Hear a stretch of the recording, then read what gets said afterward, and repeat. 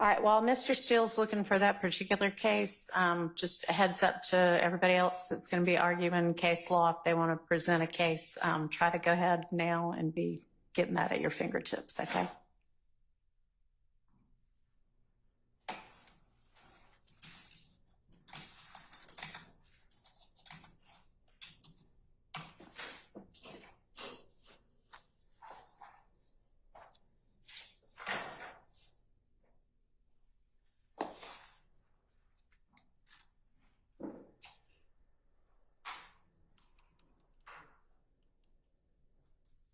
Is this a case that's not cited in your? Yes. Okay.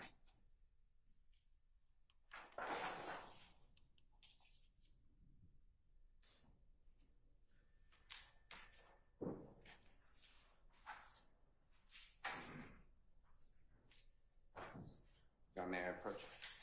Thank you.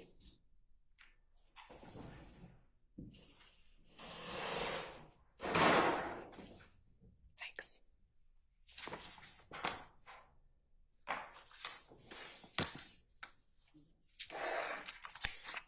Your Honor, I just provide to this honorable court and prosecution in one copy to the Honorable Douglas Weinstein of Archer, A-R-C-H-E-R versus Maryland. It is 859A, as in Elisa 2D 210 2004 case. And on starting on page 6 of 22, Your Honor, of the copy I've given the parties, on the right-hand side, right in the center, the Maryland court explains that here Bailey had been convicted, sentenced, and the time for filing an application for leave to appeal his guilty plea had expired. Thus, he had no Fifth Amendment privilege to refuse to testify. Contempt proceedings were therefore an appropriate response to Bailey's refusal to testify. So it's the same situation, except he pled guilty. Mr. Copeland was never charged. He's called an unindicted co-conspirator. That's announced by the state. On page 10 of 22, the appellate court in our sister state goes through what happened with the judge. Now, this is not ex parte. This is in open court. So this gets to what you asked about Judge Krause's findings. And what the judge said on page 10 of 22 on the left-hand side in the center, first full paragraph, we find that the trial judge's efforts to persuade the witness to testify went too far. If Bailey persisted in his refusal to testify, Judge Prevas, P-R-E-V-A-S, had the option of either initiating direct contempt proceedings or constructive contempt proceedings. The authority to initiate contempt proceedings, however, is not a license to intimidate a witness into testifying. The purpose of the contempt power is to provide a means for a judge to uphold the dignity and integrity of the judicial process. And then skipping down to the next paragraph, similarly, Can I interrupt you? And let's not skip down, because I think that part we're skipping is maybe important too, because it talks about the specifics of what that judge did in this case. So what is that? Okay, well, he did a lot of things, but what the court is referring to, under the circumstances of this case, the phone call to another judge in the presence of the witness, the threat of life imprisonment as a sanction for contempt, and the suggestion that the other judge will give Bailey the longest possible penalty for contempt detracted from the dignity and integrity of the judicial process rather than uphold it. Similarly, it was unnecessary and excessive to instruct Bailey on how he could testify in the Archer case. Mr. Archer was one on trial. Bailey was represented by counsel who could have advised him concerning the various testimonial options if that was deemed necessary under the circumstances. Even if Bailey was unrepresented, it was not in the province of the court to suggest to the witness how he could testify to avoid a contempt sanction or how to allay his fears of testifying. In either case, it was not the function of the trial judge to suggest to the witness that he could testify favorably to the defendant, Archer. Specifically, Judge Purvis advised Bailey that he could testify favorably to the defendant, and there is nothing that anybody can do to punish him for that. That admonition was was incorrect because Bailey could be prosecuted for perjury. So it goes on. I mean, there's great language. And the reason I use it, I understand it's not binding precedent, is it's hard to find a case like ours, but I searched and I found this. And what happened here, as the court is aware, just to highlight, because I heard what you said, the witness said, can I have 2 weeks to go home on house arrest instead of in a county jail? His child was having a birthday. That was a big deal to him. And then I'll make a decision whether to testify or not. I want to think about it. That answer should be from the court, because the court can do anything in contempt. It can give a fine. It can give weekends. It can give house arrest. It could do nothing. It could say you satisfy your contempt. That answer to that question was done by Ms. Hilton in front of the judge. Ms. Hilton said, no, you cannot. You have to go to jail. I find that offensive. This is my words. And that's why I'm disagreeing with Judge Krause. Number two, Mr. Copeland said in that meeting, everything I said was a lie. I've never told the truth in my life until this statement right now. That is like bullseye of Brady. It was hidden from us. It came out later, but it was attempted to be hidden. All right, so that's in the context of another motion of yours, right? So let's focus on this motion for now. My point is, nothing was done appropriate. I mean, and I don't want to get into, and the state actually filed a motion later saying the Honorable Judge Krause already ruled on this. I didn't know that they would do that, but I already said, I'm not accepting those factual findings, respectfully, because they're wrong, A, and B, they weren't even needed for the finding. Another issue that came up is Mr. Copeland was told how to testify. I don't know how this happened because I don't have the questions. But Judge Glanville told the state in front of Mr. Copeland and his lawyer, didn't you give Mr. Copeland the state's questions that they're going to ask him? I don't have those questions. The judge said to Mr. Copeland, remember what Miss Love told you. Unless you tell a big whopper of a lie, these are not quotes, you're not going to get in trouble. That's not in the transcript. So something happened outside the transcript. Those are just a few issues. There are more. They're all in our affidavit. But those are a few issues that when Judge Krause said everything that was done, if it was done in open court, was appropriate, everything that was done is intimidating a witness. And it changes the complexity of the case. Because what you will find out is Kenneth Copeland, these are my words, made misstatements to law enforcement. He made 6 statements. They're all audio, video recorded, except for 2. They track over 16 hours. The judge told him, and Ms. Hilton told him, and Mr. Copeland said, you previously told me, meaning Ms. Hilton, I could just say I don't remember. I don't recall. And the judge said, yeah, you won't get in trouble for that.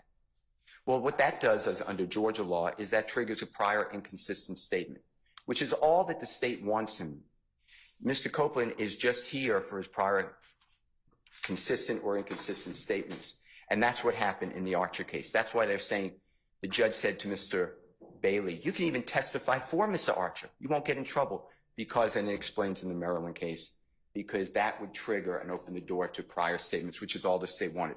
So to me, as found by the Maryland court, this is intimidation. There was nothing appropriate, and the Honorable Judge Krause, I'm confident, did not have this case, but I respectfully disagree, and that's why I wrote that motion. All right. Anybody else? And I know that there is another, or there are a couple more motions for mistrial based on the ex parte that talk about coercion and things like that. And I'd rather take those up in the context of those motions. So if that's what you want to argue, hold off. Otherwise, come on up.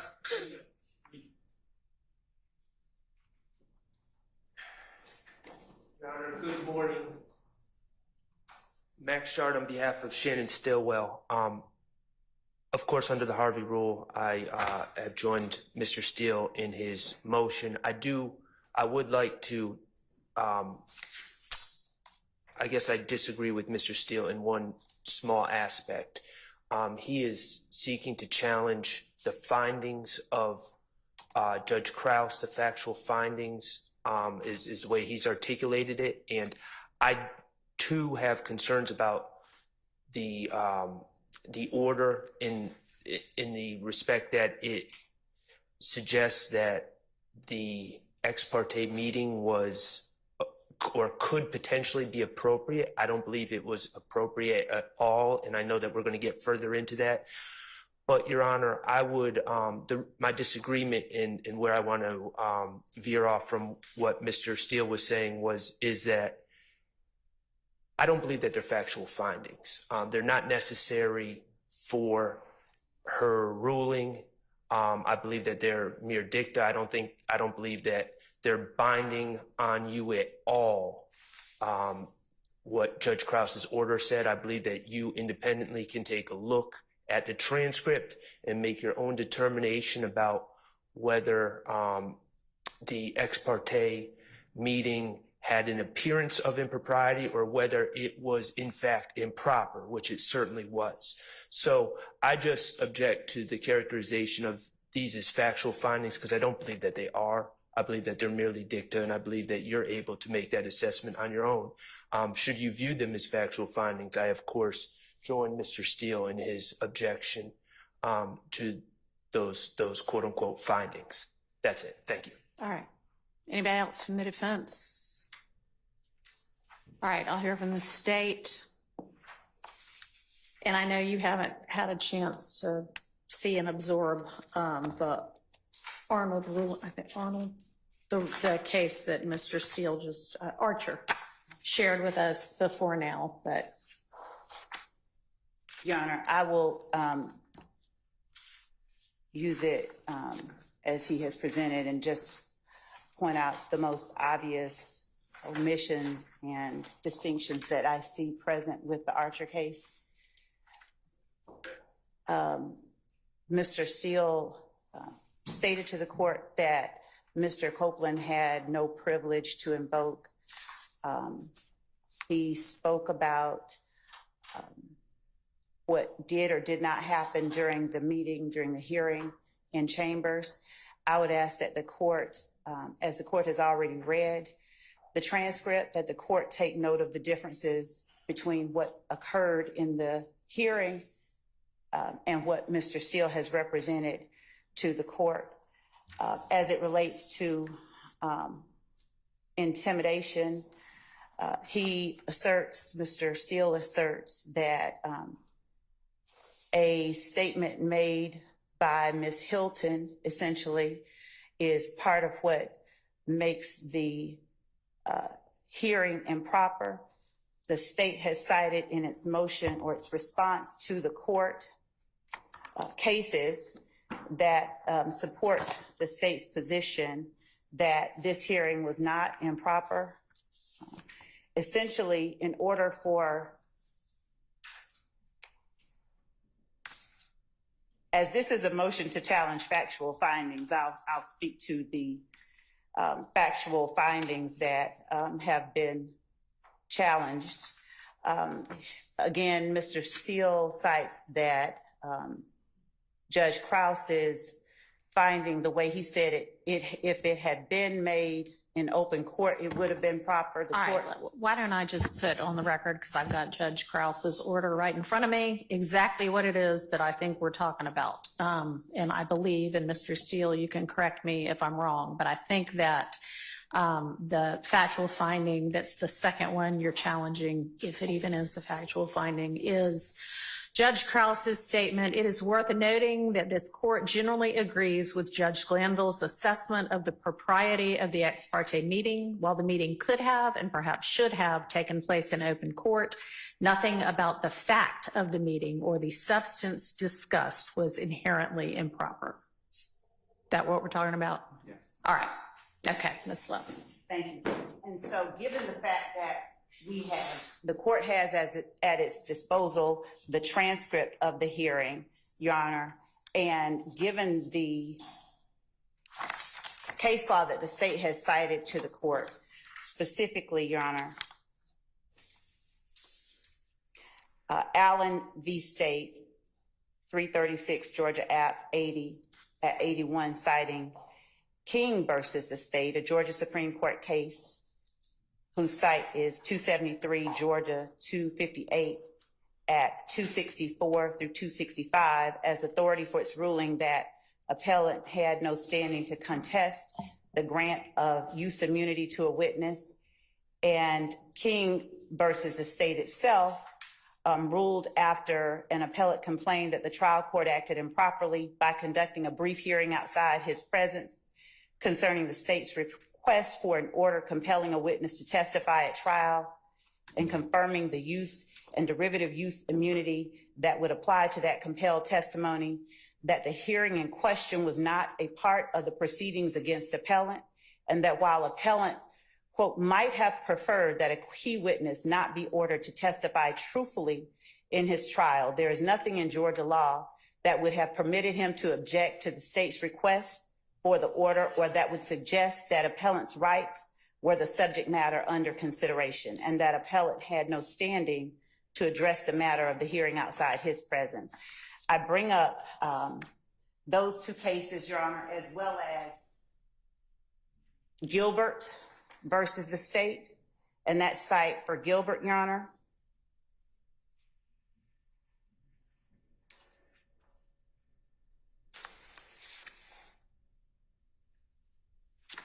is 306 Georgia App 776 at 777.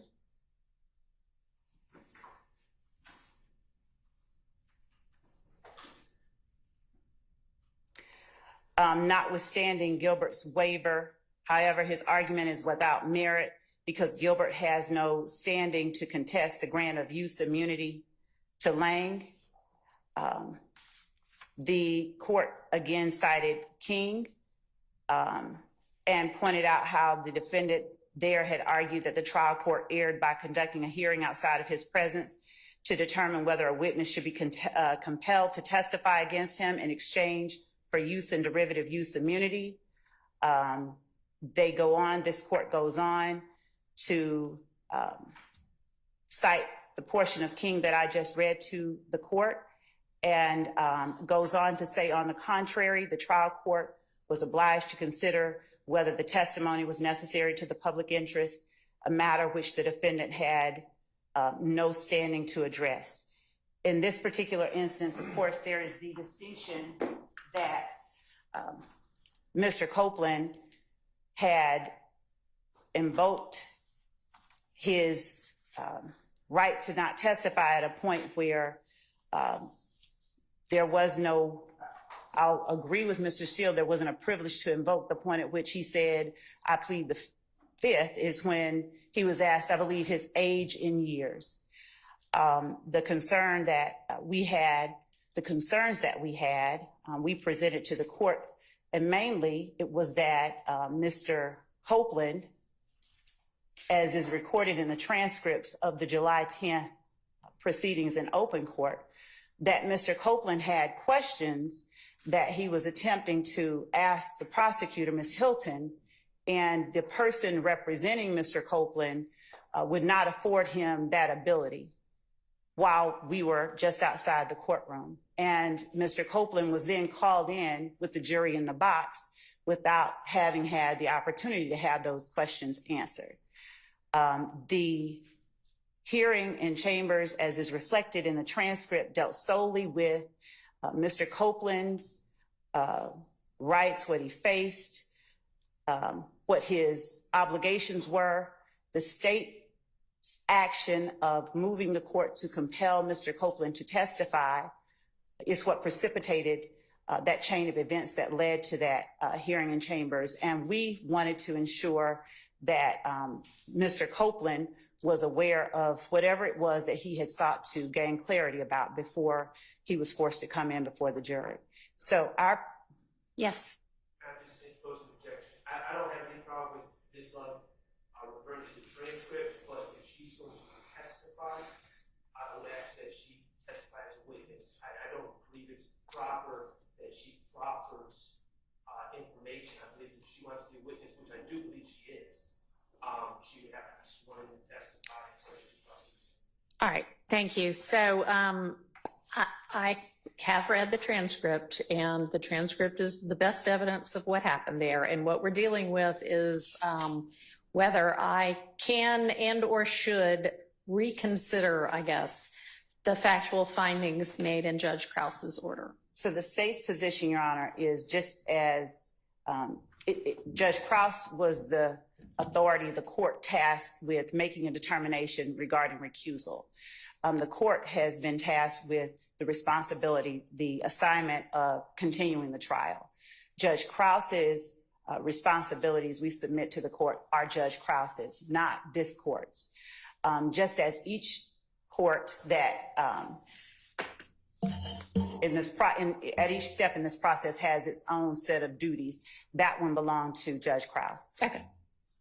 So we would ask that the court deny the motion to challenge the factual findings of Judge Krause. Anything else from the defense on this particular motion?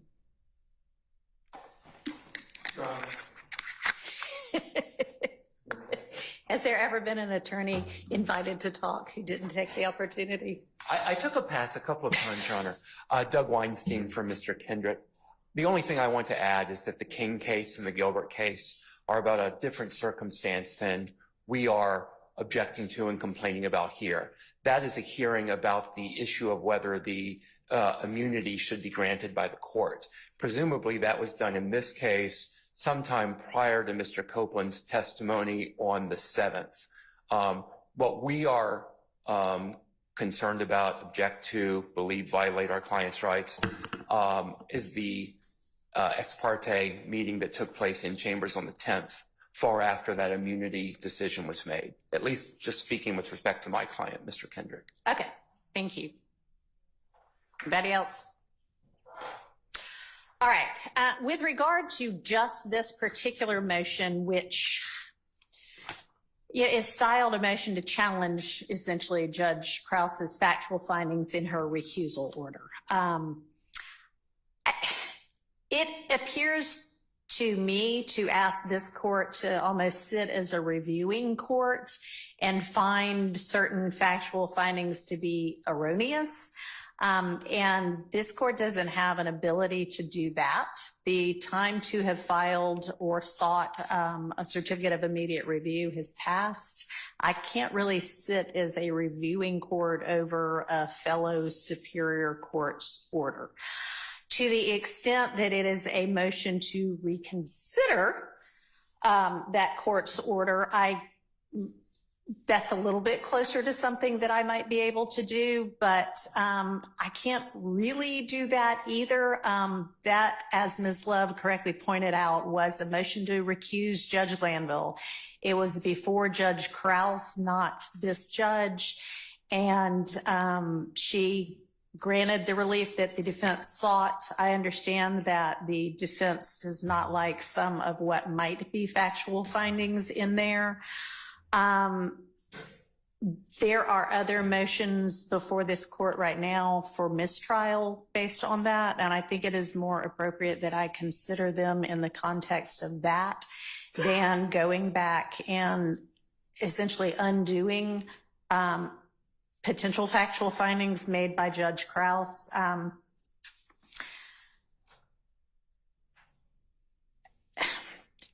I think I agree with Mr. Sharp that this is probably dicta anyway, in that the essential holding that the court made was that the recusal was based on Judge Glanville's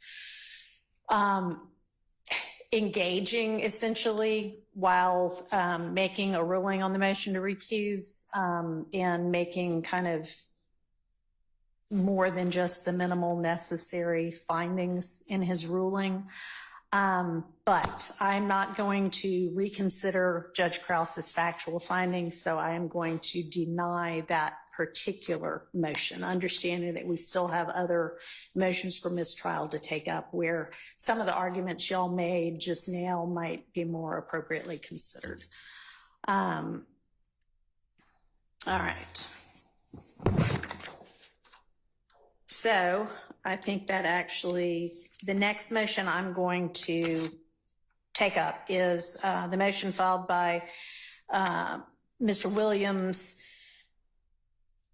that has a very long style, but that essentially asks that any other ex partes be revealed, that a neutral judicial officer take a look at everything in the case that has been sealed and make sure that it is above board.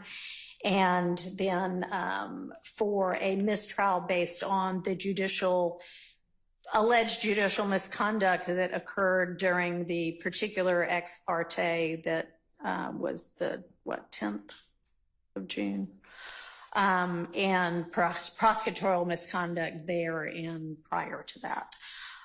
So I got from the clerk's office every sealed filing from the state or any of the defendants in any of these 6 defendants' cases. I've looked at all of them. There's nothing improper about any of them. I refiled them. The order that it accompanies the resealing, I'm sorry, not refiled them, resealed them, actually delineates each of the things that I looked at or the dates of each of those sealed filings. I'll note that a lot of those ex partes were defense ex partes. There's nothing wrong necessarily with something being done ex parte. We're kind of talking about this June 10th ex parte as though, ooh, that is such a horrible thing. And it may be, but an ex parte in and of itself is not necessarily a bad thing, and both sides have appropriately held ex parte communications about things that should be ex parte with Judge Glanville prior to this. So there's nothing in any of those sealed filings that the other side needs to see at this point or that was improper in my determination. All right. The next thing is the defense asking whether there have been any other ex partes that we don't know about. And so I'm going to ask everybody, and y'all know what ex partes you had with Judge Glanville, and you know what filings got made. And so is there any ex parte that occurred that is not connected to one of those sealed filings? And I'll ask the state first. Your Honor, not being certain whether the sealed filings include the transcript of the request from the state to have the hearing with Mr. Copeland, and not certain whether or not those sealed filings contain that. Okay. I can't say, but the state requested that we address the matter of Mr. Copeland's representation. All right. And was that done in writing or was that oral?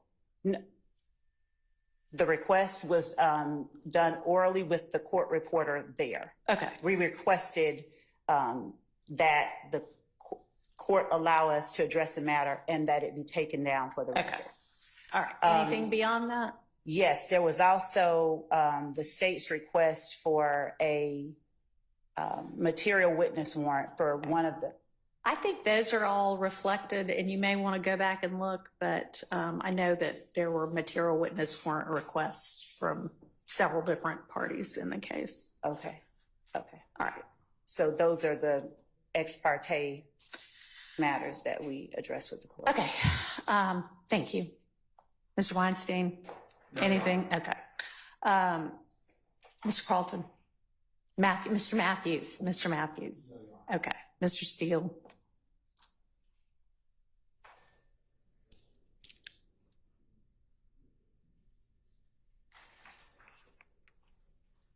To my best memory, which I believe is accurate, there were 2 meetings with recused Judge Glanville.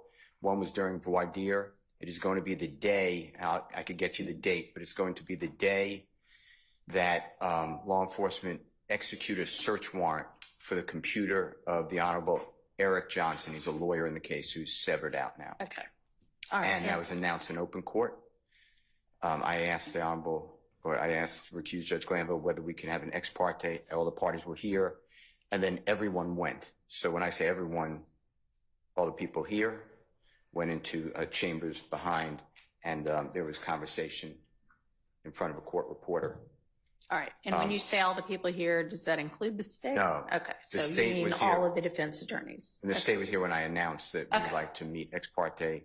The judge, former judge reconvened, our former judge reconvened. Okay. We went into the chambers here. So I have no idea if that's something you looked at or not.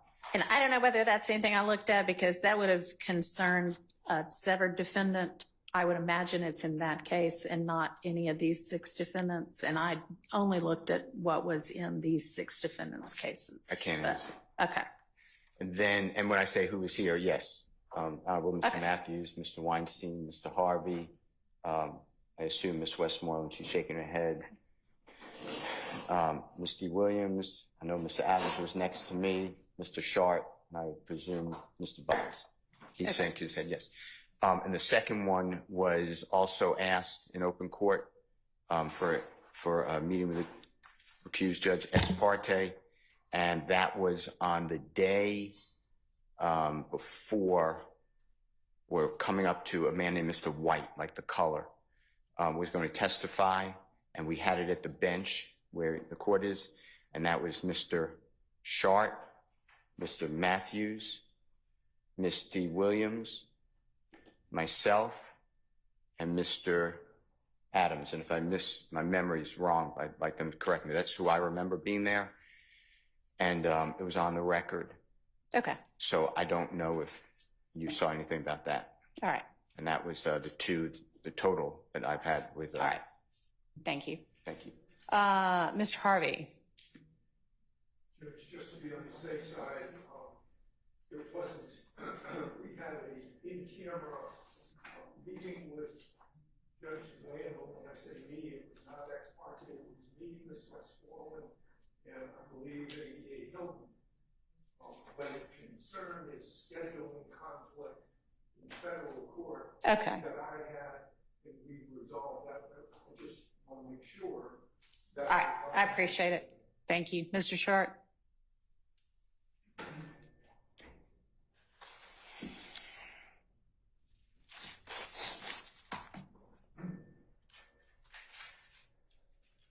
Your Honor, to the best of my recollection, I recall being with Mr. Steele in the announced ex parte regarding that gentleman, Mr. White.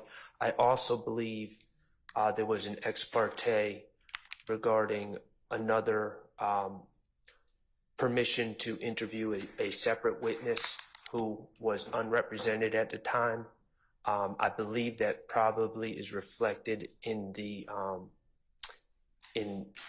sealed records. I can't recall if Mr. Steele was with me or not, but that also occurred, and that would have been before the jury was sworn. That was late 2022.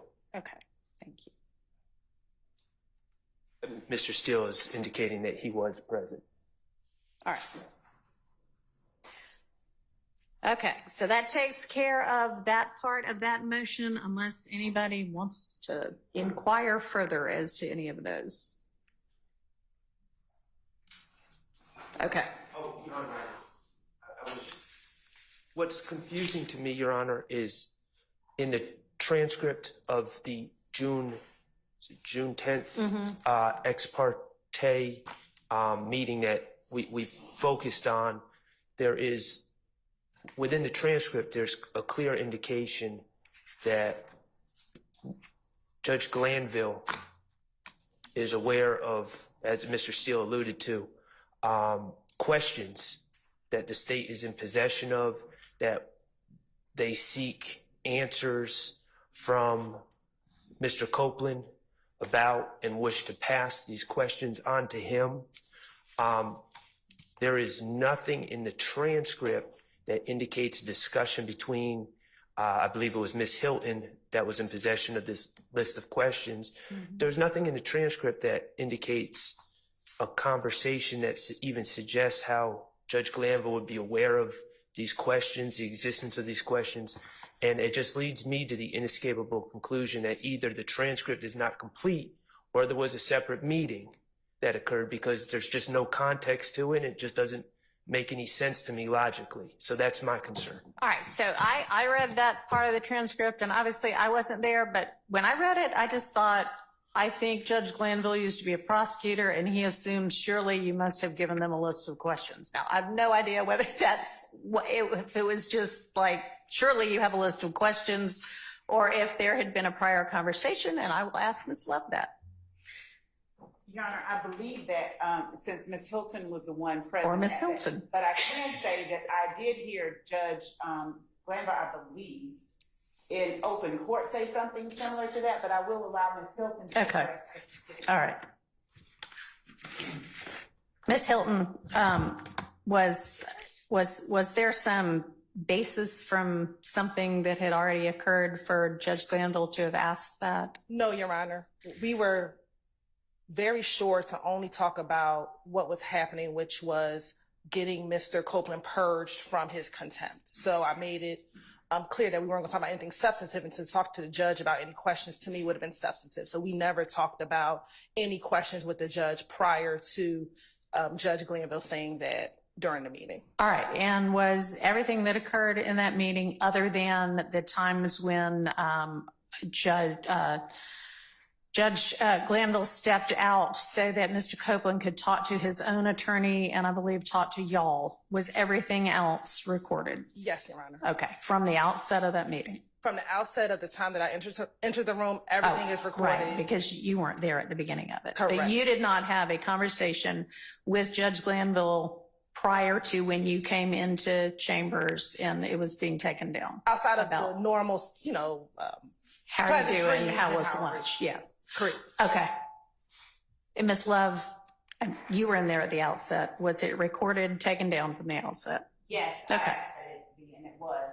She was there from the beginning. And as I stated earlier, the only other instance that we spoke on that was also taken down. Okay. All right. And that was earlier that same morning? I think it was the Friday. The Friday before? Okay. All right. All right. So based on that, I don't find that there was any other untranscribed prior meeting between the state and Judge Glanville regarding Mr. Copeland and what they discussed in that June 10th ex parte. All right, another part of this motion is a list of purported slights and misrepresentations by Ms. Love that I'm not going to go through in more detail. They're in the motion. I'm just going to say, Ms. Love, make sure that your representations to the court and in court are accurate and professional. All right? I will continue to do that as I have. All right. The court require all parties to make certain that that is. Okay. All right. With regard to Judge Glanville's comments, I mean, he's off the case at this point. If we want to endeavor to craft some sort of a instruction to the jury, you know, I'll consider something that y'all want to present to me. But I know in particular, Mr. Steele, you took issue with apparently at some point Judge Glanville used some adjectives about you, specifically unprofessional and unprepared, that are bothersome to you, and I can understand that. I would also say that not only is that in the past, but if that was in front of the jury can see for themselves how you present, whether you're professional, whether you're prepared, and so that ought to take care of that. And this court is going to instruct the jury, just like is done in every case, that nothing that the judge says, no matter whether it's this judge or the prior judge, is evidence. It's not supposed to indicate any kind of a bias one way or another. And so I'll give those curative or those instructions anyway. And if you want something additionally, curative-wise, I'm willing to entertain that as well, okay? All right, so given that Judge Glanville is now recused from this case anyway, and I have instructed Ms. Love to conduct herself with professionalism, I am going to deny the motion for mistrial as it is sought and on the bases on which it is sought in this motion. Your Honor, Yes. I just asked for clarification whether the court is finding that there were any unprofessional or... I am not making any such finding. Thank you. Yes. I think we just, maybe I was lost for a second. I think we switched to a place where I didn't believe we were at, or I didn't understand the discussing regarding a mistrial. I didn't really understand us to be at that point in the motions yet. And I just wanted to be clear for the record, to the extent that a mistrial was denied. Mr. Stillwell, it has been we never requested a mistrial. Okay. And to the extent that a mistrial has been denied, I just want to be clear that Mr. Stillwell has not requested a mistrial. And when we were going to move on to Mr. Harvey's specific request for a mistrial, Yeah, I hadn't gotten to that one yet. Okay. All right. I appreciate I just want that. to make that clear for the record. Okay. Thank you.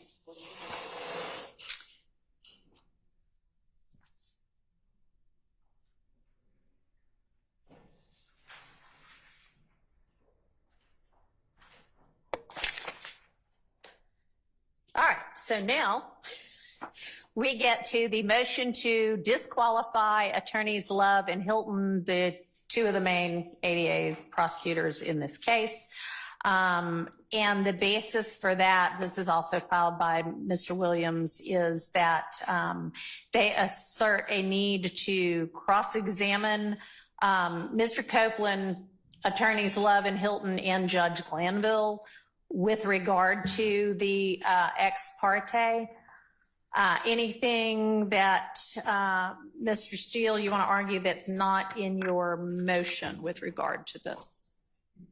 And I do have a question for you about one thing that you said.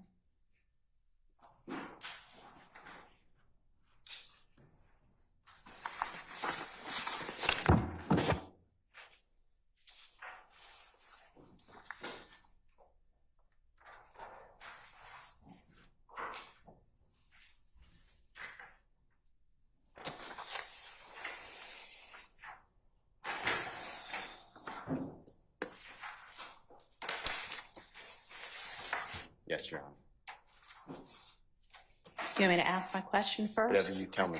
So in your paragraph 3, you assert that Judge Glanville provided legally incorrect information to Mr. Copeland. I just want to make sure I'm clear as to what you assert that legally incorrect information is.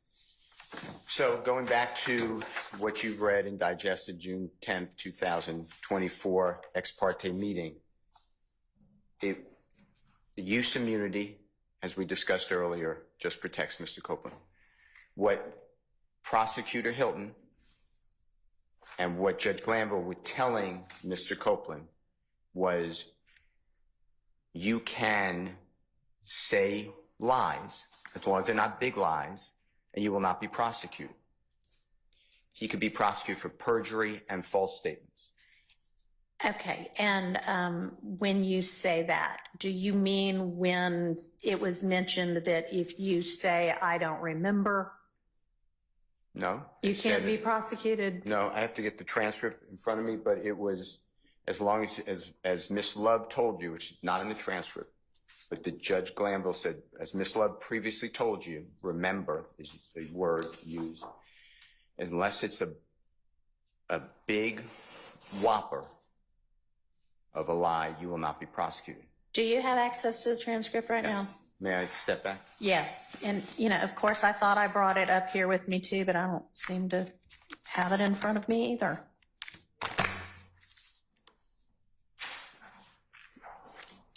Can you guys see if it's on my desk somewhere?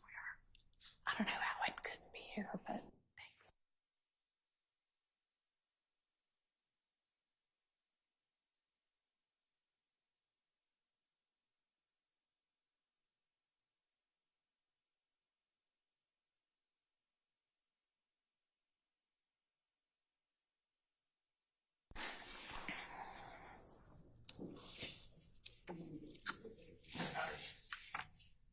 May I approach? You may. And I'll give that back to you. I've got a copy somewhere. Just given that we're using a borrowed bench in courtroom, I don't have everything at my fingertips. All right.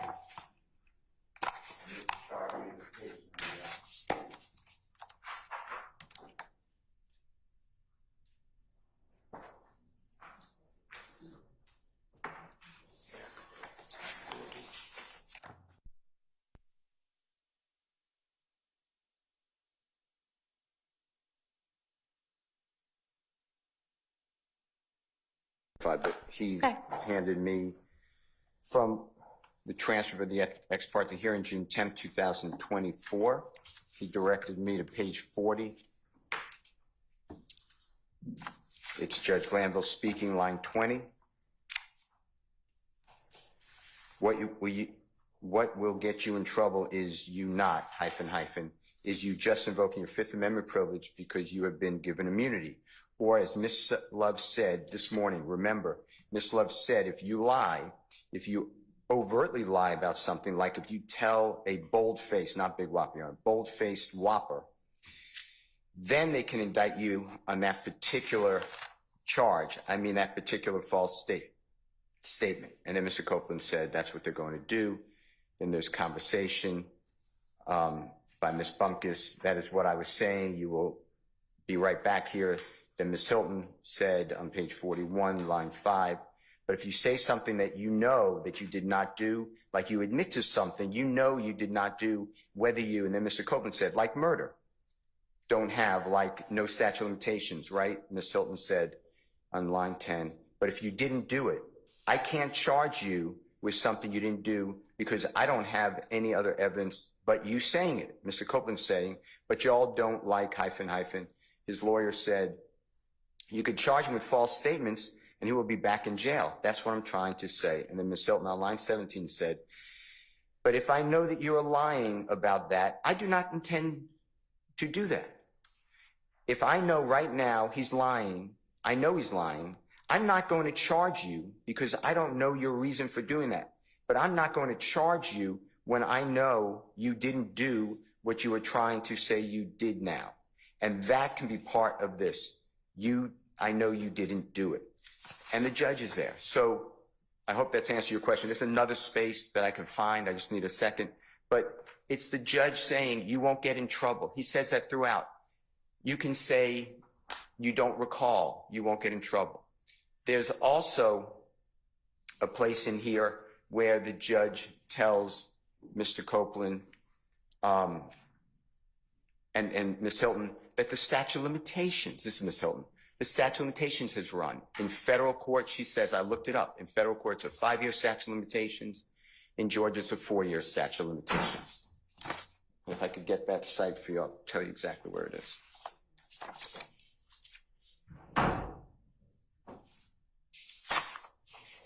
What page?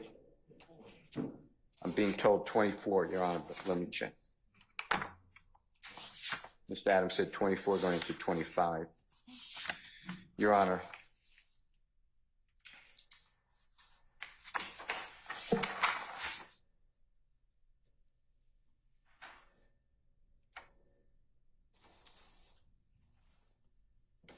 On page 24, line 12 is what I see.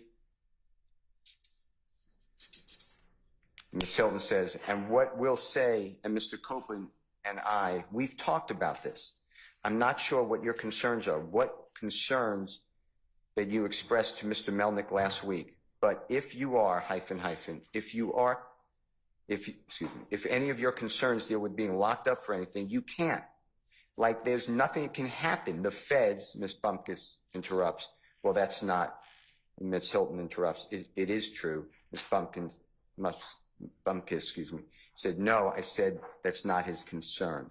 Ms. Hilton said, if it's his concern for his safety, we need to know that. Like, that's not expressed. So we don't know what the concern is, that we can try to resolve the concern. This is what I'm saying, Mr. Copeland, and I have had conversations before, going to page 25, Your Honor, and here it is. I understand some of his concerns is potential criminal liability, hence why we gave you immunity. The federal statute of limitations done. The state statute of limitations done. So there is nothing, like I researched it this weekend again, both those statute of limitations for what you and I talked about, which is a 2015 or before done. You cannot be prosecuted for anything you testify federally or statewide, immune, period. So if that's a concern, there is none, because you cannot be prosecuted. The federal statute of limitations is 5 years. So anything in 2015, 5 years would have been 2020. Anything statewide is 4 years. It would have been 2019 finished. Your Honor, that's just not true. He's an unindicted co-conspirator in this case. It sounds to me like they're talking about some kind of particular crime he might or might not have committed that he might be testifying about, and whether it obviously wouldn't be murder, because as he recognized, murder has no statute of limitations. But that sounded like it was a really particular crime. You can't tell a person, I wouldn't tell a person, how about that? You can't be prosecuted because statute of limitations ran when you know he could be prosecuted in our indictment. The state is saying— Agreed. Yeah. That appears to me to be talking about something very particular that they've had, like a particular crime they had conversations about, and not overall broadly, you can't be prosecuted for anything. I don't know. Okay. I don't read it like that. All so on the next page, page 26, it's again, Ms. Hilton, line 2, you will not, this order, I don't Can I know interrupt if you for just a second, Sure. too? And I'm sorry, and I do want to hear, but is there anything else that Judge Glanville said that you believe is legally incorrect information? Yes. Okay, because I want you to address that. We need you to testify. Why do we need you to testify? That Mr. Copeland had to stay in custody till all 26 criminally accused have their case disposed of? That's not true. Okay. That's wrong. Yeah. And that is on, that's on page 36 of the transcript, lines 3 through, the discussion's kind of lines 3 through 9. At some point, civil contempt becomes punitive. Civil contempt is supposed to make the person do the act. If the person's not doing the act, at some point, it's just not effective. So it has to be then given a date certain. You can't just hold a human being in custody until all 26 people, some of them don't have lawyers, forever. Yeah. That's what Judge Glanville said.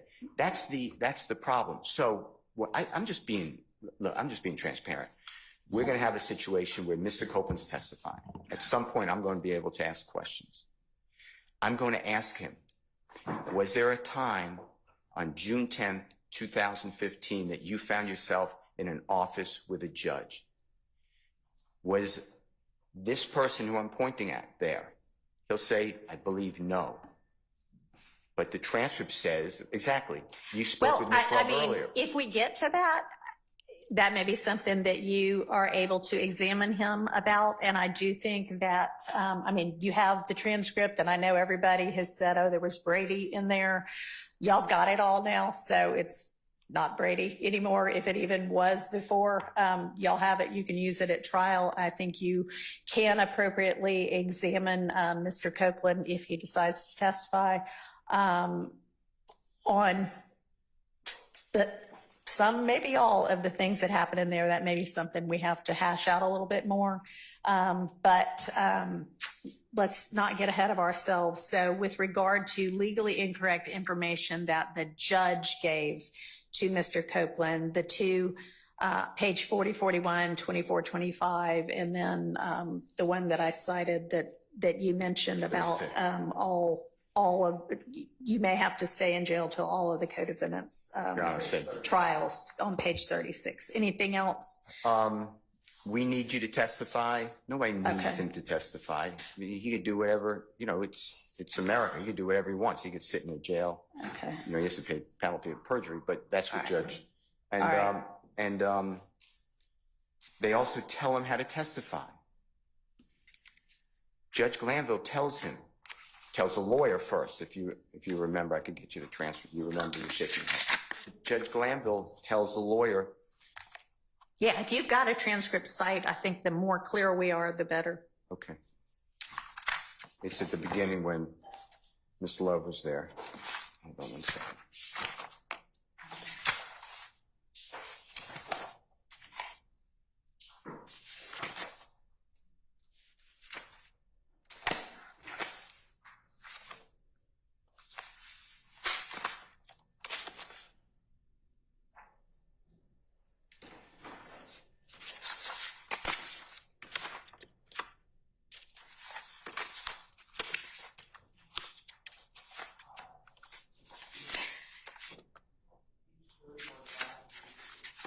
I'm being told page 30, line 5.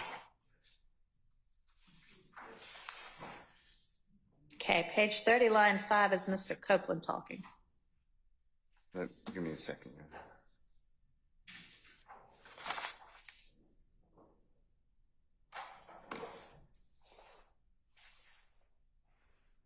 Okay, so I start with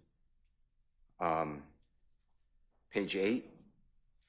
Page 8, Mr. Copeland's not there. Mr. Copeland doesn't arrive until page 23. Right, and you asked where the former judge was asking questions that I'd like No, where he gave legally incorrect information to Mr. Copeland. Okay. Which is what you put in your motion. Well, okay, and page 8, though, if you take in consideration, starting on line 9, the former recused Judge Glanville is telling the lawyer for Mr. Copeland, now, to be fair, I think Ms. Bumpkus, as an advocate or anybody, has got to tell him, meaning her client, he's going to face some pretty significant cross-examination. And then Ms. Bumpkus says yes, or excuse me. Was that legally incorrect? I would think, given this defense team that's been accumulated, that's probably accurate, even though it wasn't said to Mr. Copeland. The judge, though, and the motion is, you know, calling the judge and the prosecutors and disqualifying prosecutors.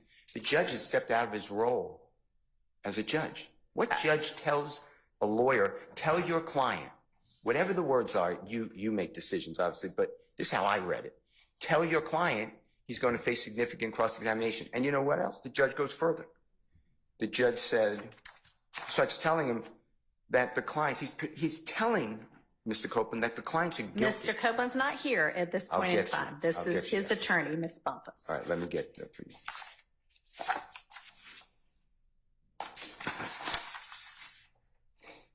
It's when the judge is saying, they, meaning the accused, know more about your criminal conduct. Okay. But let me find it. Okay, on page 26, Your Honor. Line 16. Uh-huh. Mr. Copeland should be there. Yes. I'm just following what the court told me, 23. Yep. The court said, so if you, I believe Mr. Copeland, are worried about what the defendants may ask you because they may know your business, but if they ask you about things that you might think you might have some liability with, you can't be prosecuted for any of those. Why? Well, I think because this whole thing has to do with the fact that there was a 507 immunity order granted. But he can be prosecuted for this case. Which is not what the judge is saying there. Okay. I don't know. I don't know any judge who gives advice like this. Then on page... Well, if you are, I mean, if the topic of the meeting is to ensure that Mr. Copeland understands what it means that he just got immunity, which he certainly does not seem to at the outset of this meeting, and the nuances of that. I mean, that's a nuanced issue even for lawyers. It might be appropriate in the context of ensuring the client understands what could get him in jail for contempt and what the grant of immunity means, that he would explain to the witness, the potential witness, here's what it means. So, all right, I don't find anything improper about that particular one. Okay. On page 30, it's not the judge now, it's Mr. Copeland speaking. Page 5, I believe he's speaking about the district attorney, but in front of the judge. You told me before you went to the judge with whatever thing you called, went to him with, and I believe that that's the use immunity order. Right. You told me I can't, when I'm asked a question, I can say I don't recall or I don't remember, excuse me, I don't know. You told me that if I plead the fifth, I mean something. Why would I plead the fifth to something I ain't do? And I said that you don't know what I did and what I ain't do, and then you was like something. So to me, telling a person you can say you don't know, nobody should tell a witness you don't know. That's all the state wanted. I don't recall, so they could get in a prior. It's in front of the judge. And then with Mr. Talking about what the judge did or didn't do for cross-examination of Ms. Hilton and Ms. Love, that was Brady, as you said, evidence. Yes, I have it now. But why wasn't I told that? And So, I want to ask questions. Okay, so Judge Glanville is off the case. That all would go to whether it's appropriate for Judge Glanville to be on this case. That has been taken care of. My understanding of the law is the motivation for any witness to testify is admissible evidence. Right, and you can certainly ask Mr. Copeland about that.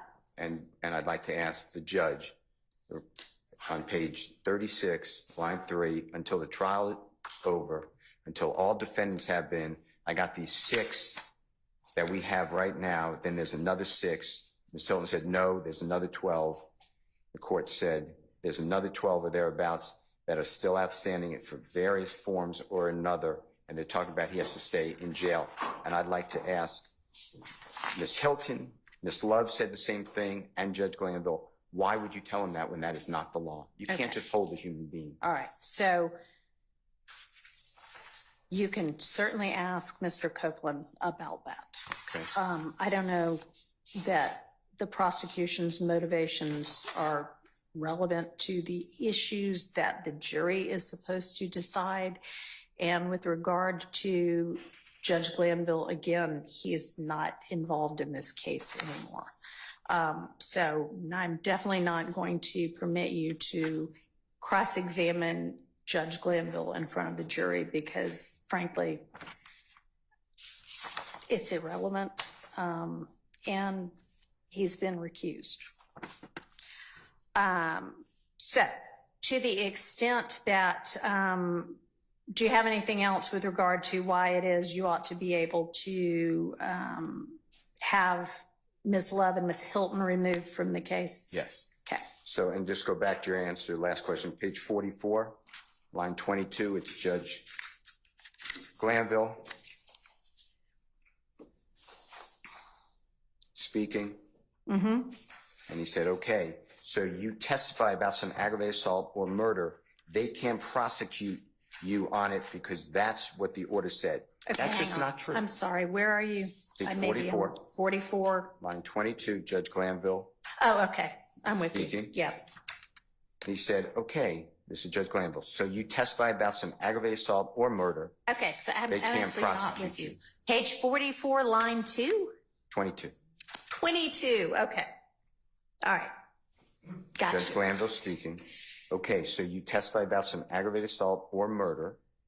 They can't prosecute you on it because that is what it says on the order. And that's not true. They can prosecute and they can't use his word. Okay. All right. I will take all of that into consideration.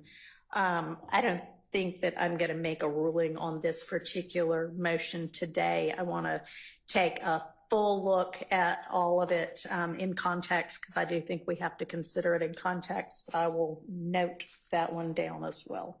So let me then answer your question directly. So what's going to happen in my mind's eye is I'm asking all these questions to Mr. Copeland. He's answering however he answers. I am pointing fingers at the two prosecutors. That mandates that the jurors have to rate their conduct that happened outside the jurors' purview. I am saying that he being Mr. Copeland, was given erroneous legal information. He was encouraged by the holding of hands of Judge Glanville, Ms. Love, and Ms. Hilton, that they all intimidated, coerced, directed, encouraged, whatever the right word is, Mr. Copeland to do what they wanted him to do. It's in the transcript. We need you to testify, Judge Glanville said. Mr. Copeland will say, I don't know what he was going to say. But yes, I felt that. I felt that they were not going to let me out of jail.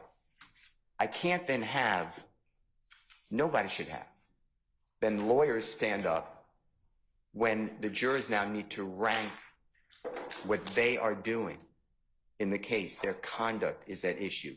I'm not making them witnesses. I'd rather they stay on, to be quite frank with you. They made themselves witnesses.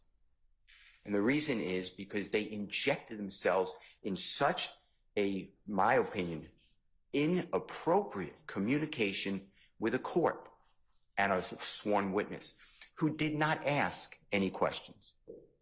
The gentleman was represented by known counsel. He says, and it's in here, I could give you the page, but there's no reason. Take me back to the jail. Judge Glanville said, do you want to talk with your lawyer, me, or the state? Why would a judge say speak with the state and go around the lawyer, even in front of the lawyer? So all of this to me is very at the heart of that gentleman's testimony, his credibility, and it invokes and puts into effect the testimony and credibility of Ms. Love, Ms. Hilton. I can't ask anyone on the earth. I have a transcript, but I can't ask Mr. Copeland, why did Ms. Love tell you? Or tell your lawyer, if your lawyer told you. And I understand I have to stay away from attorney-client privilege, but did you ever find out this statement? And if his answer is yes, because Judge Glanville said, remember, Ms. Love told you. We just read that. I want to talk about that. And then at some point, I want to ask Ms. Love, why would you tell a human being that he's going to just rot, in my words, rot in jail until 26 people are gone, which is not the law? And Ms. Hilton, why would you tell him that if he lies, and you know he lies, you're not going to charge him? Why? Okay, and those promises were not given to us. They were hidden from us. And Judge, this did come out. Your Honor, this did come out. I got it now. I understand that. But if you look back at June 10th, 2024, about 11 o'clock in the morning, not the ex parte hearing, recused Judge Glanville comes on the bench. Please look at the transcript because I'm not verbatim. I understand that Mr. Copeland's going to testify.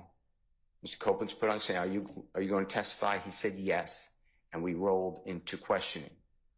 I don't know how it got away from the prosecution, Ms. Love, Ms. Hilton, Judge Glanville. By the way, he told us things that are specific on the case. He said in here, I can give you the number, I committed all these crimes. All these crimes include murder. He's asked about statute of limitations for murder. We don't get any of that. So for all those reasons, I'm going to cross-examine Mr. Copeland. I'm going to bring all that out. And the people who are at the heart of that conversation are witnesses as well. They should not have done it. Then they tried to hide it, which I'm bringing out as well. And then just, I don't know how, but by circumstance, fortunately, whatever the right word is, we did get the transcript. If you read the transcript, I asked Judge Glanville for the transcript. He told me it was privileged. All right, so I think this is rehashing kind of old ground that's not relevant to where we are right now. I want to bring it all up in front of the jury, though. Well, we'll get there when we get there. But this is not, I cannot call anyone else. You can only go in the mind of Miss Love. Why did she call the meeting? I don't know. Anyone else could answer. No one asked for that meeting. This is my understanding. And Miss Love stands up here and said, we needed to answer questions because Mr. Copeland asked questions. I don't see that. He's represented by a lawyer. I mean, I don't see that. Okay, well, thank you. I appreciate it.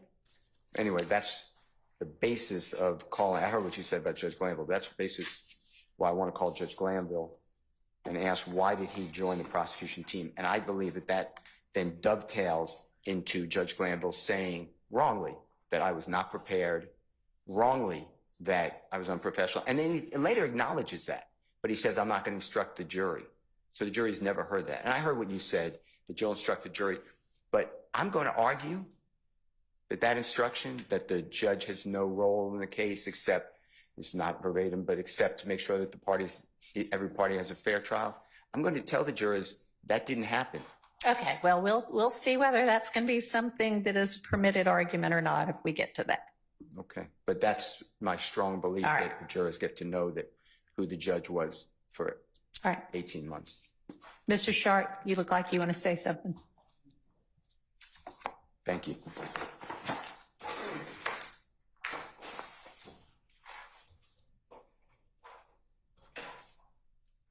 And I'm trying not to focus on things that we're likely to discuss. Okay, and yeah, remember that this is the motion to disqualify Ms. Love and Ms. Hilton. Right. I would just like to stress one point that, Your Honor, I know that you have joined us and weren't there on June 10th. I think it's important to remember when we're talking about the potential to call the prosecutors as witnesses. My understanding, I know I didn't call an ex parte meeting. My understanding is that Kenneth Copeland did not request an ex parte meeting. My understanding is Caleb Bumpus nor John Melnick, who served as counsel for Kenneth Copeland, did not call for an ex parte meeting. They did not express any concerns. The state called for an ex parte meeting. And in the beginning of that ex parte meeting, with Judge Glanville explaining the need for the ex parte meeting, the state made statements to Judge Glanville that accused Attorney Melnick of violating his oath and of not fulfilling his professional responsibilities and representing Mr. Copeland. They strongly insinuated that myself and Mr. Steele were somehow in cahoots with John Melnick and were somehow, I guess, obstructing justice, tampering with a witness, intimidating a witness. They presented the judge. And mind you, this is an ex parte meeting where I was not allowed to respond. Mr. Steele was not allowed to respond. Ms. Love stated to the judge, well, Mr. Melnick sent Mr. Steele and Mr. Shard an email, and he may have inadvertently included us, possibly by mistake, and was communicating with them that Mr. Copeland would not be testifying.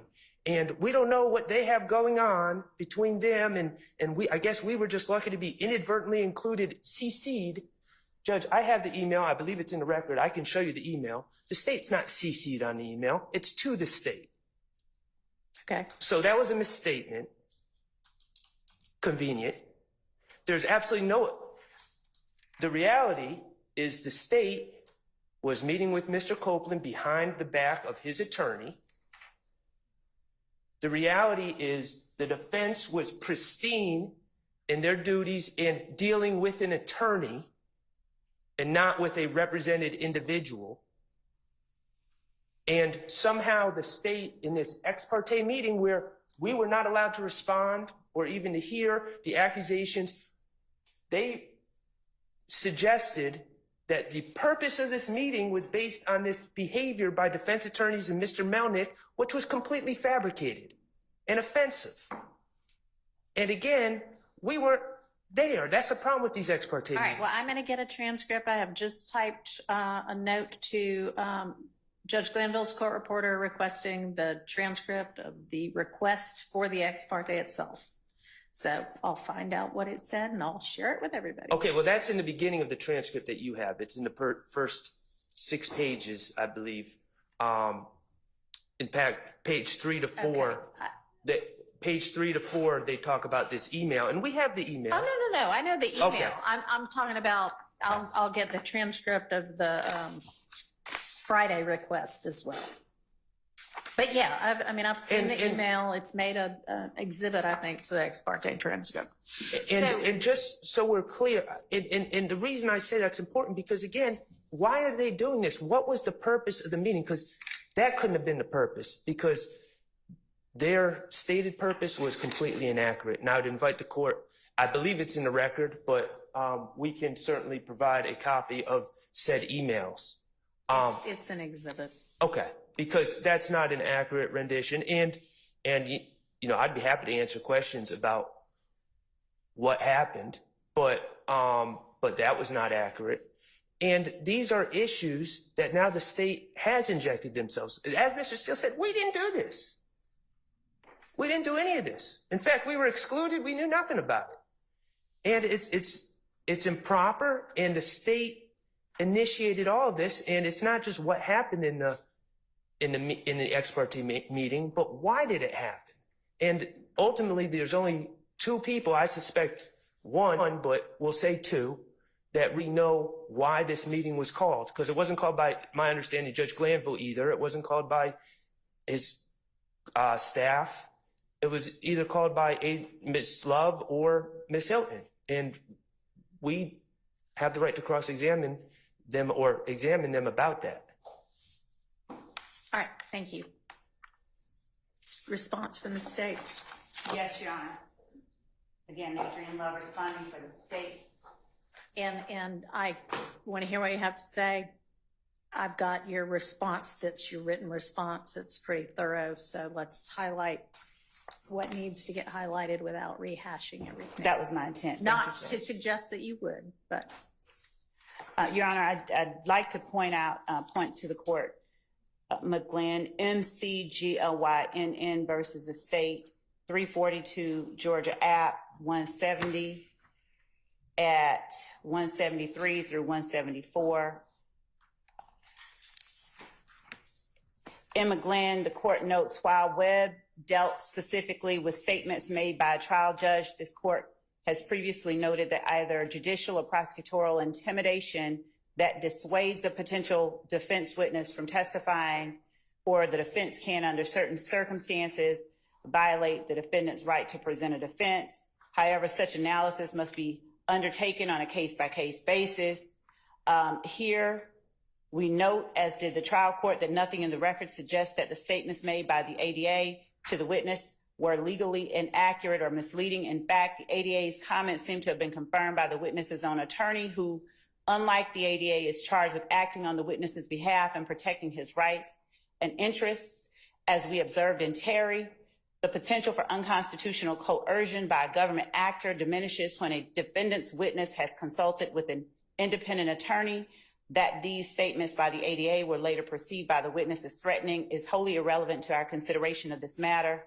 The court has held that the state is duty-bound to inform the witness of the possible consequences of admitting under oath facts that could place the witness in legal jeopardy, including notifying the witness that the criminal law would be enforced to the full extent against those who violate it. And that's the court citing Murray versus the state, 157 Georgia App, 596 at 598.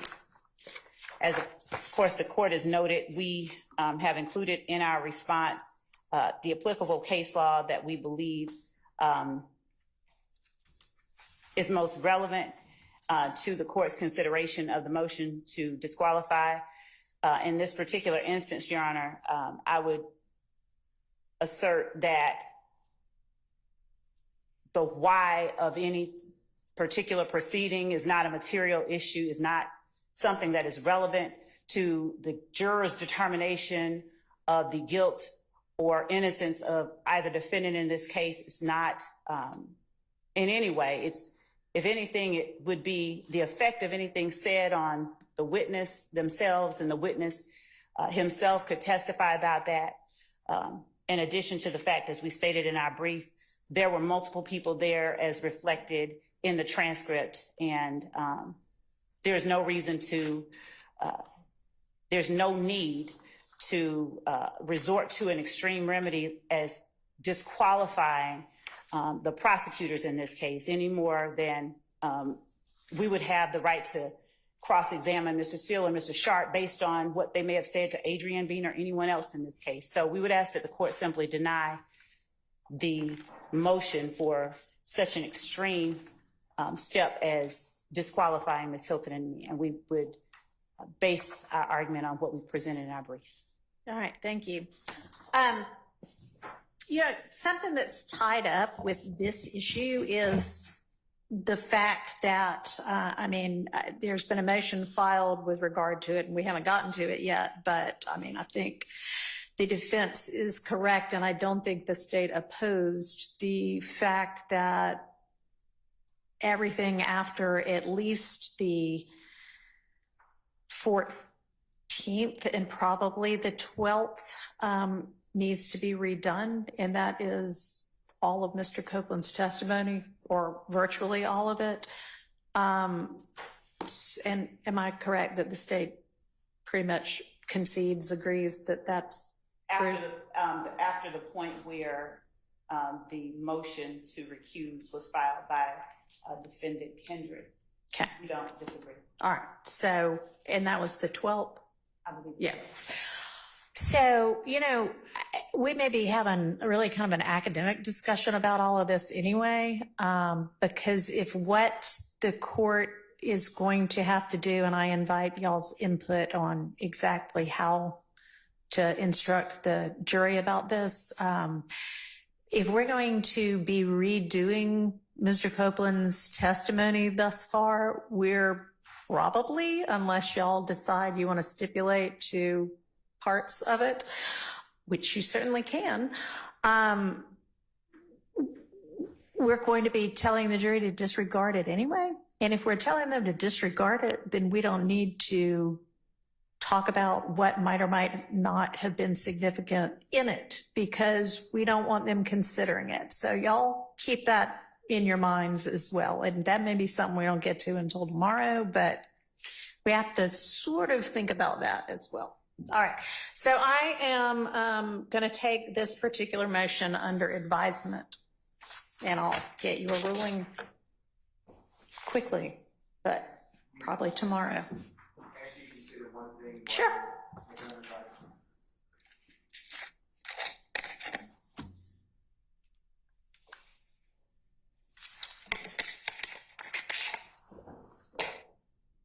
Mr. Copeland testified hardly at all on the 7th of June 2024, but then did testify the 10th, 11th, Right. and then the 12th is what Right. he referred to. And I understand we'll take up that motion tomorrow, but there was a lot of exculpatory information. I'm not going to agree to strike all that testimony.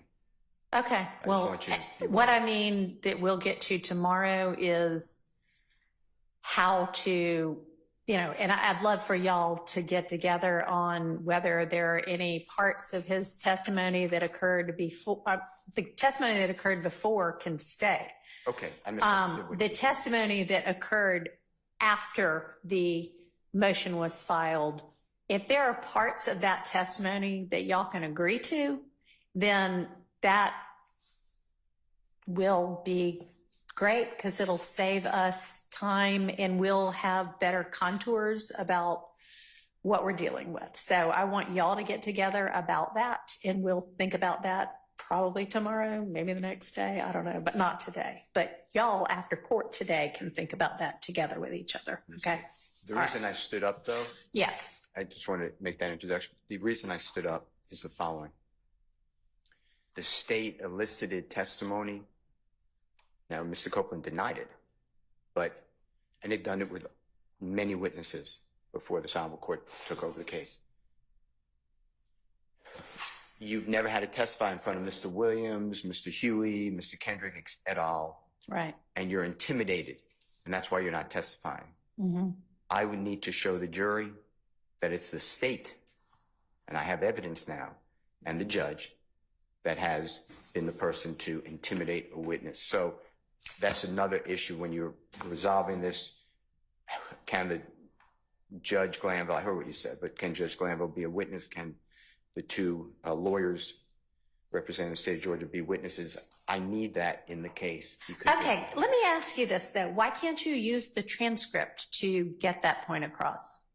I mean, it's right there in the transcript. What it is that you assert to be intimidation is in black and white in the transcript. Because I'm intending to cross-examine or examine Lawyer Hilton and Lawyer Love. I know you're intending to, but what I'm asking you, and I don't mean to interrupt you, but I want you to answer the question that I asked you, which is why can't you use the transcript to do that? Because Mr. Copeland can't discuss.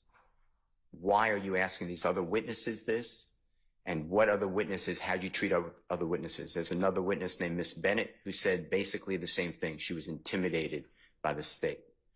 My point is, I can't ask Mr. Copeland what happened with these other witnesses. As I understand what you're saying to me, is that you want to get before the jury that the state and the court intimidated Mr. Copeland into testifying, essentially.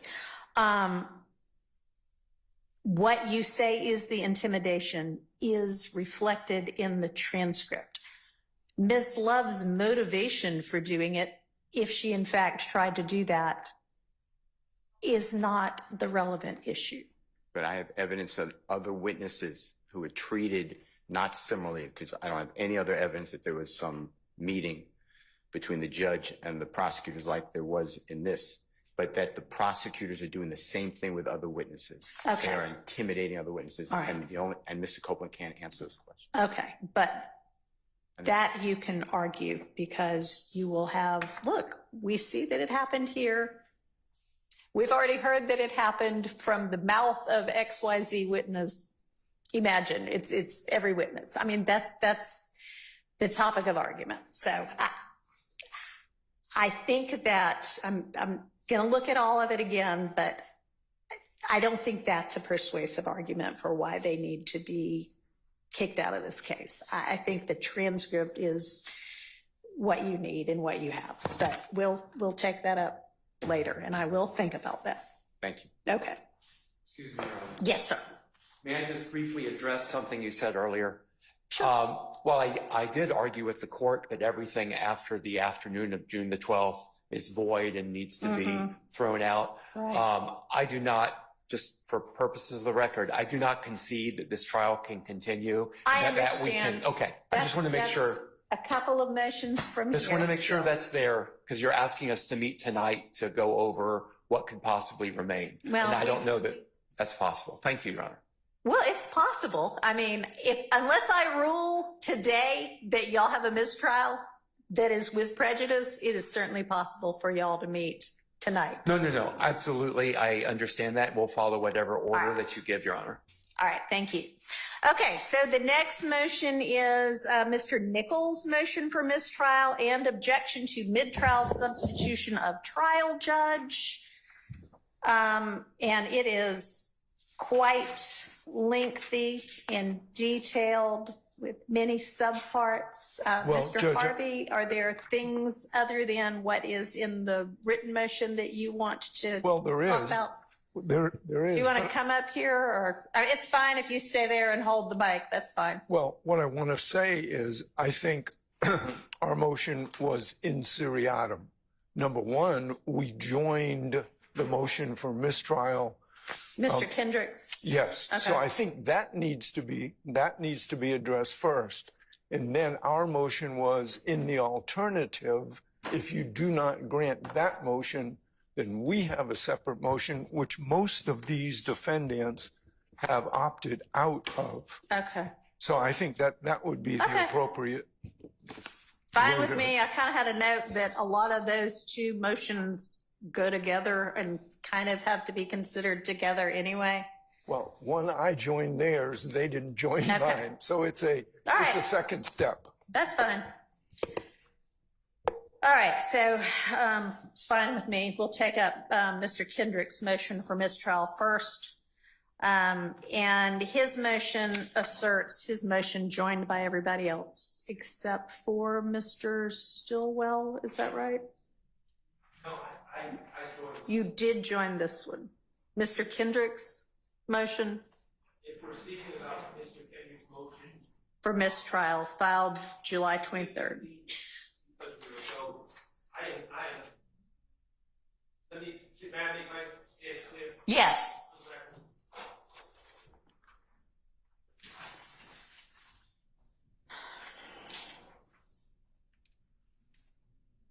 Our stance, Mr. Stillwell's stance, is that this trial is completely broken. It's broken. There's error in this trial that would never survive appellate review. Illegal ex parte hearings have occurred. Our client's rights have been repeatedly violated. The defense has been mistreated in front of the jury by a partial judge. It's broken. We are also winning this case. We are put in an impossible position right now because our rights have been violated, but we do not wish to move for a mistrial. We are merely pointing out that this case is broken, and I filed a motion about that, and I will get into the reasons when it's my turn. But I am trying to be very careful to make it clear that I am not moving for a mistrial, but I have extreme doubts about the ability for this case to continue, and I am absolutely certain that my client's rights have been violated throughout this process. Of course, Your Honor, I'm just going to put on the record, this is your first day here, so I'm not insinuating anything about your performance here today. All right. Thank you. Thank you. Okay. And, you know, it may or may not survive appellate review if it continues and if there is a conviction. That's not for me to say. Okay. So Mr. Kendrick's motion for mistrial, joined by everybody other than Mr. Stillwell, essentially asks for a mistrial with prejudice because the assertion is that the state wanted this mistrial, goaded the defense into it, and under those circumstances, if a mistrial is granted, and those are the actual facts, that any mistrial would be with prejudice without the ability to try the case over again. But the determination has to be made whether the state had the ex parte on purpose with the purpose of goading, to use Mr. Kendrick's attorney's word, the defense into making a motion for mistrial because the state thinks they're losing the case and wants to be able to do whatever with. I got the concept right? Yes, Your Honor. Okay. All right. So this is also a lengthy and well-briefed, well-written motion. I will hear what you want to add that's not already in your written motion, if anything. Thank you, Your Honor. I have nothing to add to that motion. Okay. As a lawyer, I feel compelled to speak to it, but I will sit down, Okay. given that I have no additional information. I would like to respond if the state does have something to add. Okay. I did not see a filed response from the state to our motion. I was served a response, so I'm not quite sure. I'm not quite sure what that's about, Your Honor. Now, you know, sometimes they get filed, but they don't show up in Odyssey for a couple of days.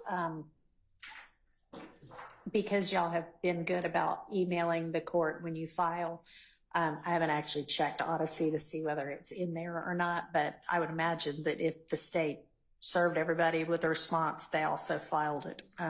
If not, they need to. Okay, so that is a part of this motion.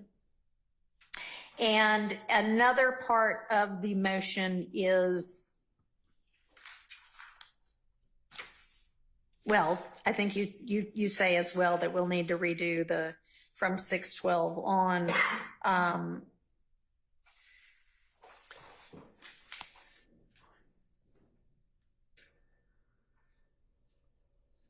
That's a part of this motion. That is a part of this motion, Your Honor, yes, that there is a requirement that everything after 612 is void. Okay. And in that motion, we argue what I stated earlier, that I don't believe it's possible to erase that information from the jury. Okay. Also, I'm happy to take any questions you may have. Okay, I appreciate it. All right, so yeah, so there are a lot of different grounds in here. There's the state sought it because they wanted the defense to ask for a mistrial so they could get a mistrial and try the case over again. That substantively speaking, the ex parte was a critical stage at which the defendants were excluded. And then the concept of, which we've kind of brushed over somewhat, that Judge Glanville's comments in the ex parte itself amounted to unconstitutional coercion of Mr. Copeland to testify. Those are exactly my arguments. That's correct, Your Honor. Okay. There's three main issues, three main arguments that I put forward in that motion. The only thing that I can think of that maybe I did not sufficiently highlight is just the tremendous experience of the prosecutors and skill of the prosecutors in the state as both, in this case, as both attorneys and prosecutors. So I cannot believe that they would not have asked for this ex parte, conducted the ex parte in the fashion that they did it, unless they knew that they would be forcing us into a position to request a mistrial. As Mr. Shart has said, we are winning this case. The state's witnesses have not testified the way that I imagine they expected them to testify. And I do not believe that they should be allowed a do-over in this case, Your Honor. All right. But I'm not going to repeat what's already in front of you. Okay, Thank thank you. you. Again, if you have questions, I'm happy to All right. answer any. And then also sort of in this motion and asserted in a lot of the defense motions are what we again touched on, that Brady material arose from this ex parte, and y'all have it now, so it's not a Brady violation anymore. And there was. And that's not a real requirement Okay. in order to grant our motion, Your Honor. All right, I just wanted to make sure I covered that as well. Okay. Does the state want to be heard with regard to anything not already in their response? Yes, Your Honor. Okay. Just based on Defendant Kendrick's representations to the court and others that they're winning, and therefore we goaded them. If they're winning, then let's just keep it rolling, because the state vehemently objects to a mistrial. Okay. And I am unclear how we are arriving at the conclusion that the state, in conducting something according to the rationale presented to the court by the defendant so far, that the state never intended that they find out about, in an effort to cause them to do something. I don't know how those two can be squared with one another. So we would ask that the court deny the motions for a mistrial based on the state, based on anything. I'd point out that this is not the first or the second or the third motion for mistrial. The state has objected every step of the way. We continue to object to a mistrial. Again, if they feel they're winning, let's keep it rolling. And we would ask that the court just deny it. Of course, the court is aware that the issue here is not whether anyone acted improperly, but what objective the prosecutor is trying to achieve, it does not make sense to assert on the one hand that we want you to not ever learn about it, and on the other that we are intending that you be goaded into an act by our doing it. Okay. So, thank you. There are issues here as to whether people acted improperly. Perhaps that does not go to the goading, but I don't want to, it's clear in my motion that we are arguing that there was improper conduct by both the state and the judge that violated Mr. Kendrick's rights. He has been locked up in Rice Street for 22 months. I have done everything that I can to move this trial along. I filed a motion, I believe at the end of March or early April, to try to get this trial moving at a more deliberate pace. That motion was essentially denied. I have no interest in retrying this case, Your Honor, and we are winning, I think, by any measure. So I'm asking for this mistrial, but I'm doing it because I have absolutely no choice but to do that, Your Honor. All right, thank you. And I don't know whether this was, I think this was Mr. Nichols' reply to the state's response. So I don't know if it was with regard just to Mr. Nichols' own motion for mistrial or also Mr. Kendrick's motion for mistrial, but I think it's, the argument is applicable to Mr. Kendrick's as well, so I'm going to address it right now. Mr. Nichols argues that the state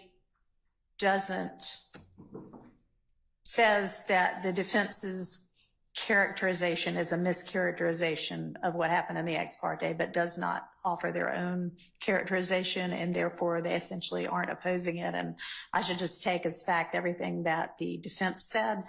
And I do find that the prosecution did, in fact, oppose the characterization made by the defense and posit their own characterization.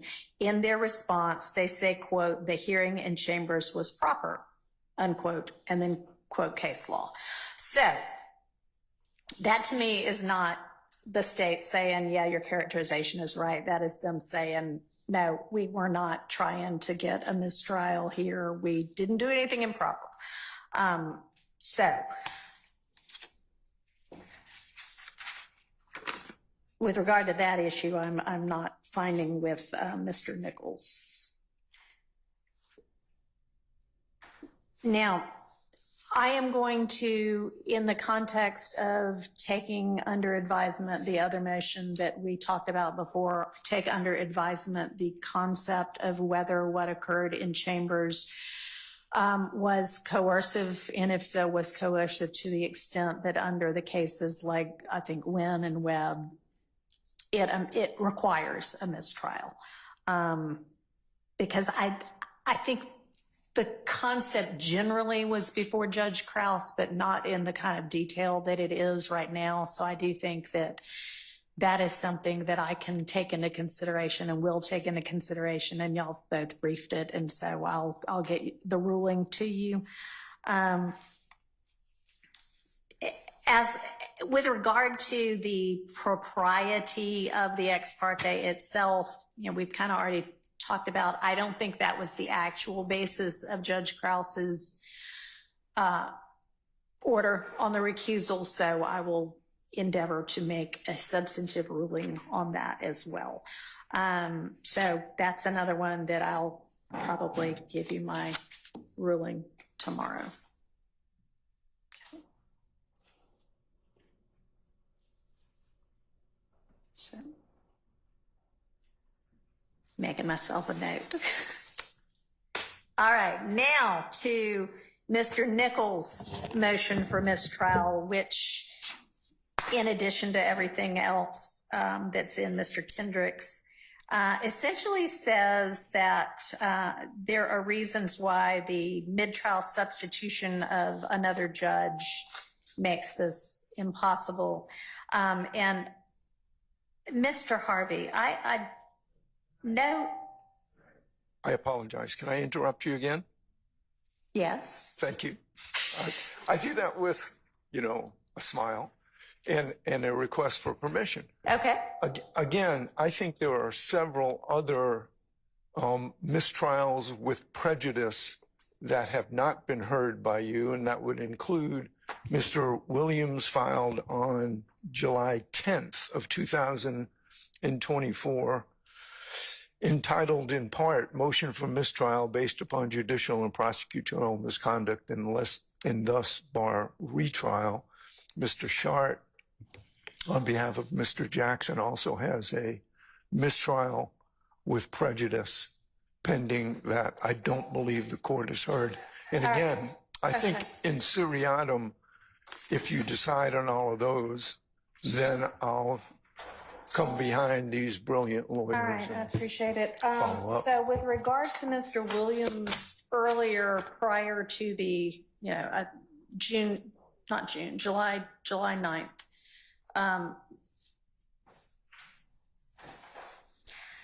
honestly, I don't know that I saw a motion to recuse filed July 9th, but when we talked about all of the pending motions before, there was the July 10th motion for a fair trial and for mistrial and prosecutorial and judicial misconduct. That's one of the first motions I took up today. Is there another one? Yeah.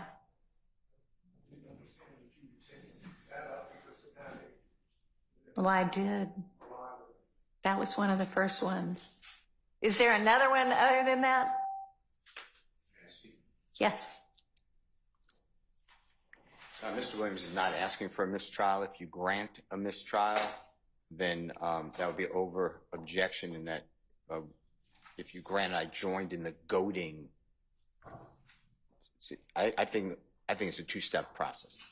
You grant a mistrial or deny a mistrial. If you grant a mistrial, then there has to be a conversation about a plea and bar. So I'm joining. If you grant it, it'll be over objection, then I'm going to file a plea and bar. So I was just upfront with the court. So But you are with regard to anything, is there any motion for mistrial filed by you on behalf of your client other than the kind of, not really omnibus, but multifaceted motion you filed July 10th that was for a fair trial to get all the ex partes for a mistrial based on prosecutorial and judicial misconduct? on Friday, July 27th, I filed a response to the state's, you called it a gag order.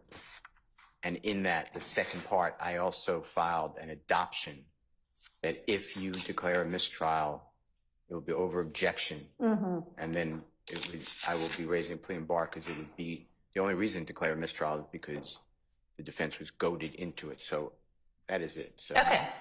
All right. So, Mr. Harvey, I don't think Mr. Williams has another one. And then Mr. Shart, on behalf of Mr. Stillwell. July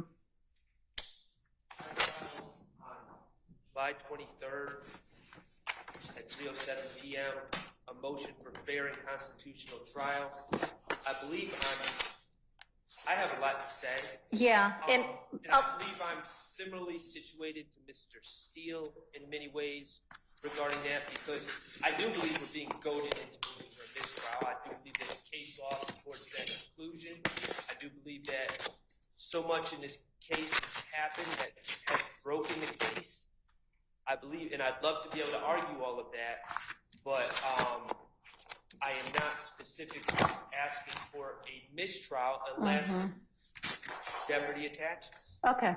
And so that's where I'm at. I'm happy to argue that. I'm happy to argue that before or after Mr. Harvey or Mr. Steele. Okay. Give me just a second.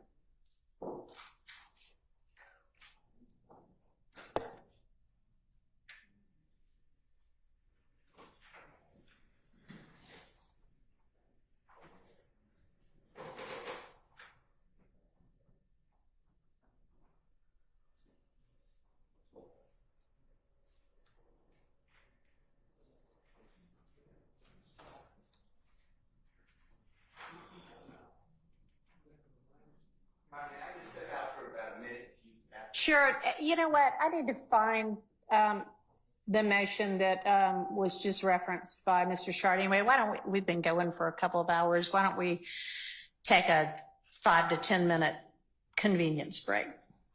All right, we'll be in recess.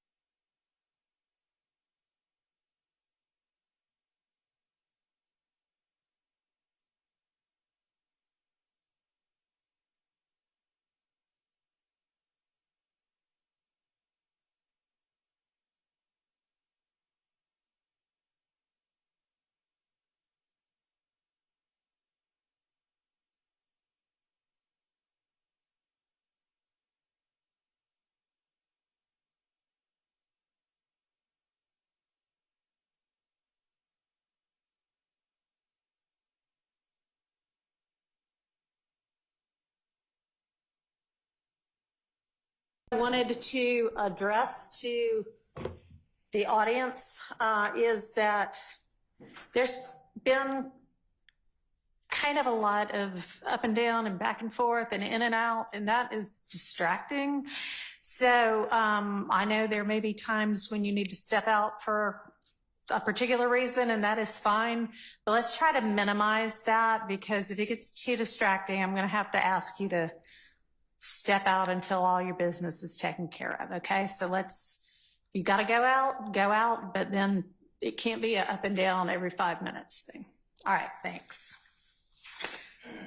Okay, so Mr. Sharp, yes, I saw your motion for a fair trial, and the reason I didn't register it as a motion for mistrial is because it's essentially not. It's saying if you grant a mistrial with prejudice, we're in on that. But otherwise, we'd like to, even though we think this trial has been a disaster, we would like to keep going because we think we're winning. So you asked that it be a constitutionally fair trial, and I guarantee to everybody, to the extent that is within my control, I want for everybody here to have a fair trial under the Constitution of the state of Georgia, the United States, and the laws of our state. Okay, that is why I am here as a judge, to make sure that that happens. So to that extent, it's granted. I appreciate that. I guess my concern is that all this is not under your control, because you're taking and I can hear you fine, but I don't know whether my co-reporter can or not. You can either come up or you can pick up your mic if you're just a long way away.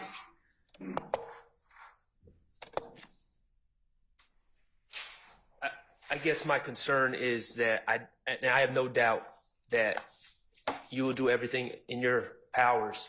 I just don't know if at this point, if it's within your control to ensure that we receive a constitutionally appropriate and fair trial at this point, based on what's happened previously. And, you know, I do have cases regarding the concept of goading. Okay. But I'm trying not to step out of turn. I know that I am stepping out of turn a lot this morning, but I'm trying to not step out of turn. If you would like those cases. Yeah, I'm happy to take into consideration anything that y'all want to offer that is on point. Go.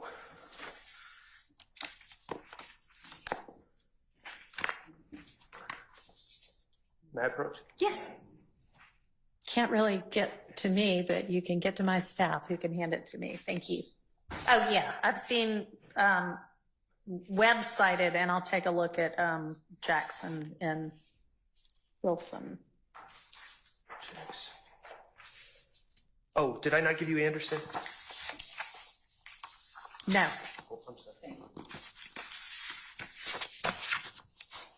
Thank you. Okay. And Your Honor, I believe that those cases stand for the general proposition combined. Each of them are a little factually different. Okay. But they stand for the proposition that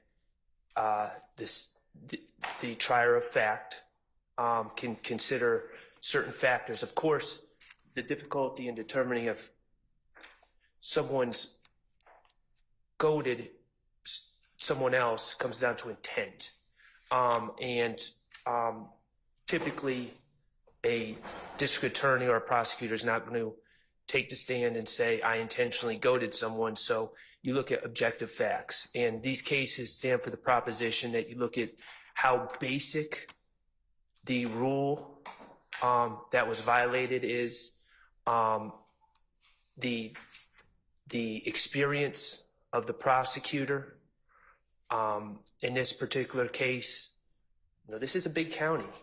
The prosecutors involved in this case are a chief deputy with the district attorney's office and a deputy with the district attorney's office are the two prosecutors that were involved in the ex parte meeting. You look at the evidence of the case, and I know that this is another area where you're hamstrung a bit because you haven't been sitting to hear the evidence. But I concur that the whole purpose of Mr. Copeland taking the stand was to impeach him. Mr. Copeland's testimony was not, well, at the time of this ex parte hearing, it's our stance that he was pleading the fifth, and the state was in a position that their key witness, and without him, the alleged murder of Donovan Thomas, without his past statements, goes away. And they were in a situation where their key witness was not taking a stand and was not going to allow himself to be impeached with prior statements. And our stance is that they panicked and they needed a mistrial. The trial was not going well. The previous witnesses that have testified, it's been again, I know you haven't been here, but you know, we've had witnesses testify. I don't remember anything that happened in 2013. It's just been a parade of impeachment by inconsistent statements and contradictions. So, and that's another factor that those cases look at is the how the trial's gone so far and the motivations for goading a mistrial. So I believe that those cases provide some insight and some guidance for the court to consider certain factors when we get to that goading question. And that's why I wanted to bring those to the court's attention. All right, I appreciate it. Thank you. All right, so Mr. Harvey, you're up. I don't think there are any other motions for mistrial preceding yours that we have not discussed. And I am going to address a few of your issues really, well, I guess one I'm definitely going to address before you start your presentation, and that is that you assert in your motion that this court, meaning me taking over this case, has indicated it does not intend on familiarizing itself with the trial proceedings, and I have no idea where you got that from, because I certainly never said that. When we were here last week, and I don't have a transcript of that, and if I've misinterpreted what you said, and perhaps it was in the context of you saying, I'm not going to revisit certain motions, or I'm not going to go back to hear those, that was in the context that I meant it. And I said it for a specific reason, because some of the motions, as I allege in our motion, Judge Glanville said, well, you know, I'm going to deny your motion, for example, for a severance, for a 105 instruction at this point, but that does not mean we're not going to get to a point where I would consider that and grant it. So I meant that in the context of you understanding, this court, understanding the cumulative nature of what has happened and how it would factor into your particular decision at the next point in trial. Does that makes a clear? little more sense. I absolutely intend to familiarize myself with what has gone on in this trial prior to me getting involved in it. I've already begun to. Judge Glanville's court reporter is beginning the somewhat arduous task of transcribing everything that hasn't been transcribed yet and giving that to me, you know, as soon as she finishes it. You all have, some of you have already pointed out, you know, particular things that, while not the official transcript, I can review on YouTube, and I've done that to the extent it has been relevant to these motions. And I also believe that with the very capable defense attorneys in this case, that you all will be able to elucidate for me anything that I might not have been here present for at the point in time when you make a motion that to any extent requires considering the cumulative nature of anything. Okay? Well, okay, yes, and okay, no. Okay, yes, I understand that the court is going to make what I think to be an impossible effort to catch up to where we are at this particular point after 9 months or thereabouts, hundreds of witnesses. I appreciate the court's effort, and I understand the genuineness of the court's statements that I'm going to do it. But you know what? I just don't think it's possible. And that is the gravamen, that's the base of what we contend should be a motion for mistrial qua mistrial. I have joined in we've been goaded into it, but now the second layer of that is I am going to stand here. My team is going to stand here. Everybody in this courtroom is going to stand here and look at you and say, Judge, the state, I want a directed verdict of acquittal. The state has not met their burden. I believe you have to be entirely conversant with the record, with the way witnesses have testified, their demeanor, their voice, their actions, all of which may or may not be caught on YouTube. And there are a plethora of cases. There are many cases that say, you know, just reading a dry transcript is insufficient. Every court from the U.S. Supreme Court down has said you can't necessarily make those kinds of judgments based upon a dry transcript. And I believe that to be true. There's a world of difference, and you know this. Every practicing lawyer knows this, that you cannot get the feel of a lawyer. You cannot get the context. You cannot get the understanding of a witness unless you're there to view that witness.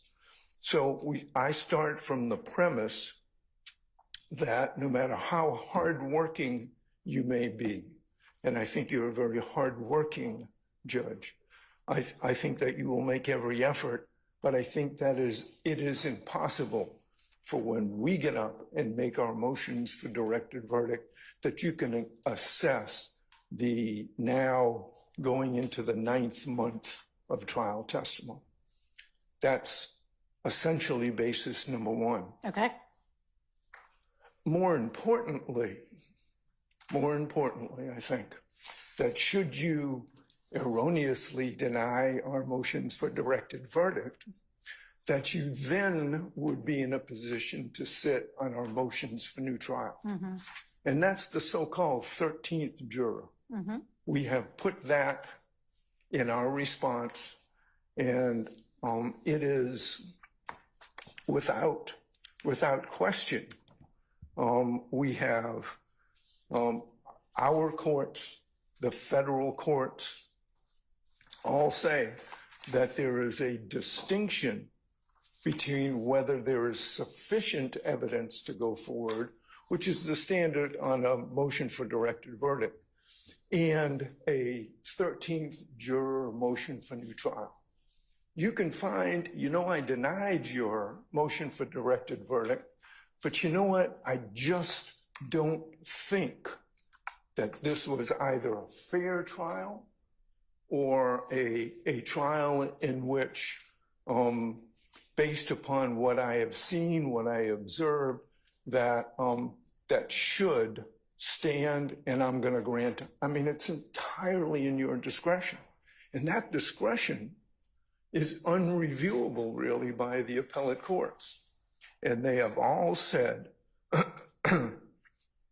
as we said and quoted in Wilkerson, that the discretion the trial court must consider some of the things that she cannot when assessing the legal sufficiency of the evidence, including any conflicts in the evidence, the credibility of the witnesses, the weight of the evidence, meaning that the trial judge may grant a new trial on the general grounds, even when the evidence is legally sufficient to sustain a conviction.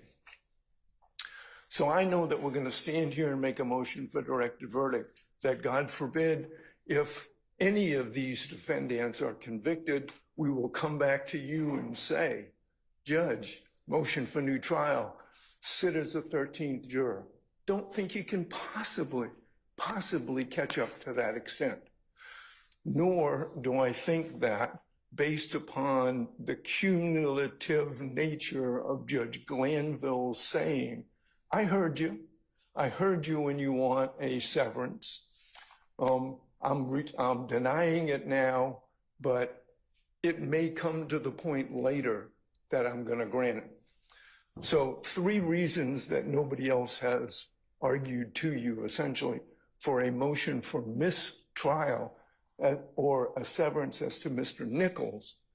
1, the motion for directed verdict. 2, the 13th juror. 3, the continuing nature of the motions to sever in for a Rule 105 instruction, a limiting instruction which the court said, you know, I'm probably going to give that at the end of the trial, but I don't think it's necessary to give it now. So, Okay, all of those. I understand.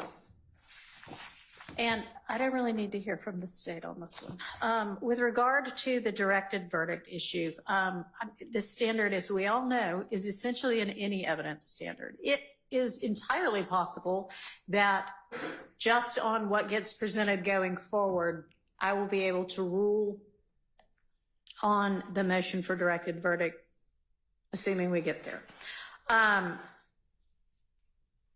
But if not, I can and will ask for specifics from the state as to what the facts are supporting each count of this indictment. And it is not for directed verdict whether I'm convinced, it's whether there is any evidence from which a jury might be convinced. And so we'll take that up when we get to it, but I don't think that the fact that I'm coming in mid-trial is a basis to grant a mistrial in this case. With regard to the 13th juror, I understand that's a different standard. There are times, it's not routine, but it happens when a different judge from the trial judge considers the motion for new trial and considers the 13th juror issue. And the appellate courts have recognized that it is a somewhat less deferential standard when they're looking at it on review, when it is a different judge than the trial judge. So, you know, if and when we get there, I will consider whether anything ought to be granted as a 13th juror, if y'all ask me that. And if I deny it, then the appellate courts can consider it. But that is not anything unprecedented. It happens all the time that one judge does the entirety of a trial and then another judge considers the 13th juror issue. So that is also not a basis on which to grant a mistrial. And with regard to the severance issue and the cumulative nature of that, I'm going to rely on you to point out to me everything ought to be taken into consideration if and when you make that motion again. With regard to a 105 limiting instruction, I am happy to consider anything that you all think might be appropriate to give right now. Okay, so I invite y'all to submit something. Okay. To make sure that my motions were also based on the underpinning constitutional rights, both federal and state. And I don't want the appellate court to say, hey, she didn't say anything about that. But I want to make sure that those bases are preserved.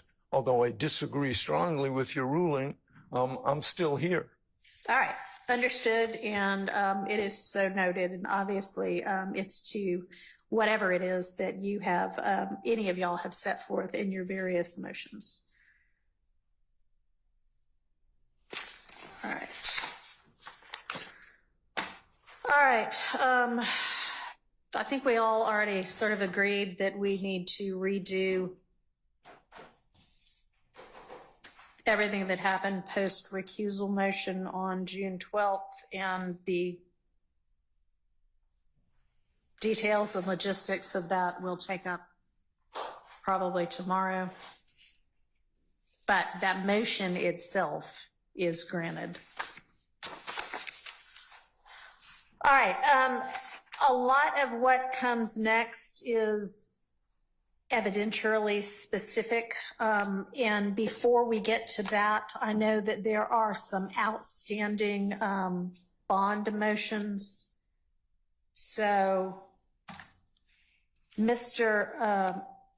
Steele, on behalf of Mr. Williams, has filed a motion for bond reconsideration, but Mr. Steele, you essentially go back and argue anew all of the factors that whichever, I don't even know who took up the bond to begin with, but another court has already considered all of those, the Ayala factors, and you don't present changed circumstances. You just essentially say this call was wrong to begin with and you should do it over.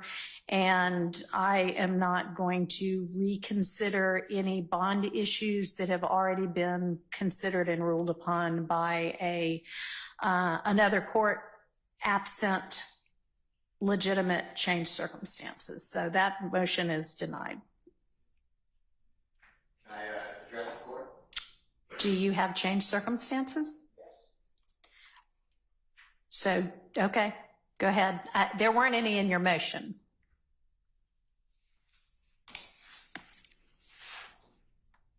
Mr. Williams has been in custody since the 9th day of May of 2022. This is in my motion. Or it should be in my motion.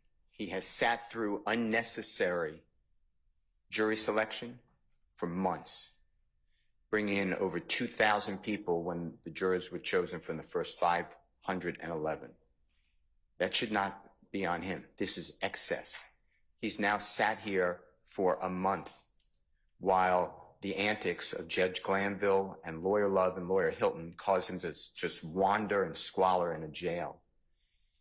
The case is, God forbid there's a conviction, going to be reversed potentially because these are serious issues, and I've raised them. I've put them to the court. There are issues of confrontation clause violations, prosecutorial misconduct, judicial misconduct, not being present at a critical stage of proceedings.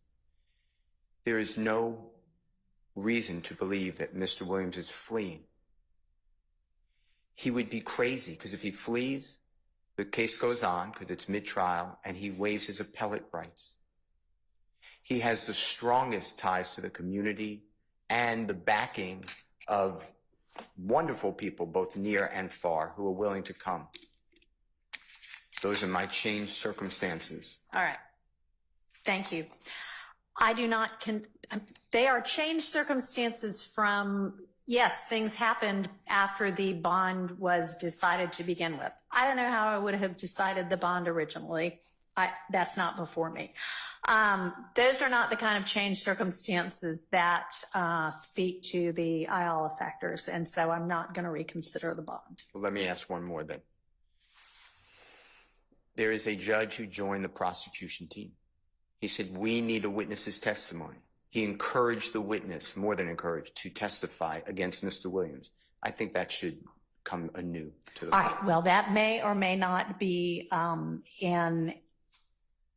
a substantive error in these trial proceedings. I've got that under advisement right now, but that also would not be an Ayala type change circumstance. Okay. So I appreciate you presenting this to me, but I'm not going to reconsider bond. Okay. Even though potentially it was not done by a fair tribunal. I don't, so, all right.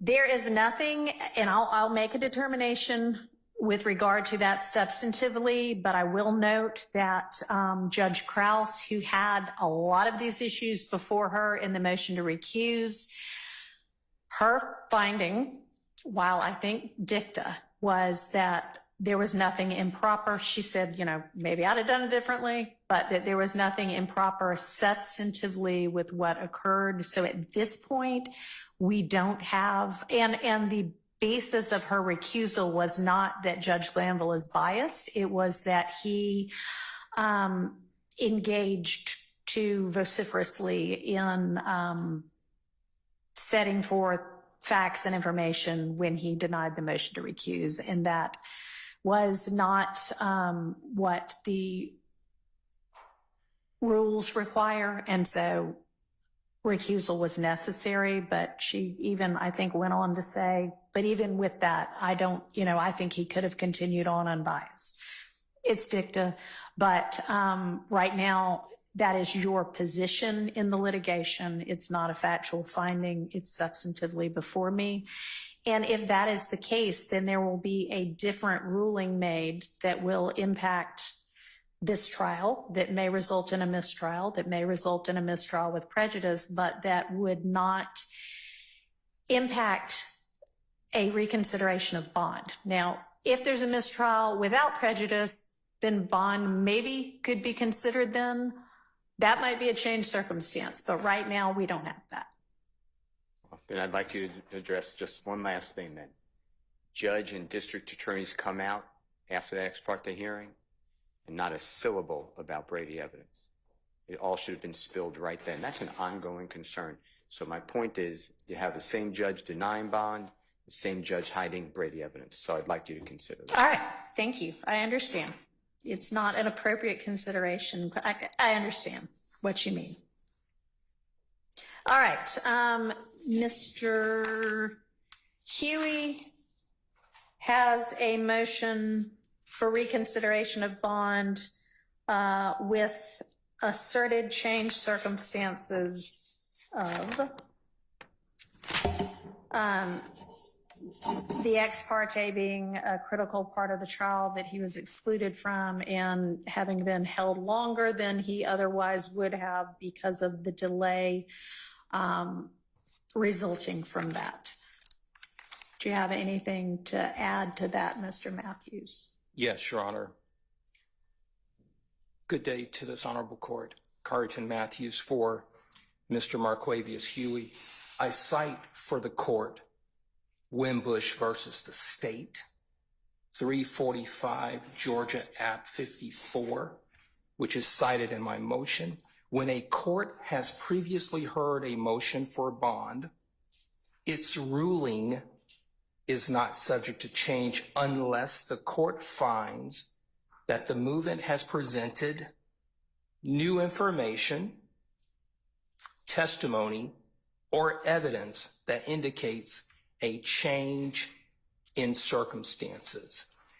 Wimbush, when it talks about new information, new testimony, or evidence that indicates a change in circumstances, I would like for the court to consider that the change in circumstances as it relates to this particular proceeding is that when the court denied the bond to Mr. Huey back in 2022, it determined that he did not meet the Ayala factors.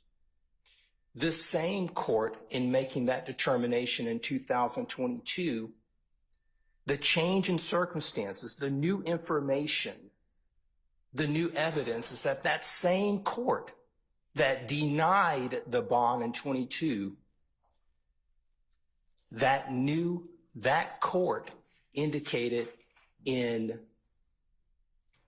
or on June 10th,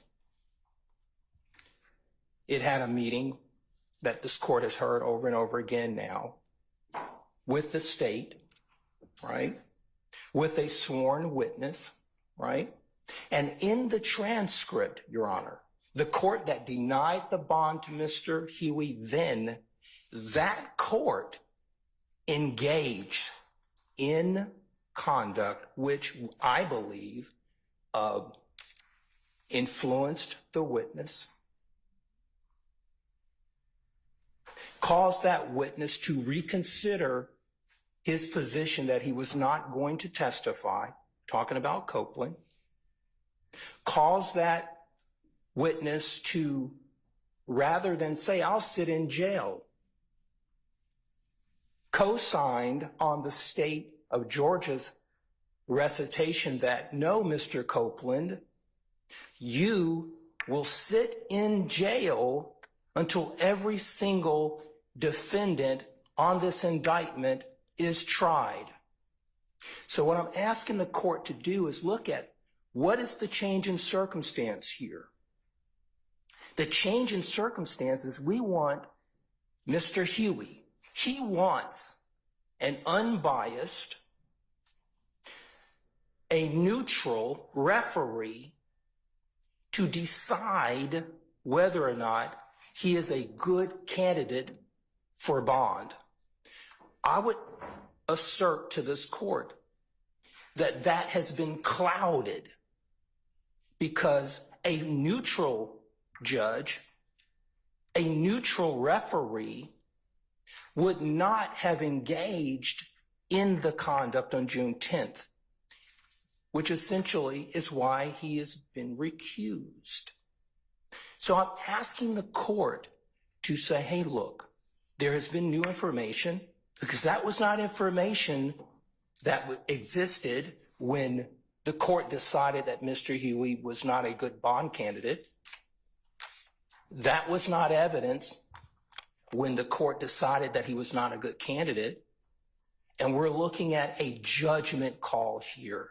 The court has to be comfortable.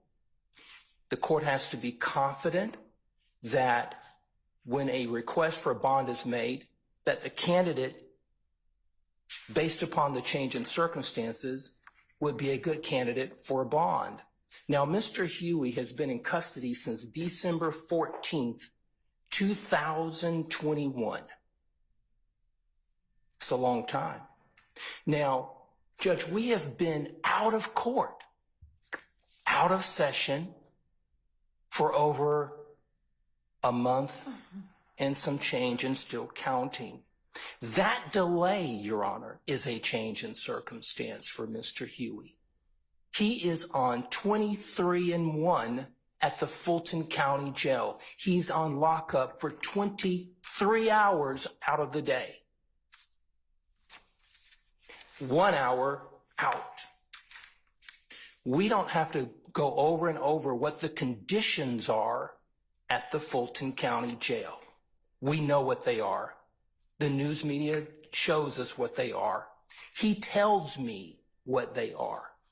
When I go visit him, I see what they are. So what I'm asking the court to do here is look at those change in circumstances. Now, here's another factor. How much, Your Honor, does it cost the taxpayers of Fulton County, Georgia, and the state of Georgia? Mr. Matthews, that is not an appropriate consideration for bond. I would ask. Period. Understood, Your Honor. I'm asking the court to look at the resources that are required to have Mr. Huey here every day. That's all I'm asking the court to look at. Consideration for bond. All right. So essentially, Your Honor, I'm asking the court to look at the change in circumstances that I have cited in my bond motion. I'm asking the court to take that into consideration, that the decision to deny the bond for Mr. Huey in 22 was made by the recused court, and the change in circumstances that I am alleging were done by the recused court. All right. Based on judgment calls. Okay. So, Judge, I'm asking the court to set a reasonable bond with conditions. Here's what I'm asking the court to do. Put a number on the bond. I'm asking the court for a $50,000 bond. I'm asking the court that Mr. Huey be required to live at a certain residence here in Fulton County, that he be required to have 24-hour house arrest on a monitor, right? He be required to only come to court and only meet with his attorney for the duration or the rest of the proceedings of this trial, if it gets that far.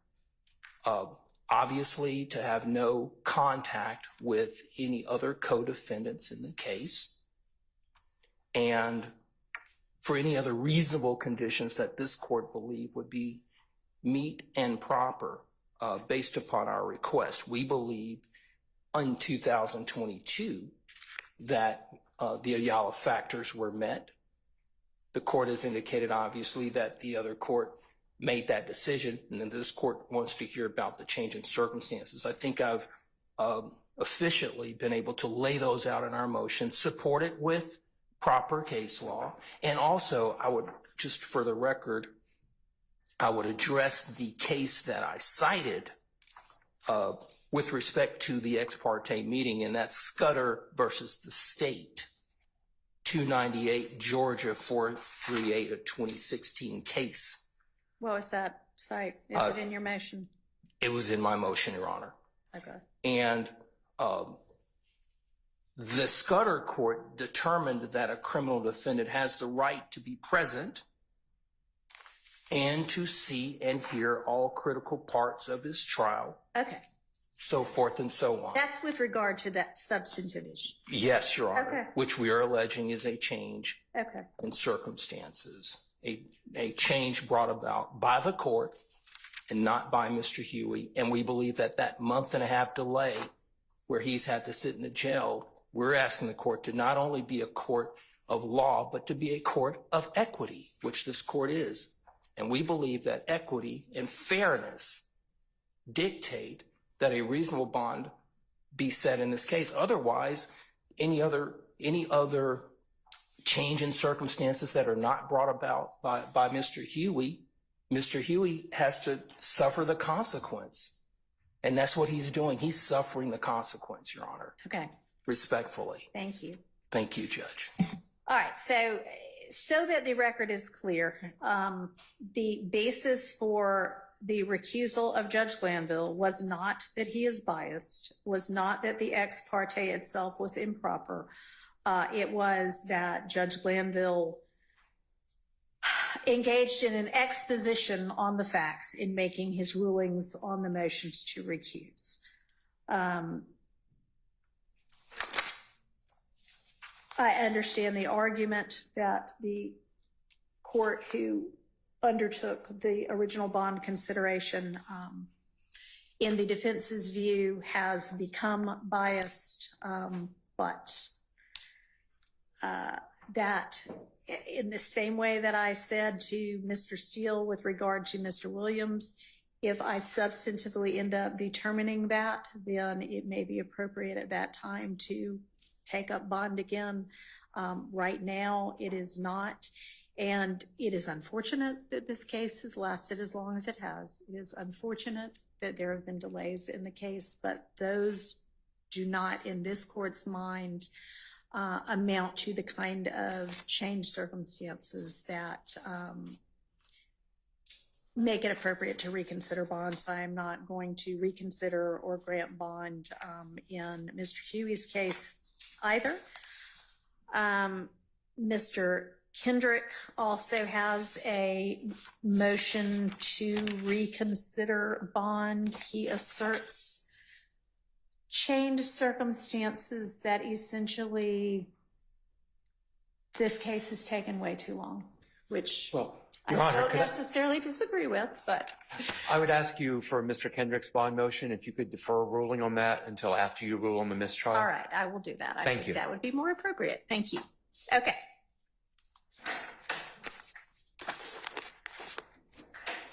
So the next thing I think that it would be appropriate for us to begin to undertake is some of the specific evidentiary motions. Mr. Stillwell has a motion for, it's entitled for reconsideration regarding certain hearsay statements, but given that we've all acknowledged we're redoing Mr. Copeland's testimony, it's not even really reconsideration, it's consider it anew as we go forward. So I'll hear you on that.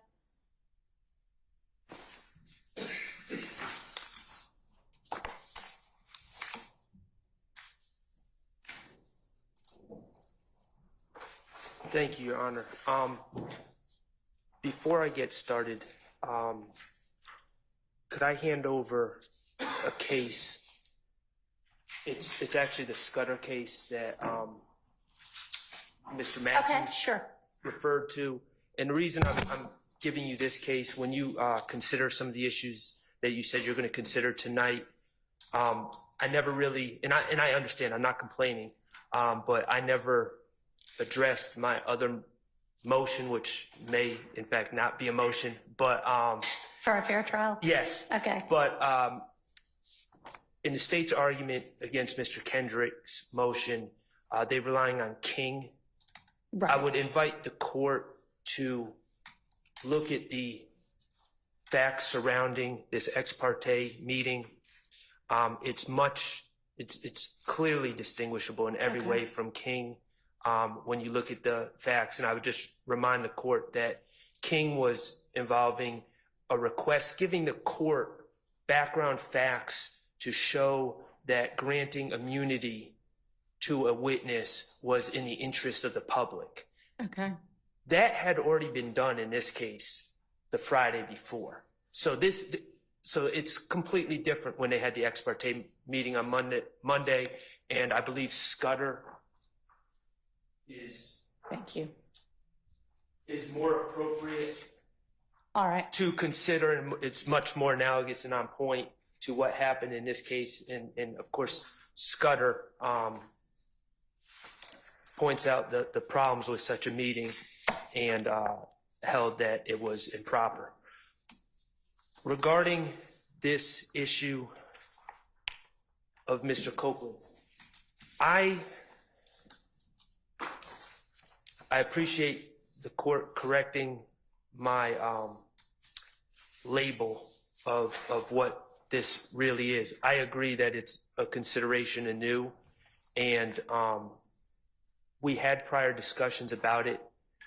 There was not a written order to this point. And do you want me to take a look at the original consideration? If so, y'all need to point me to where I would find it. I don't know where it is, and Or we and can this is just not. start over. I don't mean to sound like I'm being a smart aleck here. It was discussed. Some of my motions were brushed over so quickly. I think I assumed that I had lost that motion in front of the prior trial judge, and I'm not sure if it was actually a ruling or not. I'm trying to, if I could go back to my seat for a second. I just Sure.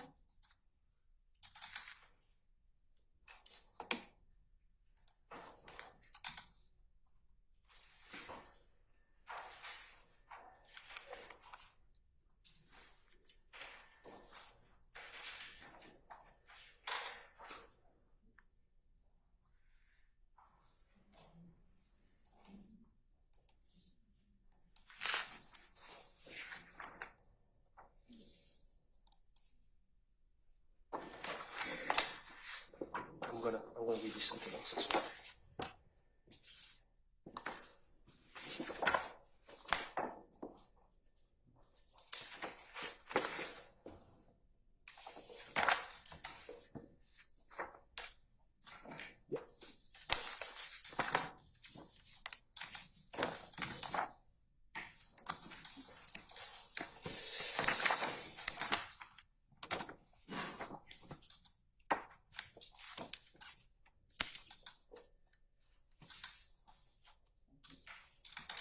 Give you this one. Okay.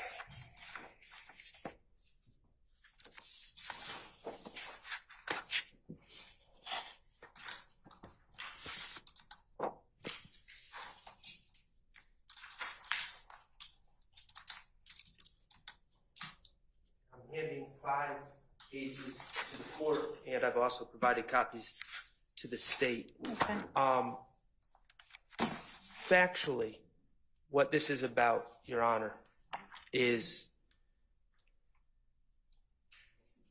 based on statements made by Kenneth Copeland, out-of-court statements. I think the understanding where we are and the understanding of the facts as we know it, or the alleged facts as we know it, is that Mr. Copeland claims that he was in Mechanicsville on January 10th, 2015. This involves the alleged murder of Donovan Thomas, for which Mr. Stillwell and Mr. Kendrick are charged, and is part of this RICO indictment as well. He alleges he wakes up in the middle of the afternoon, is in Mechanicsville, maybe 300 yards from the scene of where Mr. Thomas was shot, at the Green Store, off of McDaniel Street, at the corner, I believe, of McDaniel and Glen Street. And Mr. Copeland tells the police that he is trying to find his friend Demekion Garlington, and trying to figure out where his friends are, because he woke up in the middle of the afternoon. And he allegedly calls Mr. Garlington and travels down to a McDonald's on Cleveland Avenue. In these pretrial statements, he claims that Mr. Garlington was pulling into the McDonald's as he was pulling in, and essentially in pretrial statements he says Mr. Garlington and a gentleman named Mr. Demise McMullen, who's also known as Nard and is also charged with the murder of Donovan Thomas, approached the car. Mr. Garlington gets in first, and quickly indicates to Mr. Copeland, before outside of the earshot of Mr. McMullen, they killed Nutt, essentially, and allegedly points to another car that is a white small SUV type car that contains, according to the story, Mr. Stillwell, Mr. Kendrick, I believe, Mr. Williams, Mr. McMullen was at one point in the car, and another gentleman. The point is, it's a quick statement, and it's they, and he points to this car, according to Mr. Copeland, out of court. And this was June 10th, 2015, when Mr. Copeland said that.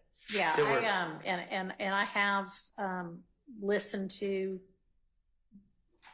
and read the transcript of that interview. Okay, So I'm familiar with it. And just to add context, there were several interviews with Mr. Copeland prior, Right. and he never made mention This of was this. the fifth one. So, and also to add context, Mr. Garlington is called in to an interview. He's subsequently interviewed. He denies making those statements. Also to add context, Mr. Copeland on the stand acknowledged that he made those statements to the police, but denies that they were true. And although he didn't specifically say it, he seemed to be alluding that he no longer has the same relationship with Mr. Garlington now as he had back then, because Mr. Garlington wouldn't lie for him. It wasn't directly said, and I'm sure will come up in cross, but putting the dots together, Mr. Copeland was in legal trouble, wanted Mr. Garlington to lie for him, to verify this lie that he was telling the police. Mr. Garlington wouldn't do it, and it foiled Mr. Copeland's attempts to get out of jail. That's the context behind all this. But the question is the admissibility of this statement, they killed Nutt, and to the extent any follow-up conversation about that incident that Mr. Garlington allegedly said to Mr. Copeland. Mr. Garlington is charged in this indictment. He has a Fifth Amendment right. He's not on trial with us. I have no information that suggests that he's going to be testifying in this case. So he will not be testifying. So the state is attempting essentially to ask Mr. Copeland about statements he made to the police of what Mr. Garlington told him, because there's no indication that Mr. Copeland himself has any firsthand knowledge or is a witness to any of this. Now, I have a separate concern about the way they're not laying the foundation for a prior inconsistent statement to play the videos, because Mr. Copeland is in fact acknowledging that he told the police. He's not denying making that statement, he's just denying the veracity of that statement. That being said, the statements themselves, how are they admissible? Because they're clearly hearsay. Garlington to Copeland, Copeland without firsthand knowledge. So the state has always taken a position, as I understand it, that these are statements by a co-conspirator.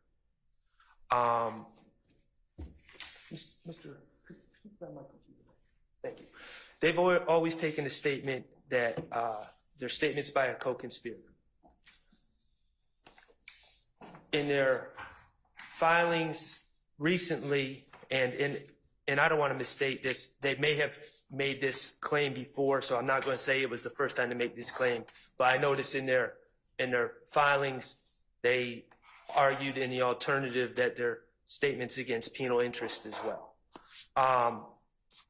And they've provided cases, and I have just handed up my cases. Regarding co-conspirator statements, of course, and we're talking about hearsay and the confrontation clause. It seems to me their main reliance is on the Kemp case,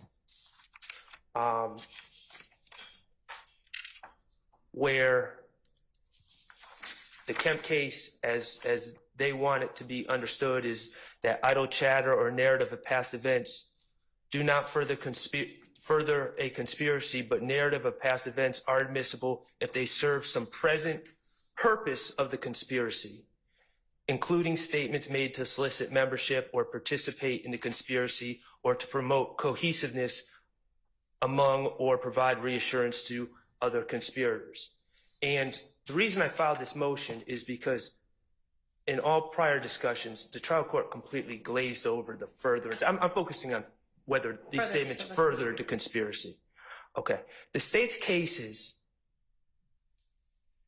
do not apply to this situation. The difference, and I'm referring to the Kemp case, United States v. Flores, which the state relies, United States v. Santiago, and U.S. v. Holt, all in their filings. There's absolutely no indication in the record in these statements that the alleged declarant Garlington was attempting to solicit the membership of Copeland in the conspiracy in any way.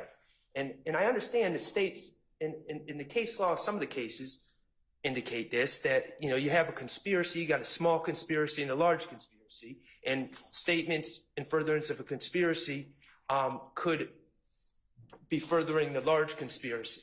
Okay, but soliciting membership, there's been no allegations whatsoever by the state. In fact, we've been talking about this ex parte motion ex parte hearing where they're saying that Mr. Copeland clearly had nothing to do with the murder of Donovan Thomas. They've fought to say that Kenneth Copeland had nothing to do with that conspiracy. So there was no solicitation there's no evidence of anyone soliciting his membership in the conspiracy to murder Donovan Thomas. In fact, that had already occurred at the time that these alleged comments by Mr. Garlington were made. And if the argument is, well, they were trying to solicit his membership into a larger conspiracy, the YSL conspiracy as a whole, Mr. Copeland, according to the state, from the very beginning, according to their expert, Investigator Belknap, according to everything they've shown the jurors pictures of Mr. Copeland, videos of Mr. Copeland, from 2012, 2011, 2013, well before this date, where he's with these gentlemen, putting up hand signs, claiming YSL, all the rest.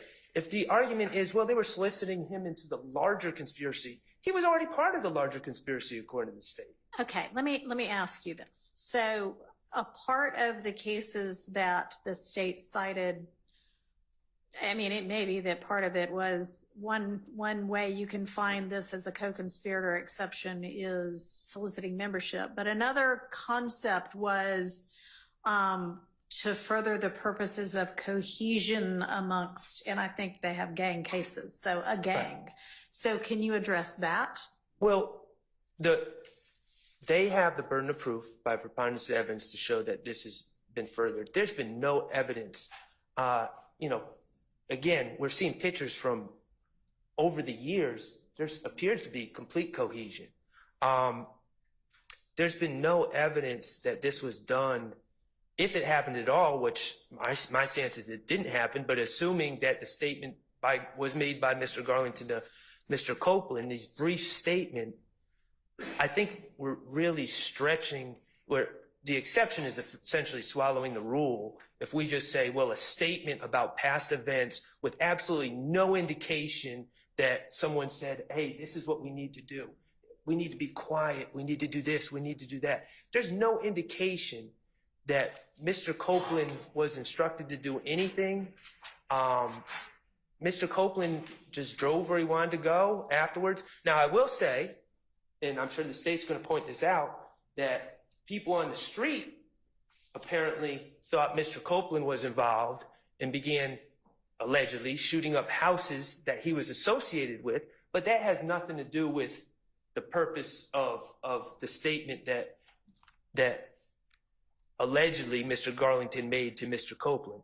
So there's absolutely, I mean, the record is just completely devoid of any evidence that supports that other than the statement themselves and just reading into the statement and just assuming, well, it must have been done for cohesion. But again, if we can just assume with nothing else, then what's the point of the rule to begin with? Mr. Copeland has never testified that anyone allegedly involved in the murder of Donovan Thomas has ever asked him to do anything. You know, the story that comes out through past statements are Mr. Treadwell takes a car somewhere to get rid of a car, to get rid of guns. You know, again, I'm not saying these are true statements, but that's what comes out in the discovery, and that's what comes out in other people's statements. Mr. Copeland has, it's completely devoid of anything that Mr. Copeland was asked to do. As far as also fostering cohesiveness, Mr. Copeland himself said that Mr. Garlington at the time was his best friend. So I'm not sure.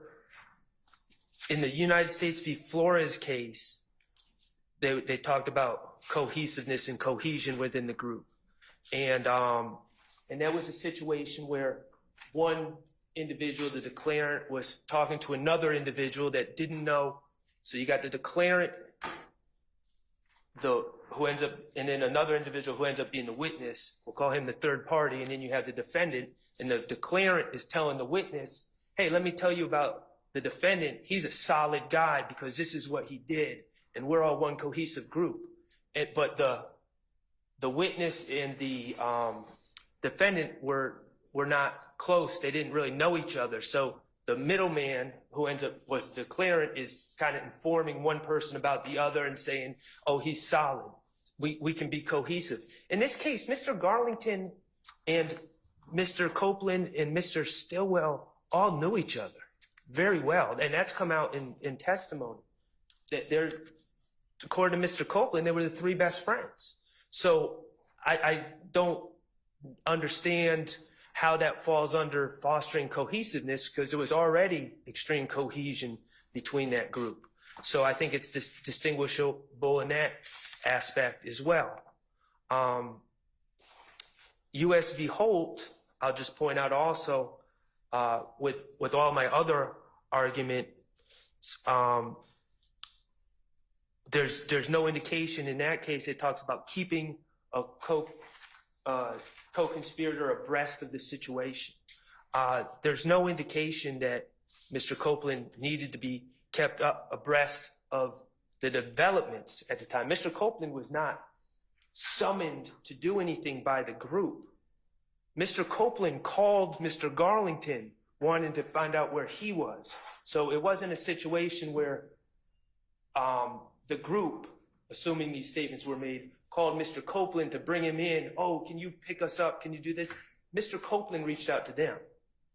And also I'll point out that U.S. v. Holt was argued under or decided under the plain error standard because the trial attorney did not object appropriately. I have the 4 cases I handed up: U.S. v. Blakey. Well, I'm sure the court will read the cases, but State v. Wilkins I thought was particularly informative. It's a Georgia Supreme Court case. Trial court made a pretrial ruling excluding incriminating statements made by the co-defendant had been tried earlier. Trial court held that while statements were made by a co-conspirator, they did not further the conspiracy, and the trial court did not abuse its discretion. And it goes through all these different statements that the declarant co-defendant made that were basically spilling the beans and did not further the conspiracy in any way. State v. Lane, same thing. In that one, it's interesting. The appellate challenges the murder conviction, and the trial court granted Lane a new trial. The allegation was, the appellee, the defendant, hired Stallworth to kill a gentleman named Mr. Perez. A witness named Thompson testified that Stallworth told her about the plans to hit a lick before the killing, and then afterwards said that Lane did not pay him because he killed the wrong guy. The trial court initially at trial let the statement in, but then at the motion for new trial reversed itself, saying that in no way, in no stretch of the imagination was this statement made in furtherance of the conspiracy. A statement merely spilling the beans, disclosing the scheme, or informing the listener of declarant's activities are not a statement in furtherance of the conspiracy. The state points to no evidence that suggests that by these statements, Stallworth was seeking to solicit the help in conducting the scheme or concealing its existence when he made those statements to his girlfriend. So those are the cases that I rely on. I also provided Stafford v. State, which is a little different because that was made to law enforcement. It supports my proposition generally, but it's a little different because it was made to law enforcement. Would you like me to address the statements against interest while I'm up here? Is that in this motion? Well, no, I understood the state's reasoning for the admission of these statements. The penal interest? Yeah, Yes. Go ahead. Yes. So I'm confused on how this is against Mr. Garlington's penal interest to say they killed someone. It's a hearsay statement that inculpates the accused is admissible if the declarant is unavailable. Okay, I can see that. The statement so far tends to subject the declarant to criminal liability that a reasonable person... Gotcha. I'm sorry. That would subject the declarant to criminal liability that a reasonable person in his position would not have made the statement unless he believed it to be true, and the statement is corroborated by circumstances clearly indicating its trustworthiness. My main objection is number 2, although I do believe that the statement is not corroborated either. But prong 2, it was not the type of statement that tends to subject the declarant, in this case, Demekion Garlington, to criminal liability. He said they did it. I don't know how that could be a reasonable person could, how it could be said that a reasonable person would feel that saying they did it would put that person in legal jeopardy. As we know, as the pattern charges tell us, knowledge of a crime, mere presence, but certainly knowledge of a crime is not enough to convict anyone. And again, he did not say that he had any part in it. He did not say he played an active role. Additionally, Your Honor, I would point out the Williamson case that that I provided, and the Williamson case is, I believe it stands for the proposition that when if you find any part of Mr. Garlington's statement to be self-inculpatory, which I don't believe it is, Williamson dealt with a situation where within a statement there's inculpatory and exculpatory segments of the declarant's statement. And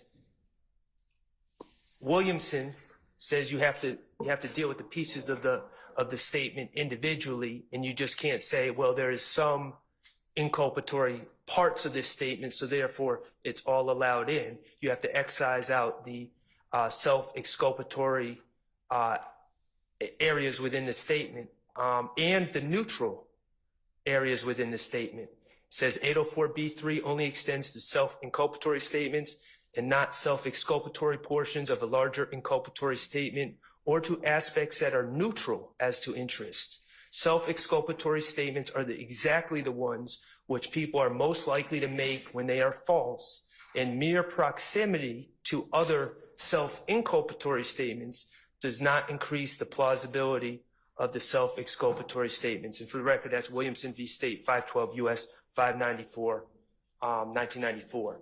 So if there are, which I don't believe there are, any inculpatory parts of Mr. Garlington's statement, the exculpatory or neutral aspects of that statement need to be excised out. And I'll point out that if you listened, and I know Your Honor did listen, but I mean, I've listened to these statements 15 times, 20 times at this point. It's very unclear to me where the source of some of, we're assuming a lot of it's coming from Garlington, but it's really unclear where Mr. Copeland is claiming to have received some of his information and when he received some of his information. So that makes this task difficult. I think that absent a showing that the state can meet their burden under 801D2E or 804B3, that none of it should be admitted. But certainly, if we were going to admit some of it, we would have to excise out the parts that are not self-inculpatory, including, but not limited to, the part where he's pointing at other individuals and say they committed a crime. So those are my objections. I think if they come in, that it violates hearsay as well as the confrontation clause. And what's your confrontation clause argument? Because we haven't really touched on well, that so much. Mr. Garlington's the source of the information, and he's not going to be subject to cross-examination. He's not testifying. All right. So thank you. Thank you. Who's arguing this for the state? I am, Your Honor.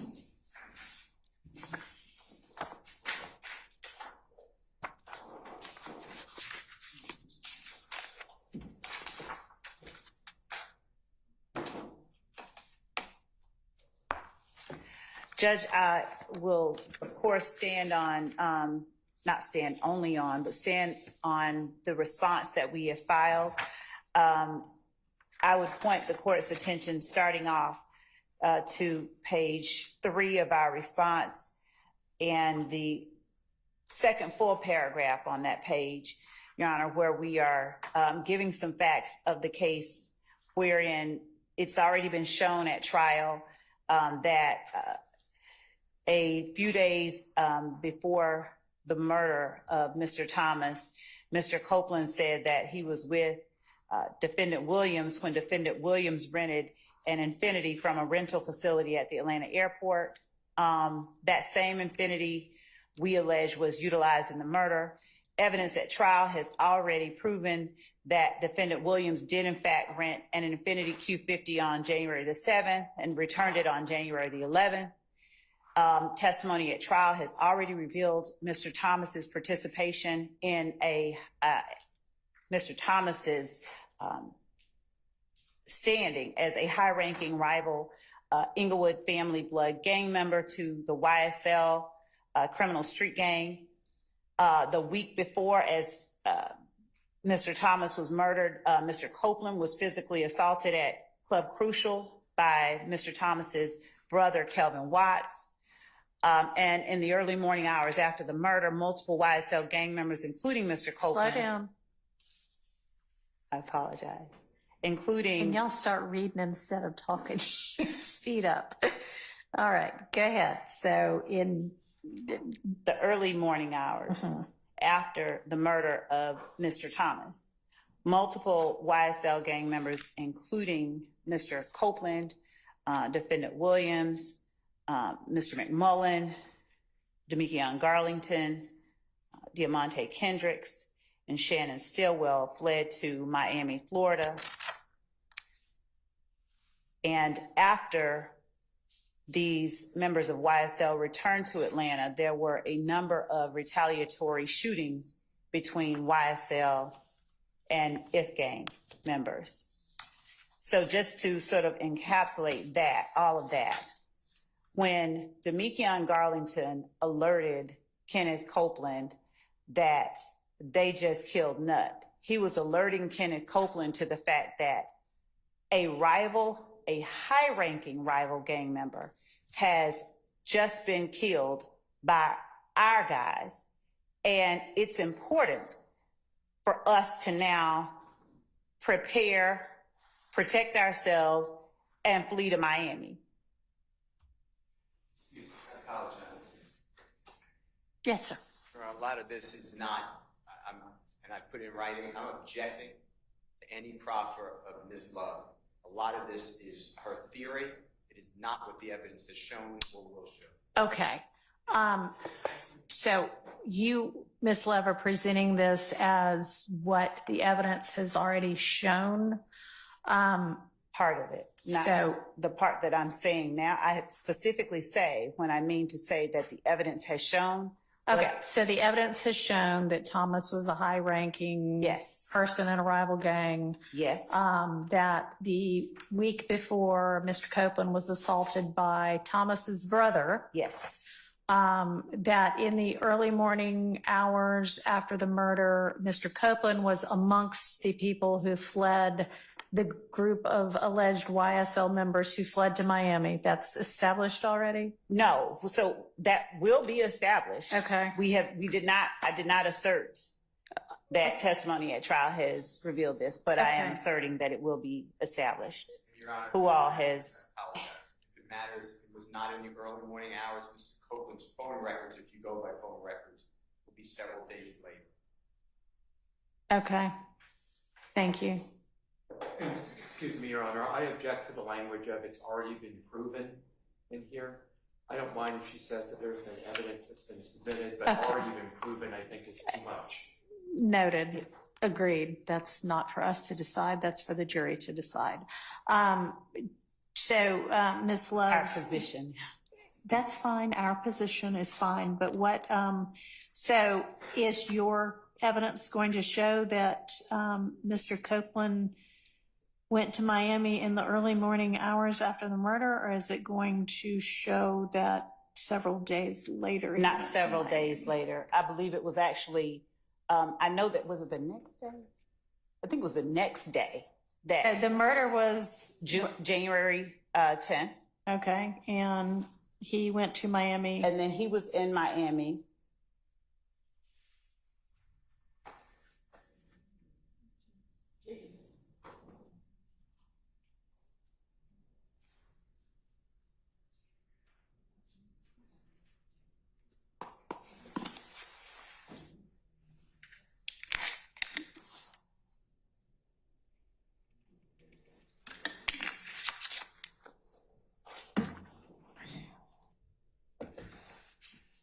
While the state's doing it, if you really care, it's Your Honor, if I January may. 6th is the alleged beatdown. Okay. Mr. Copeland, it wasn't a week earlier. January 10th, it's going to be January 6th. It's at the club Okay. compound. Thank you. Crucial to say compound, not crucial. It was the Sunday before, Your Honor. Okay.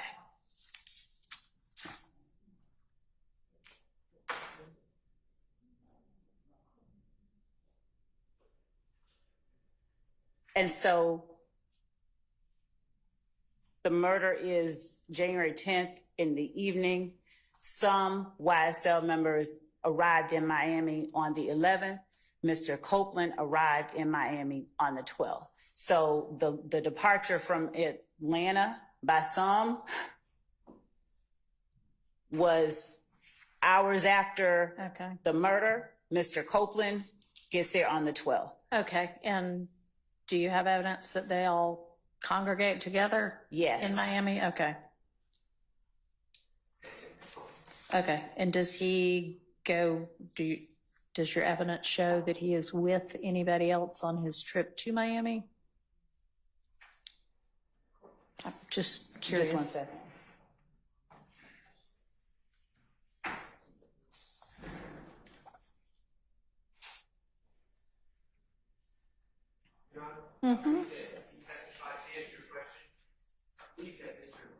Testified after the recusal motion that he traveled to Miami with his girlfriend or the mother of his child Okay. and his baby. All right. Thanks. And also, my understanding, and I believe it was testified to, it may not have been, was just to, when we're using the word fled, is that Mr. Williams had a show in Miami. Okay. So, Your Honor, Mr. Copeland, I believe, has testified already that they were collectively in Miami. Okay. Regarding the court-specific question of who he went down there with.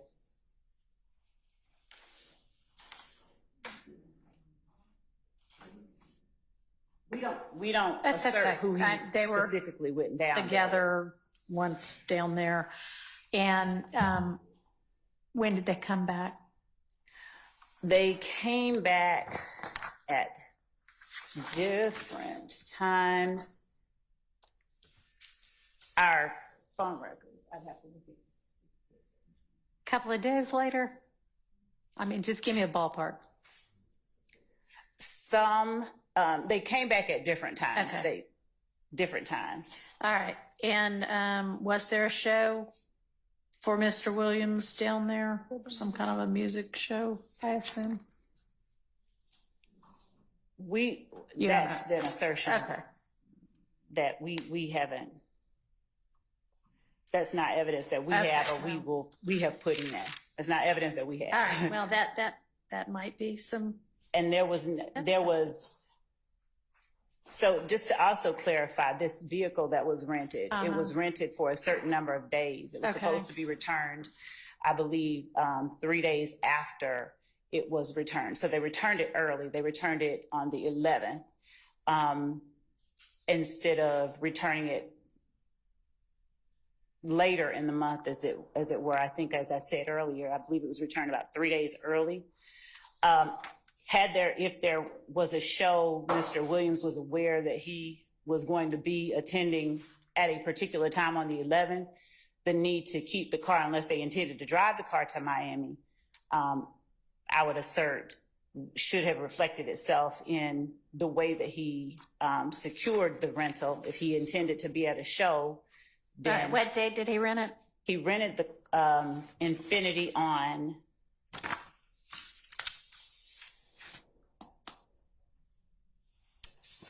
January the 7th, I believe it was.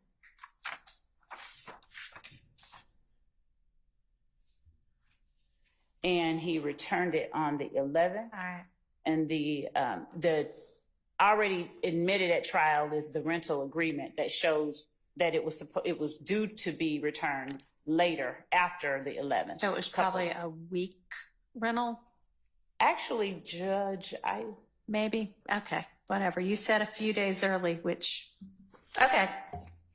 All right, so back in the Atlanta area, there is a series of retaliatory shootings. Is that in evidence, or is it going to be in that evidence? has been already put in evidence Okay. and additional information regarding those. And is there any evidence that Mr. Copeland was involved in any of those shootings? Yes. Back and forth. Okay.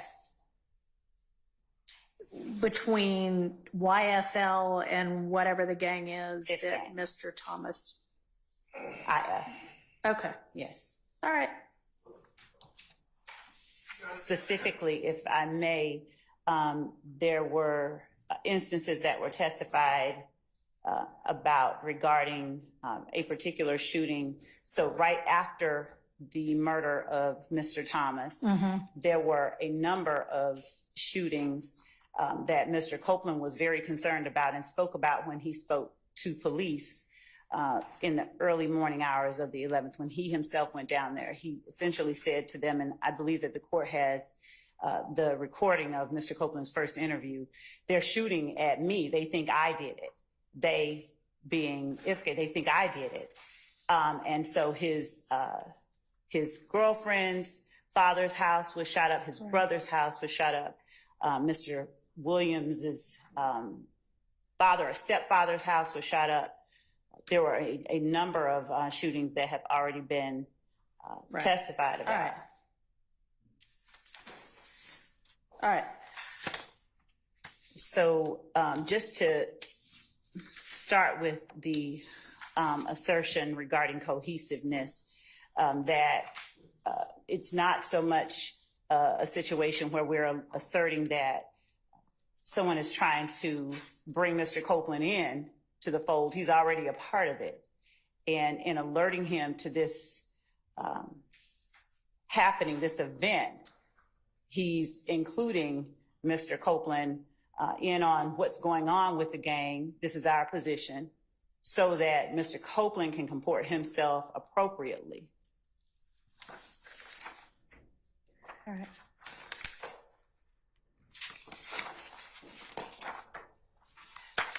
We have noted in our response that when we are talking about a conspiracy, it's not just the conspiracy, it's not regarding the conspiracy of the murder of Donovan Thomas only. The conspiracy is the wider, broader participation in YSL, and the criminal conspiracy is alleged in count 1. And Ms. Love, is it correct that Mr. Copeland also said to police that after the first revelation that they shot Nutt by Mr. Garlington, that, and that was in the McDonald's parking lot, that either they did or they were then instructed to follow They did follow them too. the car that had apparently been involved or allegedly been involved, follow that car to Condo. another place where they all spent the night, Hold on just one second. and that he did so?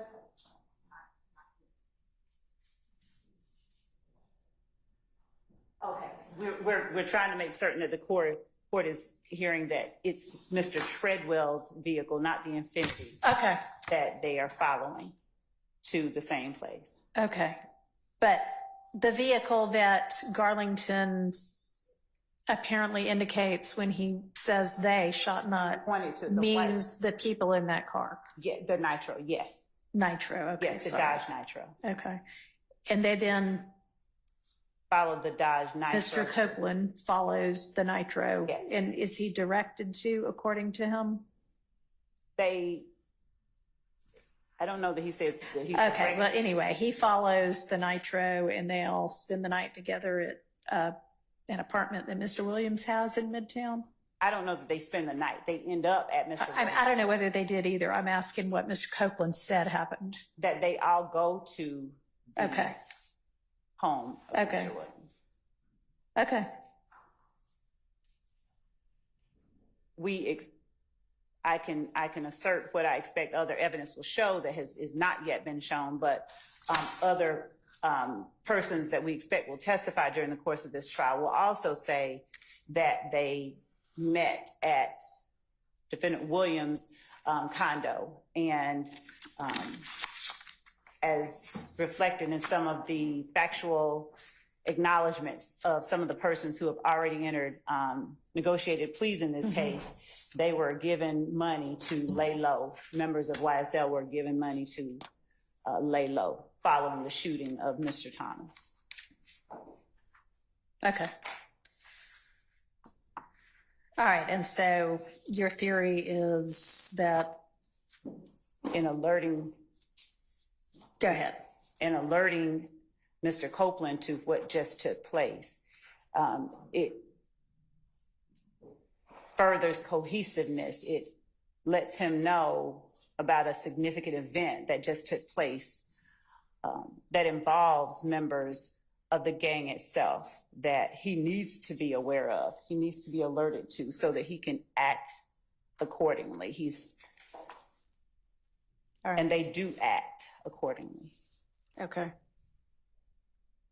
All right. What about your statement against penal interest argument? I mean, I think that Mr. Sharp raises kind of a good point that how can it be against Mr. Garlington's penal interest to say somebody else did the shooting? It wasn't just the shooting. He also, Mr. Copeland, that he has also talked about Mr.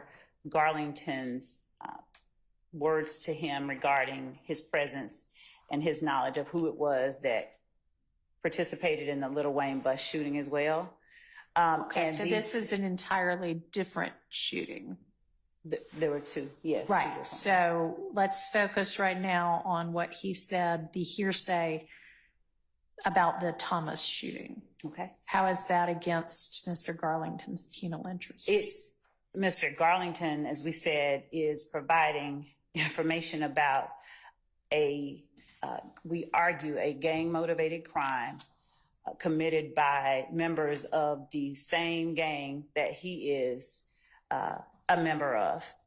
So in saying what he did, he is talking about actions committed by,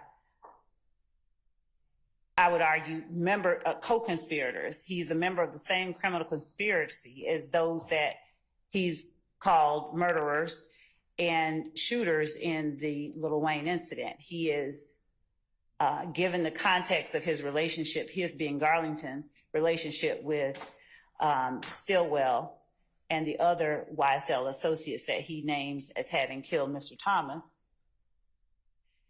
he had no reason to lie about the murder or the shooting. He would not be privy to the information that they just killed Nut had he not been a part of that same gang that these persons that he alleged have just killed Nut are also parts of. All right, so is your theory then that when he says this, it reveals that he's a part of this same gang and therefore he can be charged under a gang count? No, he has information. He's, because of his involvement, so it's not just that, it's not so much that he can be charged under a gang count. A statement against penal interest would require that what you say could get you arrested and convicted of a crime, right? Correct. So how is what he said going to do that? It is evidence of his membership in a criminal conspiracy that is YSL. The act that they have committed is evidence that this enterprise commits criminal acts. It subjects him to punishment under count 1 in our indictment. So as a RICO charge, not even a gang charge, RICO charge. A RICO charge and a gang charge, to be clear, because in our case, the RICO charge is involving the criminal enterprise that is YSL, the criminal street gang. Mr. Garlington is a member of YSL, the criminal street gang. Part of what is necessary to prove a criminal street gang even exists is the fact that members commit crimes to further the interests of the gang. He is acknowledging that a group that he is a member of commits these type of crimes that he is talking about. That acknowledgement can subject him to punishment for acts that he commits as part of or in furtherance of the criminal for acts street that gang. he commits.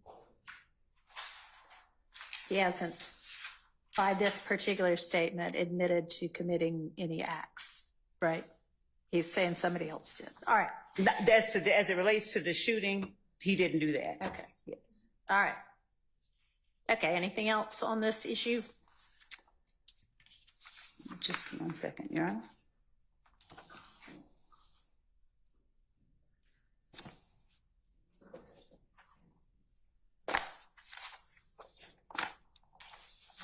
And Your Honor, the fact that Mr. Garlington is alleged to have been, according to the statement, with them when they drove by and saw Mr. Thomas before the murder. Okay. Also reflects his involvement in the gang itself. Okay.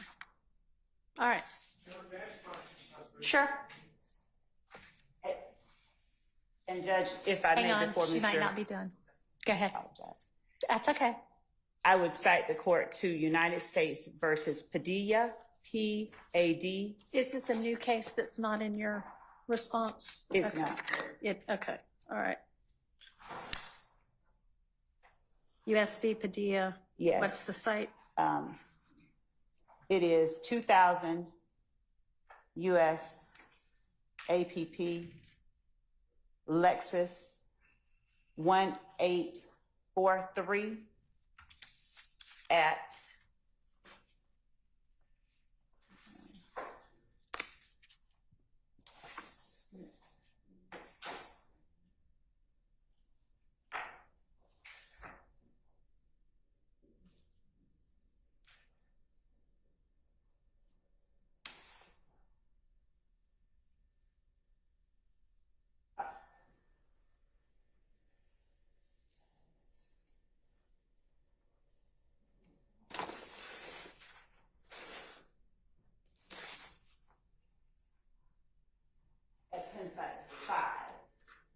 At what? 5, page 5. Okay. All right. 2000 US APP Lexus 1843 at 5. Yes. Okay. All right. Wherein the court says that we reject the arguments of Padilla and Rodriguez that the district court erred in admitting plea allocutions of 5 co-defendants. The district court found that all of the co-defendant statements being admitted into evidence were self-inculpatory, involving inter alia admissions of membership in the named RICO conspiracy, and the court declined to reverse the district court's finding as an abuse of discretion. So in his statements, we would argue inculpate him in the RICO conspiracy that we have alleged in this case. Okay. Thank you. Mr. Sharp. So,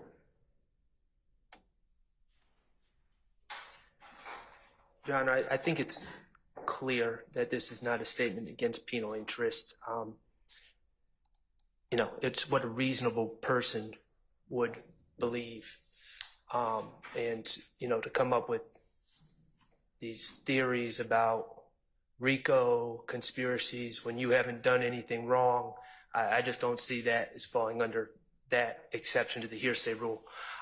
Regarding the statements, whether they're in furtherance, you asked, was he directed? The answer is no. He called Mr. Garlington. Mr. Garlington said, hey, and this is before making any statements about the alleged murder. Apparently, he said, you know, can you come pick me up? Sure. He went down there. A statement, we say it was never made. Mr. Copeland now says it was never made. But regardless, the statement, if it was made once Mr. Copeland gets down there. He's never directed to do anything. He just goes and follows people that he knows. The state is arguing that narrative events given so someone can comport themselves appropriately makes a statement in furtherance of conspiracy. And if we just logically think about that, that would mean that any time there's a declarant and someone else and a witness who are allegedly involved in the same conspiracy or in the same gang or anything else, anytime a statement of narrative events is made from declarant to witness and they're linked together in any sort of alleged gang or conspiracy, by definition, it would fall under this exception. And that's just not the case. The state is saying so he could comport himself appropriately. They have no evidence of that at all. That's just their theory, and it's just a blanket statement to say that it fits under these cases, but it's not backed up by anything. And you know, if we were to just allow those spilling the beans statements in under that just imagined alleged basis, then the rule really doesn't even need to exist, and the exception would swallow the rule. So it doesn't fall under either of the exceptions asserted by the state. All right, thank you. Your Honor, may I add one thing briefly? Yes. I just point out that the cases that were cited by defense in support for their position, those were not gang cases. The cases that we cite are gang cases. We cite a plethora of gang cases. And in doing so, we express how here there is a distinction between the case that we have and the cases that they are citing, and that we are specifically talking about the criminal conspiracy of the YSL street gang. The argument that any statement made for a narrative purpose would be admissible is inapplicable here, where the statement that was made was not just any statement for a narrative purpose. It was a statement about a criminal act committed by a co-gang member, a co-YSL member or members of the enterprise that this young man, Damikion Garlington, is alleged by the state and we believe can be proven to also be a member of. Additionally, we will be at trial later on presenting evidence from other sources of what took place at that condo, which further show what we are arguing here. All right. Let's break for lunch. We're probably a little bit on the late side for breaking for lunch, but it is 12:35. Let's come back at 1:45.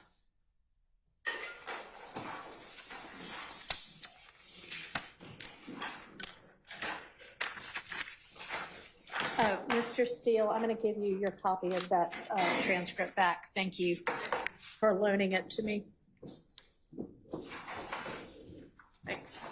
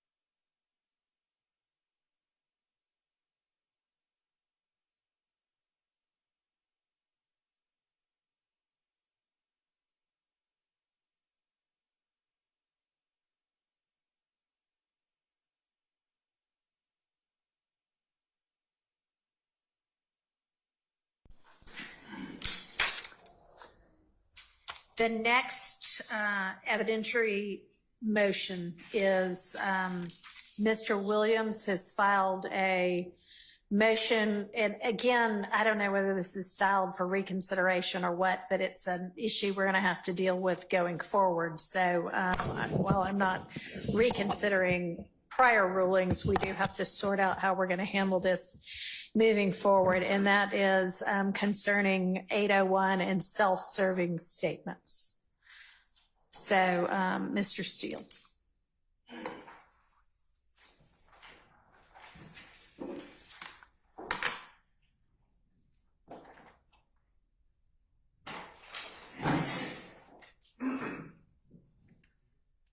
There's been a lot of objections. Can't change the past. I've objected to it all. Over objection, I've been prevented from trying the case and putting on evidence based upon this so-called self-serving statement. My understanding, Your Honor, is that that changed with the new evidence code. And I cited for the court in my motion that I filed on, Attorney Adams, and I filed on July 10, 2024, some cases, and I might have attached the cases actually to the motion. I can't remember now. Walker, W-A-L-K-E-R versus State, 306 Georgia, at page 44. Can you give me just of course. 1 second? I'm of sorry. course.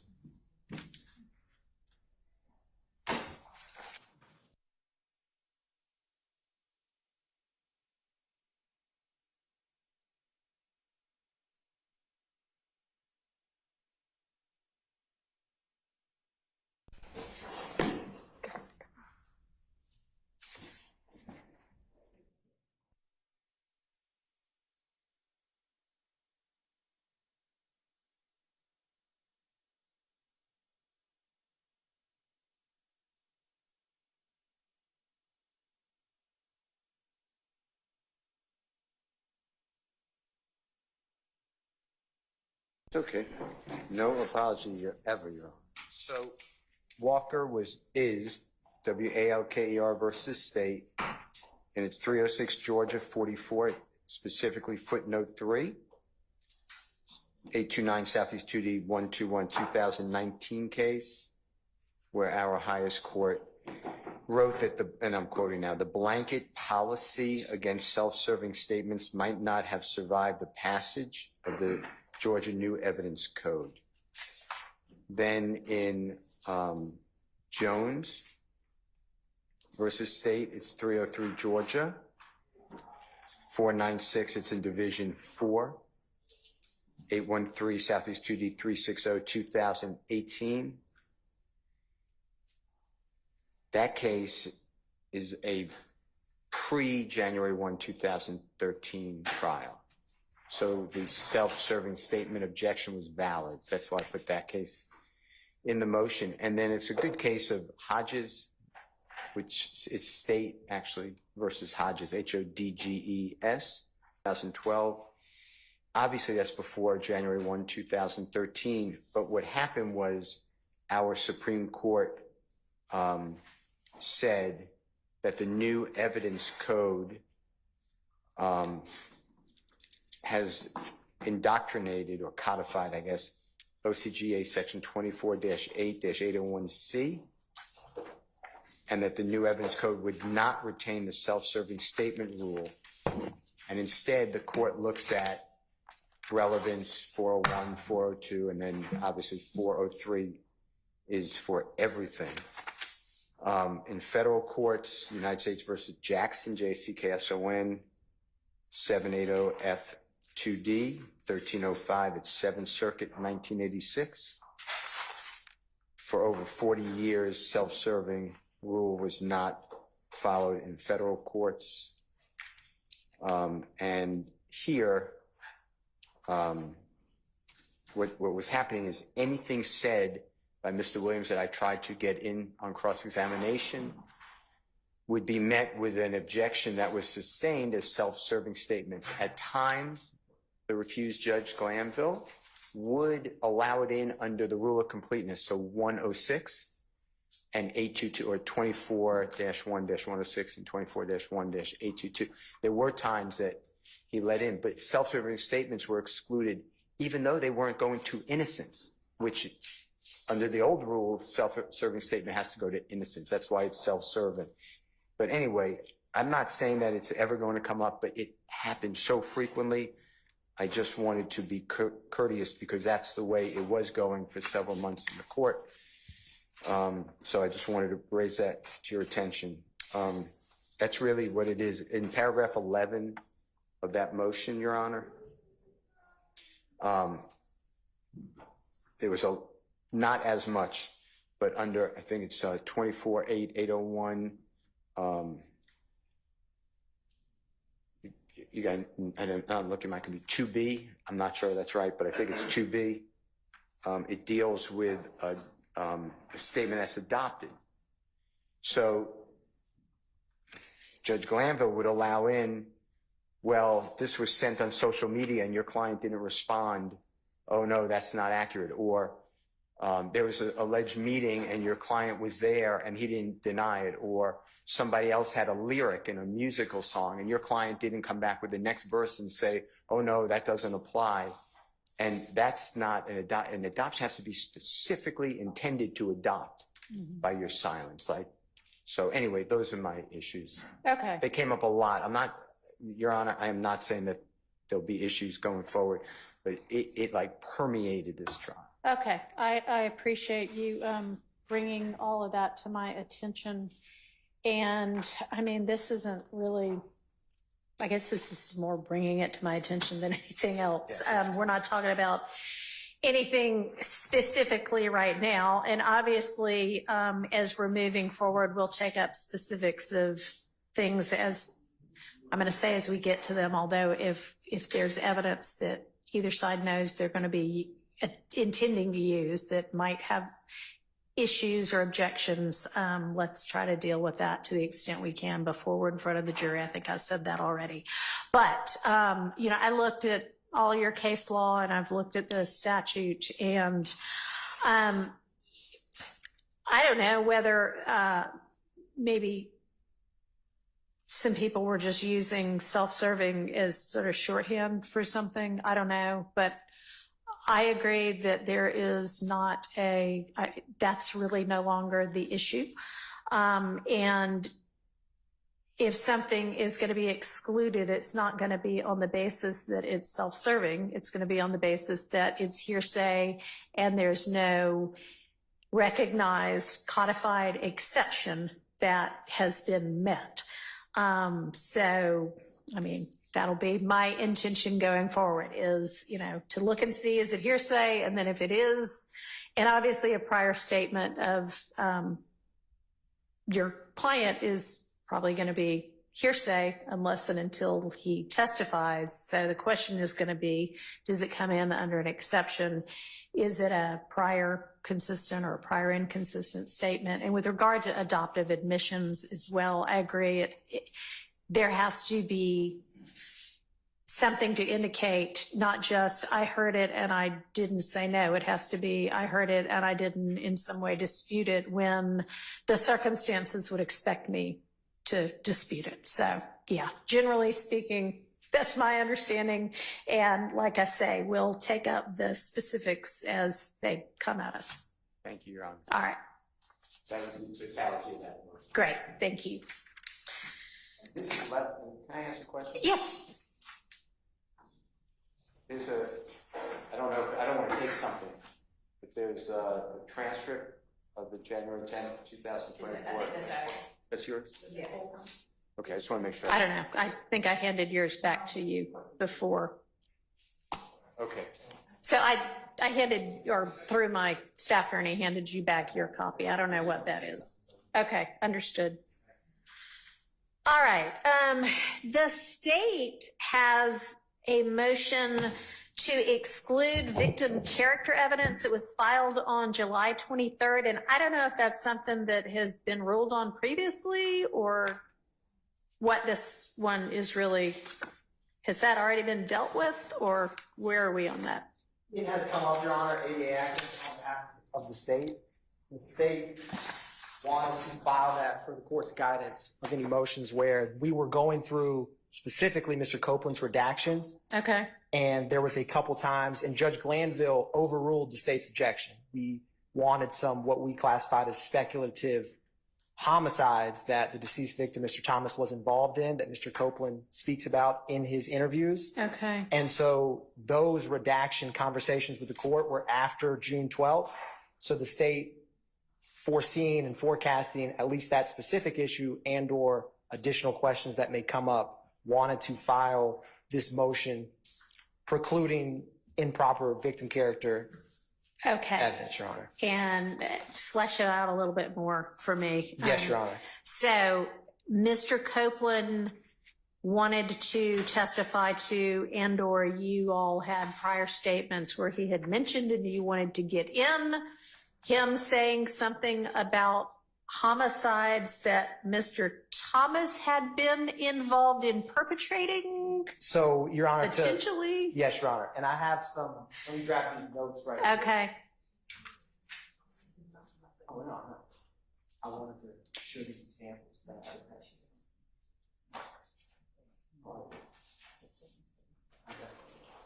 So, Your Honor, I printed some examples where Mr. Copeland, this was what the state wanted to keep out. So, wanted to keep out. yes, Your Honor. Okay. And the way that the Honorable Chief Judge Glanville addressed these redactions was, state, let me know what you're not playing, and Right. then defense counsel would bring up questions they were going to ask Mr. Copeland and or play. So there was portions the state was not going to play and defense counsel said they wanted to get into where Mr. Copeland is mentioning there's a murder on Auburn Avenue. There's an individual by the name of Scooter, and it comes up kind of off the cuff of he heard that Nutt had something to do with this murder. And so the state felt that that falls under what's kind of classically a specific bad act of a victim, which can't come in under really any witness to include a deceased victim in a case. And the case law and the state's motion on that is, explains all of that, I feel like, succinctly. And so the state, knowing that we're going to have to go back over these interviews with Mr. Copeland, and some of this may depend on the questions asked and his responses, the state filed this motion. There may be other instances. Those are what came to mind because we recently addressed those. And they're in a recorded statement of Mr. Copeland that the state did not want to play, but defense counsel wanted to ask Mr. Copeland about and or play it if it was impeachment. Under what basis, if y'all had gotten that far, and maybe it's more fair to ask the defense. I was going to say that, Your Honor. But I will defer to the defense on their basis for that because I don't want to misspeak for them. all right. Somebody from the defense want to let me know what they might intend to argue with regard to this type of evidence? Couple things. First of all, regarding Mr. Thomas's character in general, the state, and I defer to the recordings. I don't have it in front of me. I'm not intentionally misspeaking. My recollection is Miss Love indicated on January 10, 2015, Mr. Thomas was just hanging out, on the street with his good friends, having a good time and, just having a friendly time. And then these mean guys did this thing to him, which was misleading. The witnesses that said that Mr. Thomas was a gang member. This wasn't us. We didn't bring this up. That he is a gang member, that he was a gang leader. And then they brought in experts that talked about If Gang, Inglewood Family Gang, and Bird Gang. And these are the gangs that Mr. Thomas was associated with.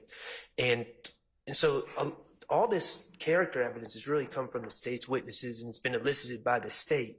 Now, regarding what Mr. Atkins just spoke of, I think we're putting the cart a little bit before the horse, because these are things that Mr. Copeland said in out-of-court statements. I am not conceding. I hope Your Honor is considering the prior argument today about whether the statements regarding what Mr. Garlington said, or Mr. Garlington's statements, alleged statements to Mr. Copeland, are even admissible. But then there's another issue even if they were admissible, our stance is that Mr. Copeland on the stand, and assuming he testifies consistent again, would not deny making those statements. So I don't even know why we're playing prior statements to begin with. All that being said, my recollection of the arguments were that Mr. Copeland was making references to what he knew about Mr. Thomas as, you know, a gang leader that may have been involved in other violent acts. My recollection of the litigation of that issue was that certain defendants, and it wasn't on behalf of Mr. Stillwell, but certain defendants have argued that Mr. Copeland is responsible for the death of Mr. Thomas. And the argument, as I recall it, was that if that's the defense's theory, that Mr. Copeland's belief and understanding, you got to remember in context, Mr. Copeland, aside from all the gentlemen here, was embroiled in his side controversy with Mr. Thomas's brother, Mr. Watts, Kelvin Watts. And there was a fight a couple days beforehand at Club Crucial where Mr. Copeland's face was blooded and he was robbed, essentially. Right. So he had this side disagreement going on with these individuals, and my recollection of the argument was that Mr. Copeland's knowledge and belief that Mr. Thomas had a history of violence created the motive to essentially a preemptive strike. That he knew that he was in a beef, in a disagreement with dangerous people, and that goes to his motive. Okay, he's not, Mr. Copeland.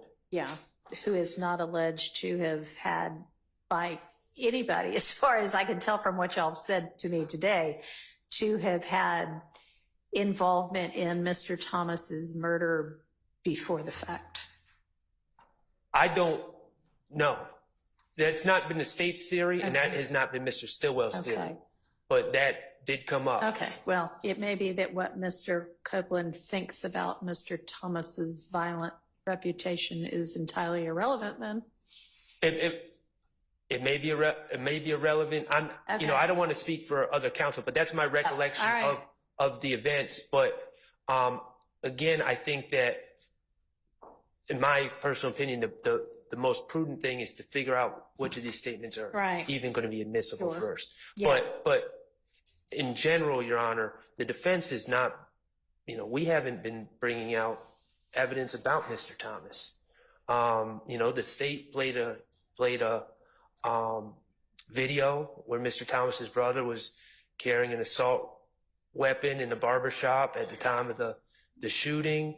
The state's witness said that Mr. Thomas had a gun and was shooting back at whomever shot at him on January 10, 2015. That's all come from the state's witnesses. It's been elicited through direct examination. It hasn't come from us. Okay. Your Honor? Yes. I wanted to briefly, if the court would permit, I found my notes just to give the court some examples. Sure. So these are from my notes, so the time hack should be pretty close. But for example, in the January 28, 2015 interview of Mr. Copeland at Atlanta Police Department headquarters, right around 7:48:13, which is the time that evidence reviewer uses, Detective Dennis asked, "What do you know about Nutt having anyone else out there?" I might have missed a word, either killed. There was some alluding to that. And Copeland, I have, says, "On Cleveland, don't know much about it. What about the boy on Auburn?" And Copeland says, "Who, Scooter?" And Detective Gaither, another APD gang detective, says, "Mr. Copeland, you know, tell us more." You start smiling. And Copeland says, "I heard something, but was not much. It's just like he did get caught up. Somebody had him killed." So it's that kind of, in the state's opinion, speculative examples of specific conduct. And that's why in the state's brief, that I know the court has reviewed these briefings, a April 2024 Supreme Court of Georgia case, Ward v. State, 318 GA 884. I used in Ward, it's dealing with kind of the outer limits when someone's claiming self-defense. I like reading Ward, one, because it's the highest court in Georgia and it's recent, but number two, not being able to use specific acts of the victim as character evidence, and even a self-defense allegation, which no defendant in this case has alleged that they shot Mr. Thomas in self-defense, it still establishes it must be through reputation and opinion only. And so the state's kind of, it's a two-part motion specifically. Character of the victim is rarely relevant in a murder trial. And two, if it is relevant, it has to be through reputation or opinion on some salient issue. And three, what Mr. Copeland's discussing about, to the state's understanding, is quite speculative even at that. But the state's position is specific bad acts, which murder, I can't think of a more concrete example of a specific bad act of a witness or a deceased victim than murder. So speculating about that, the state feels that's just classic improper under 24-4-404 and 24-4-405 alpha. Okay. Well, I plan to follow 24-4, 404, and 405. That's about as much as I can say about that right now until we get into specifics either. All right. But thank you for at least fleshing it out so I understand what we're talking about. All right. The state has a motion to compel defendants' compliance with the reciprocal discovery obligations and to exclude evidence intentionally withheld and not timely disclosed. And I had via email asked specifically as to the authorship of this particular motion and to have whomever authored this motion be present in court. The response I got back was Ms. Love saying, I will be present. Does that mean, Ms. Love, that you are the author of this motion? Yes, Judge. Okay. So I have some problems with some of the representations made in this motion. Specifically on page 3, the citation to U.S. versus Young, and then to U.S. versus Waddell, and then the statement, quote, a defendant has a duty, underlined, to disclose prior to trial and an ongoing duty to timely disclose, in bold, any evidence he intends to use as both impeachment evidence and as substantive evidence of innocence. See id, meaning see the above two cases, Waddell and Young. I've read both of those cases. Show me in either of those cases where there is a proposition that discovery and reciprocal discovery obligations of the defense applies to evidence that's going to be used solely as impeachment. I didn't say solely as impeachment. I said as both impeachment and as substantive evidence. Which implies that the use of it as impeachment evidence triggers the reciprocal discovery obligation. No, unless I wrote it inartfully. What I was saying. Well, you wrote it inartfully. I did then, because what I was saying was that it has to be both. That is the representation that all right. I made. And then when I amended it. I didn't see an amendment. I have a copy for the court. Did you fix that? What I did was. Thank you. Sort of elaborate on it, or yes, I guess you could say it was fixed. So you concede then that if evidence is going to be used solely as impeachment evidence, that there's no triggering of a reciprocal discovery obligation? Yes, that's okay. Yes, I was not saying that. I was saying. Good to know. My apologies to the court for that inartful wording. Okay. And what I said in the amendment, Your Honor, was. Did you email the amendment to my chambers? I did. Okay. Yesterday. Yesterday. Okay. Yes, well, that may be why I hadn't seen it, although I've been looking at y'all's stuff nonstop. Yes. Okay. It's in front of me now, so. So what our position is, Your Honor, as I state on page 3 of the amendment, is outlining what Georgia's statutory requirements are. Of course, the court is aware of what OCGA 1716 4C1 requires. Then I go down to subsection C on that same page where I cite Aggie versus the state 311 Georgia 340 at 343 and go on to say Georgia's discovery law does not explicitly apply 1716 4C to evidence used simply for the purpose of impeachment. Okay. And then I say it unquestionably applies to that second intended purpose, use as substantive evidence. And then in section D, Your Honor, I cite to relevant similar federal laws, pointing out that federal law requires the defense to provide the government with materials that are within the defendant's possession, custody, or control. Possession, custody, or control, my apologies, where the defendant intends to use the item in the defendant's case in chief at trial. And that's Federal Rules of Criminal Procedure 16B1 alpha. All right. So it can be used in the state's case in chief and maybe be impeachment evidence, maybe be substantive evidence, maybe be both. It's not where in the trial it comes in that matters. It's whether it's used and intended for use as substantive evidence or not. That is, yes. Okay. So as long as we're all on the same page with that, and I actually do think that to the extent anybody might want to take a closer look at what those distinctions are, I think it's Waddell, Yes. where the court actually says, hey, you know what, these can be tricky, these can be dicey. Here's what it means. Here's the difference between the two. So I would recommend for everybody's reading pleasure the court's exposition of that issue in the Waddell case. And in this amendment, I did correct the Waddell site. Okay.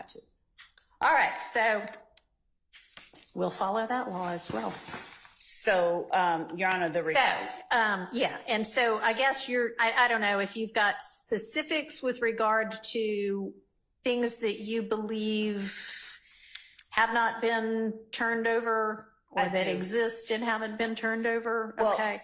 I cite, for example, in these amendment to the supplement on page 1, the first example was recordings that were held by counsel for defendant Williams of an interview conducted with state's witness Adrian Bean.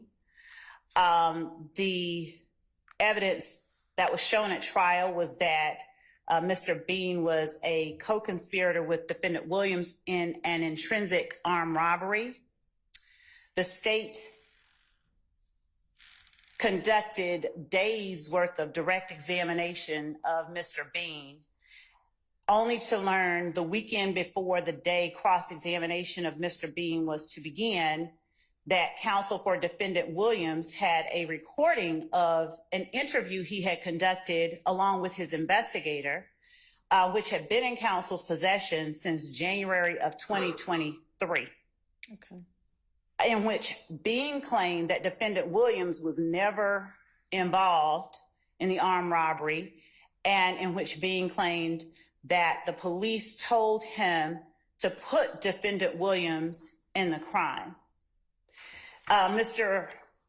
Williams presented this statement not just as impeachment evidence, but as substantive evidence, and further based upon information provided by Bean to the state upon information and belief. The recording that was given to the state was only a portion of the recorded statement at issue.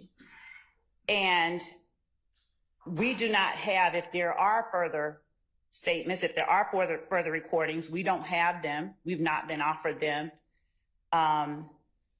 We don't know what they consisted of.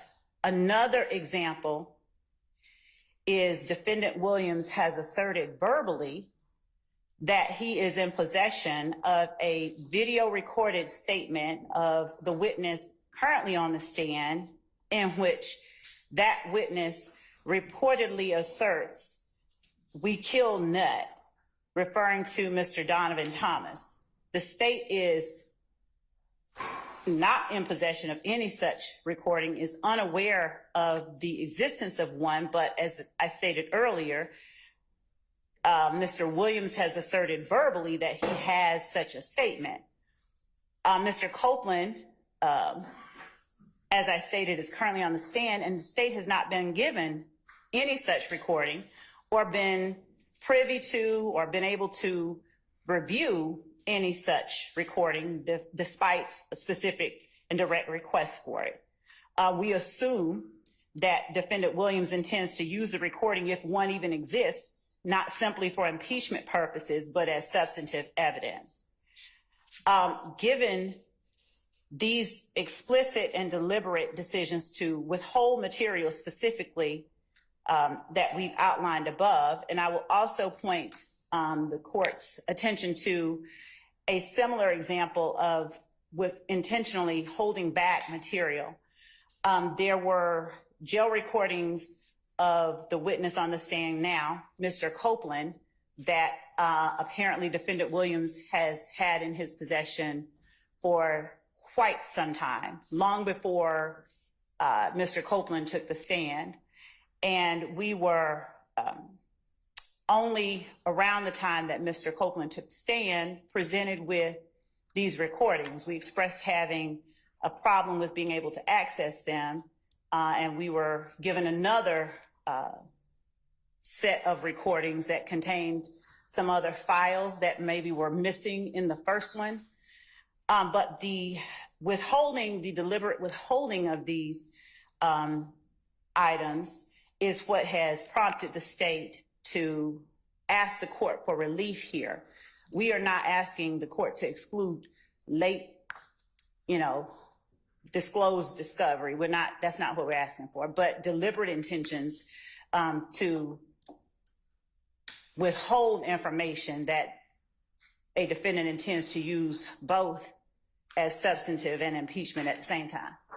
Evidence. We are asking for the relief that we have referenced in our initial motion. And if the court is not inclined, as we've stated on page 5 of our amendment and supplement to the state's motion to compel, we recognize that both Georgia and federal authority instruct that courts employ the least extreme sanction to remedy discovery violations.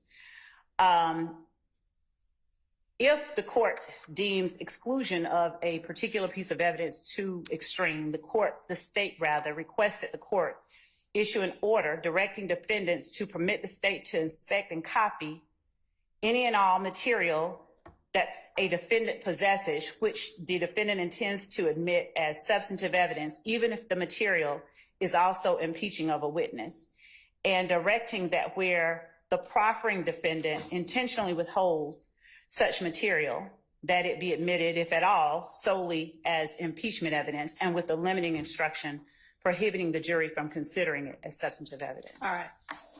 So, with regard to the 3 things that you outlined specifically, you now have the recordings of witness being, is that true?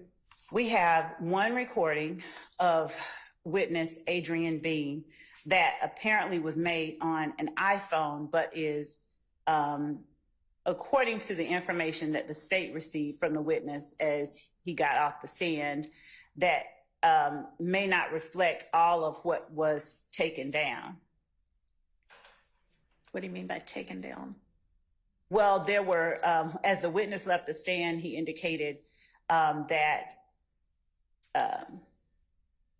and actually on the stand, he instructed Mr. Steele to keep it 100, implying that that's not everything. In other words, that what we were hearing was not everything. The recording itself was kind of degraded, and we were not, it did not appear to be one pulled directly off an iPhone the way that an iPhone would the quality of an iPhone recording would be. And I apologize to the court, but there was one more instance. D'Angelo White was a witness that the state put on the stand, who represented to the state that that counsel for defendant Williams recorded the interview, or appeared to be recording the interview that he conducted with D'Angelo White at the Fulton County Jail. We've never received any recording of an interview between counsel for defendant Williams or anybody else conducted at the Fulton County Jail. I believe I heard earlier reference today to,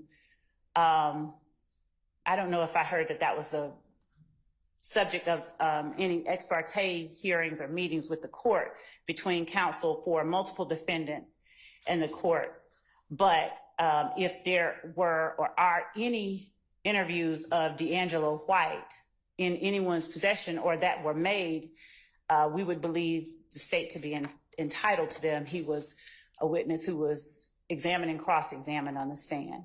So there were 4 instances. All right, well, he already has been examined and cross-examined? Yes. Okay, and no such recording was used? Right, they didn't. Okay, then why would y'all be entitled to it? It's just an example of something that we weren't aware of. Okay, but y'all aren't entitled to be aware of every aspect of a defendant's I don't case. disagree. You are entitled to something that would have been a recording that then gets used as substantive evidence, but it sounds like that did not. The court is right? correct. Okay, so that one doesn't They'll scratch matter. it off. Okay. So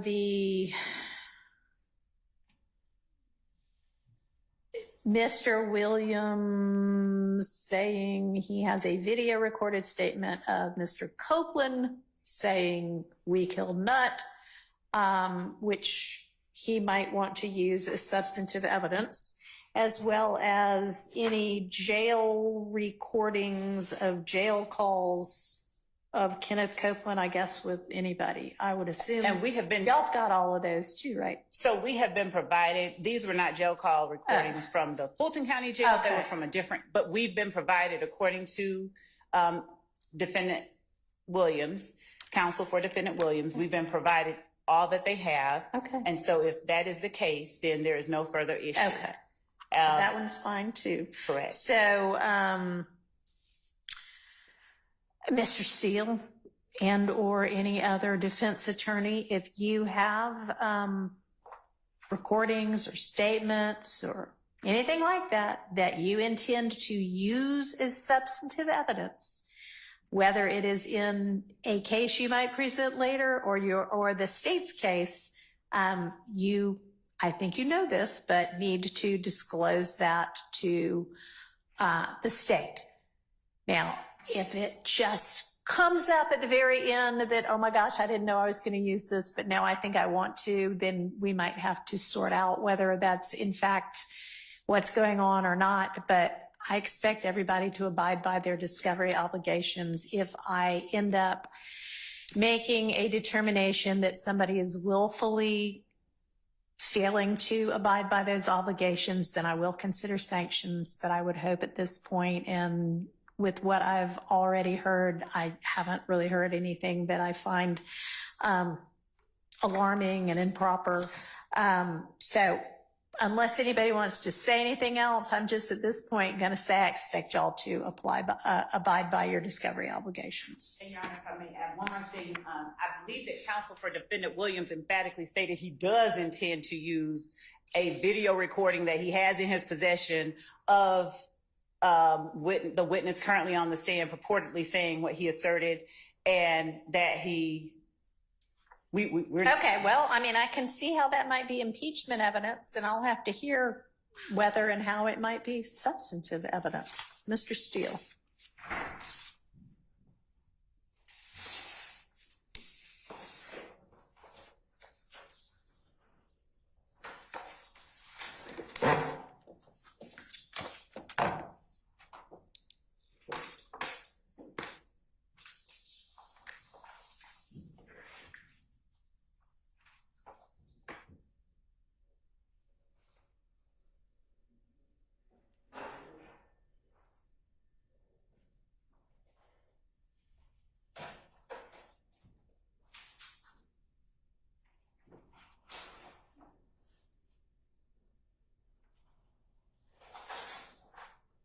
May I have 1 second, Your Honor? Sure.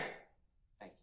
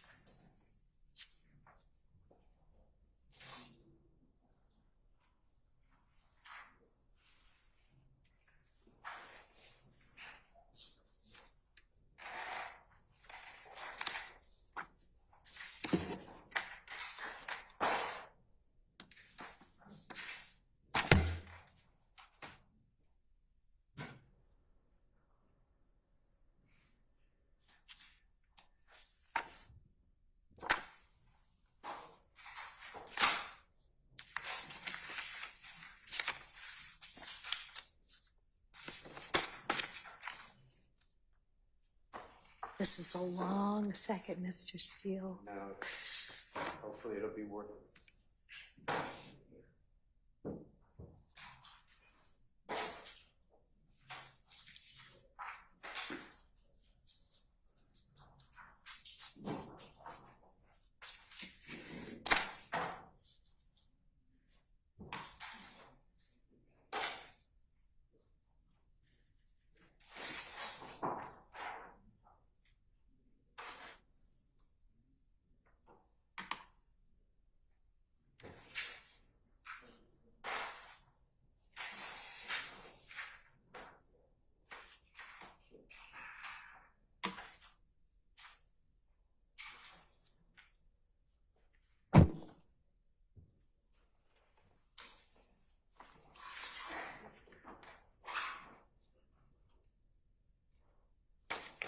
Your Honor, may I approach? Yes.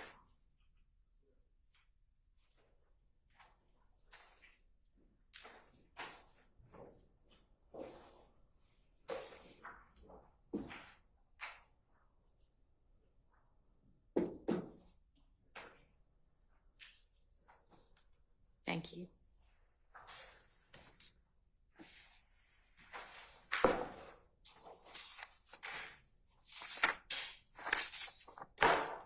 Thank you, Your Honor. So I believe that what the state has asked you to do and what you said from the bench about the law that will apply in this case is not accurate under Georgia law. Okay. I also, again, I'm not going to continue to repeat. I hope that you would take it the way Judge Glanville did. I have all objections to any proffer made by District Attorney Love. They are not only wrong, but I'm going to show you why they are knowingly wrong. This is the 4th time we're having the same hearing. I know you're not here privy to this. Okay. What Prosecutor Love did not tell you is the Georgia law that I've already handed to them. Judge Glanville has ruled on this 3 times. Okay. Every time telling the state the same thing, that they're wrong. So I'll go through it for the 4th time that Ms. Love intentionally, I assume, she has a memory of this because she was here. I handed her all these cases. So I assume that she's doing it intentionally. First of all, what she has told you about the case in your reading of Waddell is not accurate. The original case that the state is using is a case from the 4th Circuit called United States versus Young. Young is what Waddell talks about. Okay. If the Honorable Court would look at United States versus Harry, which should be in your package. I may not have put this in perfect order because one of them were not stapled, but you should have the United States. Okay, and Harry is Harry, and it is 2014 U.S. District Lexus, which is Lexis 160233. And what happens in the Harry decision is the district court judge in New Mexico analyzed a beautiful analysis of the Young case. And that starts, Your Honor, on page 11 of 17 of the copy I've given the Honorable Court and the parties. And if you can turn to that page, if you don't mind. I'm there. On the left-hand side, the first full paragraph. And it reads, in United States versus Young, which is Y-O-U-N-G, the 4th Circuit did not explain its decision, but held only that the district court did not abuse its discretion. The holding in United States versus Young may be explained by the fact that the 4th Circuit was applying the previous version of Rule 16, which used the term evidence in chief. Unlike Judge Friedman in United States versus, and I'm just going to spell it if you don't mind, HSIA, the 4th Circuit did not define evidence in chief as case in chief. And then it goes through defining case in chief. The advisory note, I skipped 3 lines, Your Honor. The advisory committee notes to the 2002 amendments state that the change from evidence in chief to case in chief may be substantive in nature. The term evidence in chief may have, as the 4th Circuit held, encompassed both the parties' case in chief as well as a party's non-impeachment cross-examinations. Even if the term evidence in chief encompassed all non-impeachment evidence, including cross-examination, this broad term does not mean that the term case in chief does as well.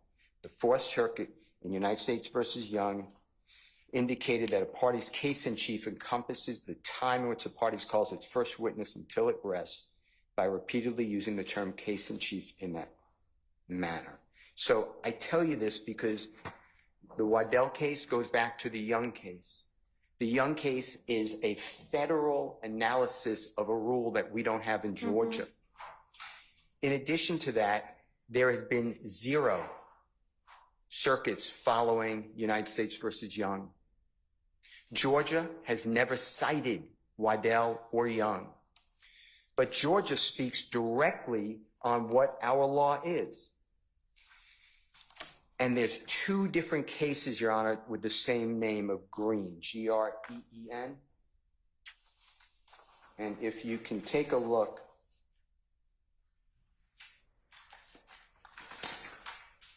at the most recent Green case, which you should have in your package. Yes.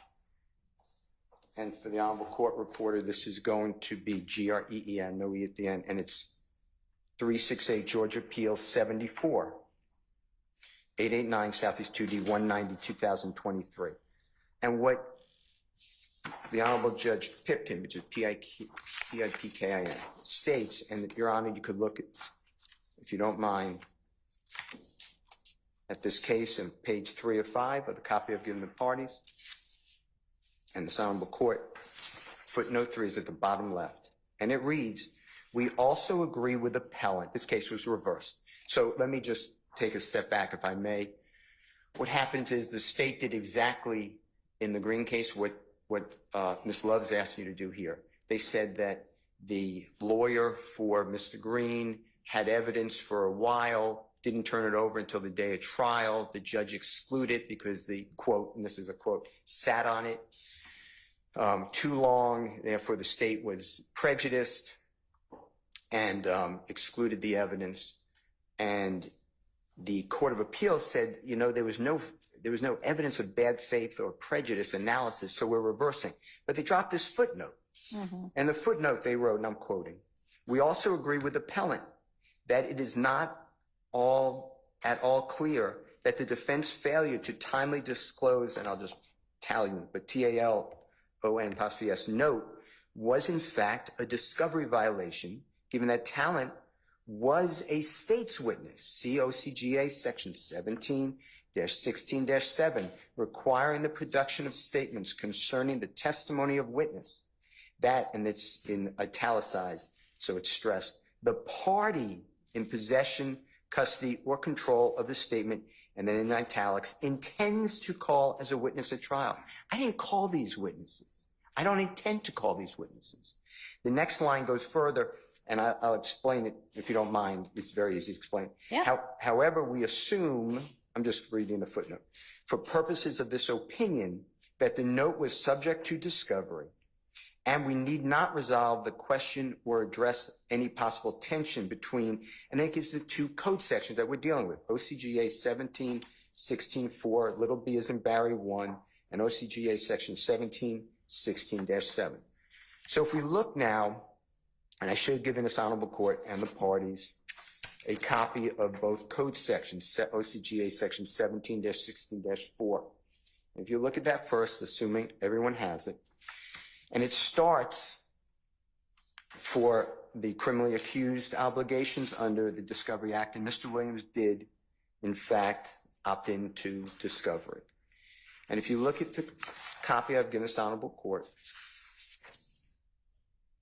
and the parties, it starts on the very bottom of page 2, but it just says B as in Barry, but it really goes over, Your Honor, to page 3. And that's where the 1 is in 17-16-4 in the copy I've given.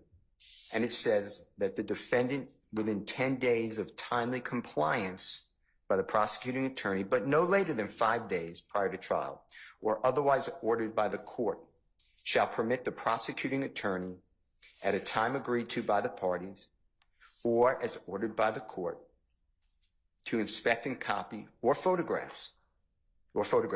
books, papers, documents, photographs, tangible objects, audio and video, tapes, films, and recordings, or copies or portions thereof, and to inspect and photograph buildings or places which are within the possession, control, custody, or control of the defendant.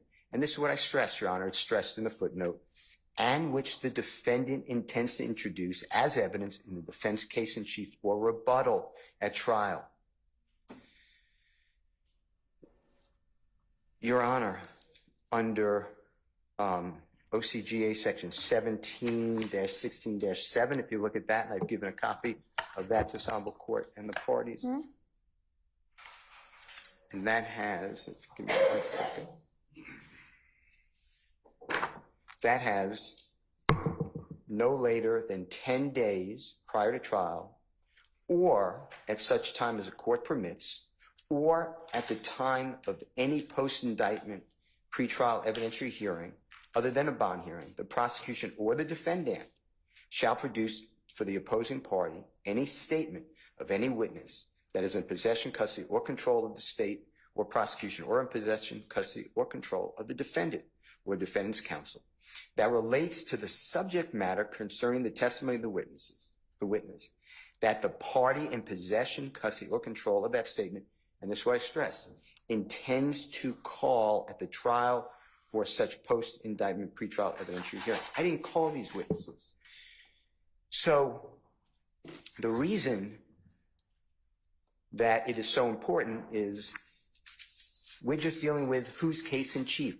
Georgia doesn't have the pre-2002 Rule 16 analysis that was done in United States versus Young. This is not even close. Page 5 of 7, and Your Honor, I am now in the other green. So it is GREEN versus State, but it's 307 Georgia 171, 835 Southeast 2D 238. It's a 2019 case. No relation that I know of. It's in Division 4.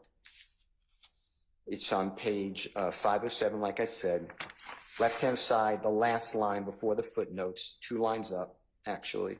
It says, however, that is not what Georgia law requires. As provided by the plain language in 1716-4B2, the statute does not require a report to be prepared and made available or served unless the defendant intends to introduce in evidence the defense, I apologize, in the defense case in chief or rebuttal the results of the scientific test or experiment.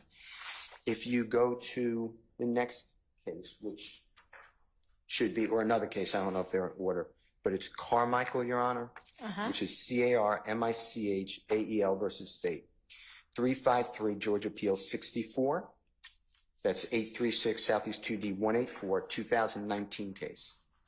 And Your Honor, if you can turn to, from the copy of Guinness Honorable Court and the parties, page 7 of 8. And Your Honor, this is on the left-hand side, the first full paragraph, but counting from the bottom. 1, 2, 9 lines up on the right. I am quoting from our court, and this is just one case. There's so many. Just before the state rested its case in chief, the trial court instructed the jury that when a stipulation is entered into the facts, as to facts by the parties, you can accept those facts as being true without further proof. My point is, their case in chief is, it's a term of art. It has a distinct meaning. Yes, and if you go back to the Harry case, it's actually a fascinating case to read. It's an enjoyable case to read. They go through case in chief versus evidence in chief, and they talk about specifically all the U.S. Supreme Court cases. It's on page 8 of 17 of the United States versus Harry, Your Honor. It's a well-written, it's really a good job. On the left-hand side, the first full paragraph on page 8 of 17. And the district court in New Mexico wrote, courts have repeatedly used the term case in chief to refer to the part of the trial between the time that a party calls its first witness and when it rests. And then they go through all these United States Supreme Court cases that talk about that. I mean, it's not even an issue. So I, for the fourth time in doing this, the state then has, or the court said that wants to know about Waddle. Waddle is different. Waddle specifically, and I assume that you have the case because I heard you refer to it. If not, I can get it. I do. So in United States versus Waddle, which is WADDELL, and it is 2016, 2006 in U.S. District, which is DIC period, Lexus, LEXIS 68748. It was decided and filed on May 25, 2016 by the District Court in Southern District of Georgia in the Savannah Division. Your Honor, if you go, and I'm not saying we have the same copy, so this is on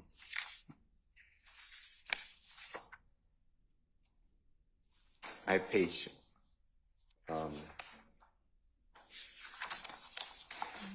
maybe what page of the slip opinion? I'm trying, I think it's page 11 is what I'm looking at. It starts out with one final point. Okay. So the Waddell case, the judge said, no, you don't have to give it over. But if you're lying, that's, I think, I'm not saying that's right. Now I read it. Yep. Then you're going to be in a lot of trouble or something to that effect. But what happened in the issue in Waddell was they were talking about a statement given to the accused before the indictment. So it wasn't done under the auspices of work product, where the lawyer goes out and interviews witnesses. What Ms. Love tries to do is, I would have a chilling effect. I interviewed every witness that would talk to me. I interviewed everybody. And what Ms. Love is saying is, give me your work product. If I'm not going to use it, The way I understand the law, unless you tell me differently, I'm not giving it to the state. So That's my understanding as well. So when she says, Mr. White, and I heard what you said, they didn't use it, why would you ever get it? That's exactly right. I hardly cross-examined Mr. White.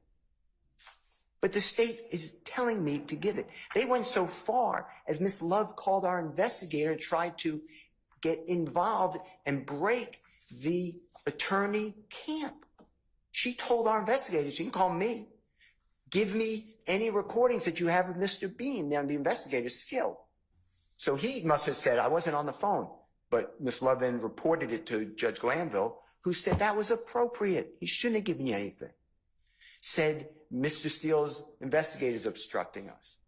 This is so wrong of the prosecution. 4 times I've given the same case. 4 times I gave that Green case. 3 times Judge Glanville ruled. In addition to that, there's factual, not only, am I rejecting, I am never taking Ms. Love's proffer. Okay, so she says that I said, I don't talk with Ms. Love, by the way, if you didn't know that. So I never said anything to her. But that I said. Is there somebody on the state's case that you are able to talk to? Yeah, Ms. Willis. All right. Well, okay. On Go ahead. the second page, and I'm just looking at the amendment to supplement, on page 2, in the center of the page. Right. And I should start above, but I'll get to that if you don't mind. For another example, Defendant Williams, it's me that she's talking about, has asserted verbally that he has a video recorded statement of Kenneth Copeland in which Copeland reportedly asserts we killed Nutt, referring to Donovan Thomas. But let me tell you how that happened. I never said that. Ms. Hilton sends an email and says, upon interviewing Kenneth Copeland, we found out that he put out a social media recording that he killed Nutt, or we killed Nutt. It's in writing. Can you please give it to us? We can't find it. The most I may have said, which I don't have a memory of saying anything, is I'm not giving you anything. If I use something, I'll use it in court. That sounds like something I would say. To these prosecutors, to other people, I would say, you're going to have to, I don't have to give that to you, and I'm not going to be able to talk about that. I never said, I verbally asserted that I have anything. But if I do, I'm going to say the same thing that I'd always say. I'm not giving it to them. If you tell me to do it, I'll do whatever. But I'm not going to give them anything because I don't have to. That would be impeachment. Mr. Copeland, before the 12th day of June of 2024, specifically was asked by Ms. Hilton, did you kill Nutt? And he said no. That would be impeachment. The next one, that I did not give over Mr. Copeland's jail calls until recently. Let me tell you the truth. October 2023, I gave jail calls of Mr. Copeland to the state. October 2023. The state doesn't raise this until more recently when Mr. Copeland is a witness. They want me to tell them which jail calls am I going to use to impeach the man. I said I'm not going to do it. Judge Glanville said you don't have to do it. I'm not going to do it unless you tell me to, but I don't understand how I'm doing this. And then to stand here and say I just gave it to him is preposterous. In addition to that, then we go to the first one, Mr. Bean. Mr. Bean testified for days. This case, Your Honor, has taken so long. I don't know how long he was on the witness stand. It would not shock me if he was there for 3-4 days. All he said was, I don't recall. That's what he said. I don't recall. Did you say this? I don't recall. I don't recall. So the state got in his prior statements to Detective Quinn. Well, I impeached him. He gave me a statement on recording. The state then doesn't ask Mr.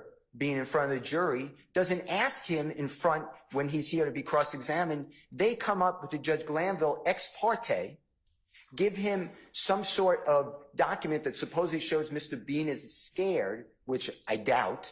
This is just me, doubt out of no evidence. And then in the middle of that document says that Brian Steele and his investigators, I'm not quoting, were in a car with Mr. Bean and his son, and Brian Steele was telling Mr. Bean what to say, and his son has that on recording. That never happened. That never happened. But what Ms. Love was allowed to say in front of the jury, believe it or not, did Mr. Steele stop and start that recording? Mr. Bean said what he always says, I don't recall. I objected outrageous. Outrageous. It just flows right through. The same way Ms. Love stands here today and says it's hard to hear, or whatever her words are, hard to decipher on an Apple iPhone. That did not happen. It is offensive. The legal analysis is wrong. There is no distinction in Georgia on substantive or impeachment. What you were told is wrong. And this lawyer knows it, because she sat here in court and I did the same thing without being tempered. All right. That's 4 times. Thank you for clarifying that. Your Honor, may I briefly respond? Yeah, when Mr. Steele clears the area. Yeah, go ahead, Ms. Love. Thank you, Judge. Do you have any Georgia law that represents what you have asserted in your motion and amended motion? Your Honor, that's just it. I have been clear in my amended motion, and Which to the I extent that just it wasn't. got a copy of. Yes. Okay. And also, I just want to say that no Georgia law that. right, Georgia law does not define. It does not define case in chief. It does not break We it all down. know what a case in chief is. Don't we? I think we all know what a case in chief is. Is there any support for your assertion that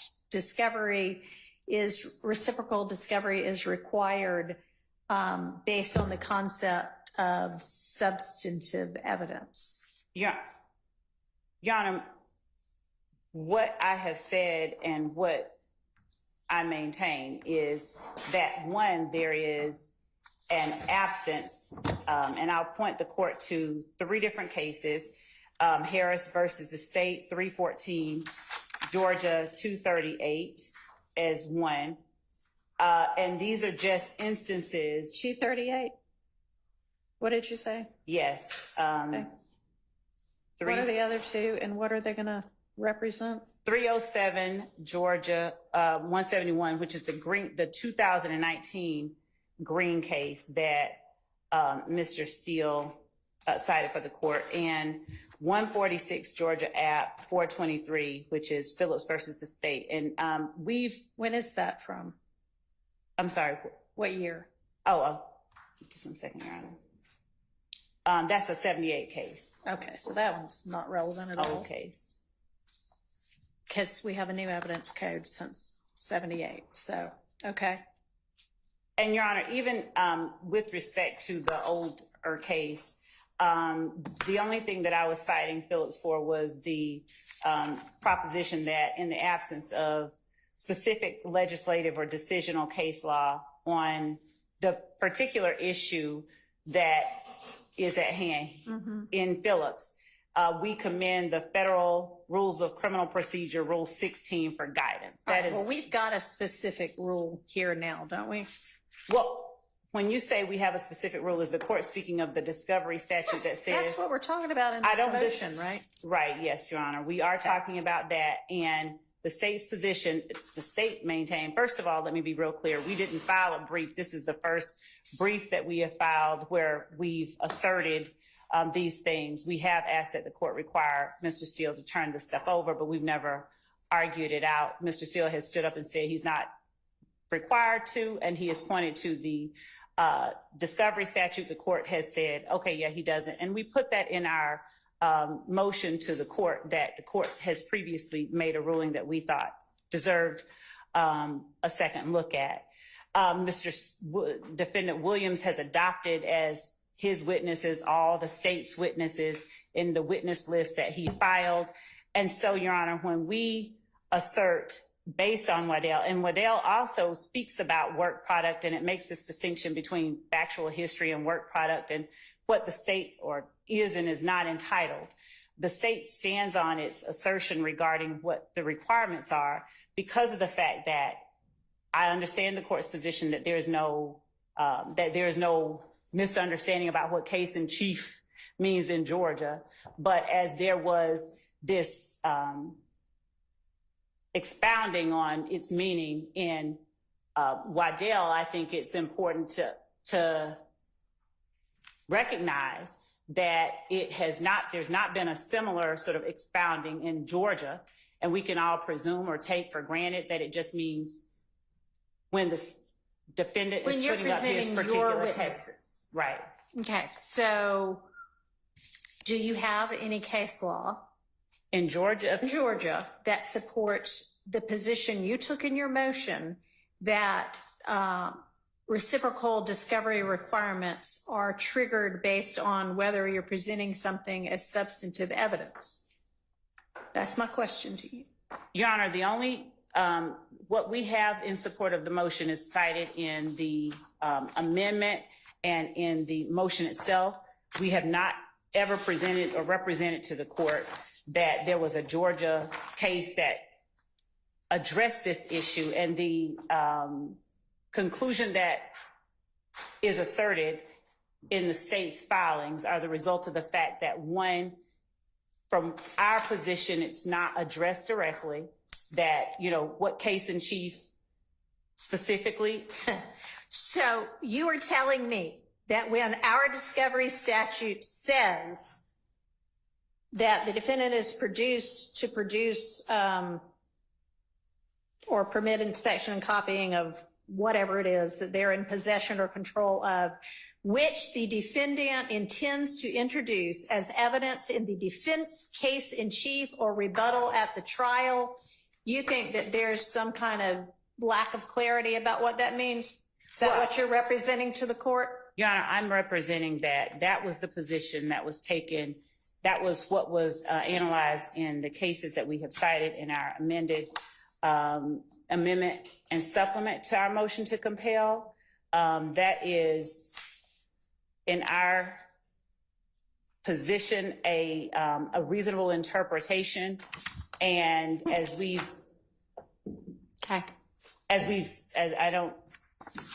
said in our filing, Your Honor,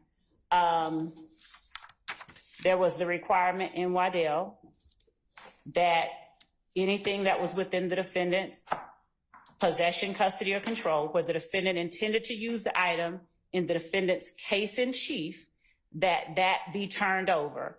The Waddell court, Your Honor, in analyzing the meaning and understanding of case in chief, as the court correctly pointed out earlier, said that if it is going to be used as both impeachment and substantive evidence, that constitutes case in chief. From there, we made the assertion, the state's position, that if the defense intends, because there's nothing in Georgia law that analyzes it at this level, if the defense intends to introduce evidence as both impeachment and substantive evidence, then they have a duty to disclose it. And that is the origin of the state. That is the basis for our position. If you're and have you heard Mr. Steele argue 2 or 3 times before that that's not at all what Georgia law means?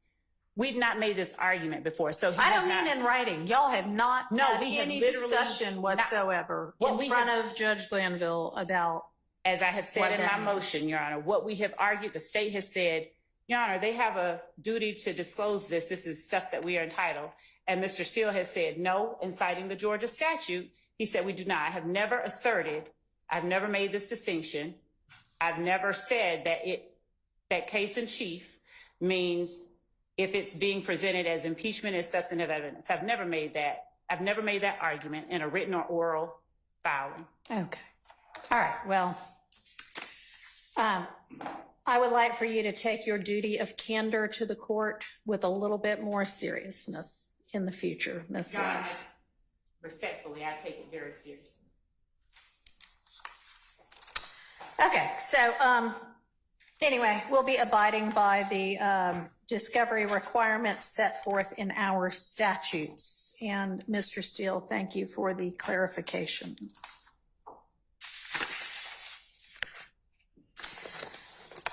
All right, I think that brings us to the issue of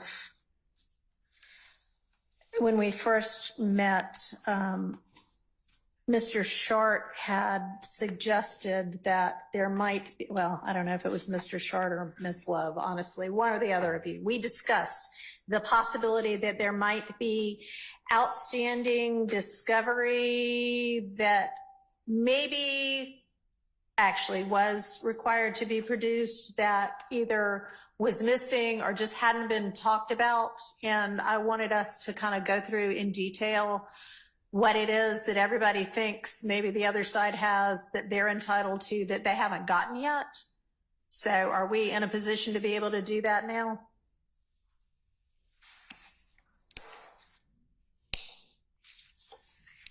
If not, we can do it tomorrow or the next day and we can move on to, we've got other stuff to do too. Which exhibits have actually been admitted, if that's an easier one for this afternoon?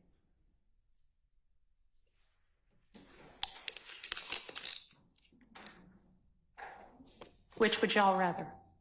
We got to do them both, so I don't really care which order we take them in. Speaking for the majority on this side of the room, we'd ask if we could take that up tomorrow. Okay, so can we do then today? I think Mr. Steele provided sort of as a starting point a list or a chart or a spreadsheet or something of his understanding of what exhibits have actually been admitted.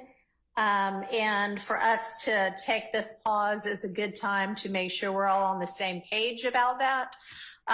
And I know that Ms. Weaver, the court reporter, had at least provided to me, but I don't know whether she copied y'all or not, a couple of places based on that chart where she thought she wanted some clarification, or she thought maybe it had been talked about but not actually admitted, so we can go through all of those. Do y'all have that, or do I need to get y'all that? Your Honor, we have that. I believe that might be a rough draft. We have been keeping a list as well, and Okay. we've been referencing the recorded proceedings to ensure that we are accurately keeping note of what has been and hasn't been admitted. As I stated earlier, there have been instances where it has been proffered that evidence has been admitted, it has been tendered, that has not been the case. So we are still, and we would ask that the court allow us to get a little bit further along in checking all of these exhibits. All right, so what has really and truly been admitted. so the question was, do y'all have the kind of response from Ms. Weaver about her take on a couple of discrepancies? Okay. Ms. Persfield, could you share that with everybody? And I was hoping that we could do this today. If the state is not ready to yet, you know, I want to try to take us to the end of the day because we have a lot of work to do. Maybe there's something else that we still need to cover that we could cover today. Judge, we are going through each piece of evidence, and we are comparing our record with the actual physical piece of evidence that we have submitted or the defendant has submitted. So that endeavor is... I'm sure it's time-consuming, voluminous. And we have endeavored to make certain that it's accurate. So... Well, that'll be helpful. We would want that. All right. So, Ms. Percifield will email out to y'all all the couple of comments that Ms. Weaver, in her looking back, believes might be inaccurate on the chart that Mr. Steele has put together and shared with everybody. So y'all can take a look at that. We can deal with it tomorrow. I know one thing that we're going to need to sort out. Ms. Weaver had mentioned that there are times when, and I think she said it was, I don't know who, but somebody on the defense side, or maybe more than one person on the defense side. I don't know if the state's doing it as well or not, but you will approach a witness with a laptop and show them something on the laptop and ask them about it. And that it is difficult for the court reporter to then sort out what was that exhibit actually. And I don't know if anything has been admitted that way, but I do know that the prior judge, there is an administrative order filed in April in this case that requires all evidence offered by any counsel be submitted to the court in physical form and marked as appropriate at the time of its admission for it to be properly made a part of the record, and directing counsel to provide physical copies to the official court reporter, who now obviously is no longer Ms. Weaver for going forward. It is going to be our new court reporter, Ms. Winfrey.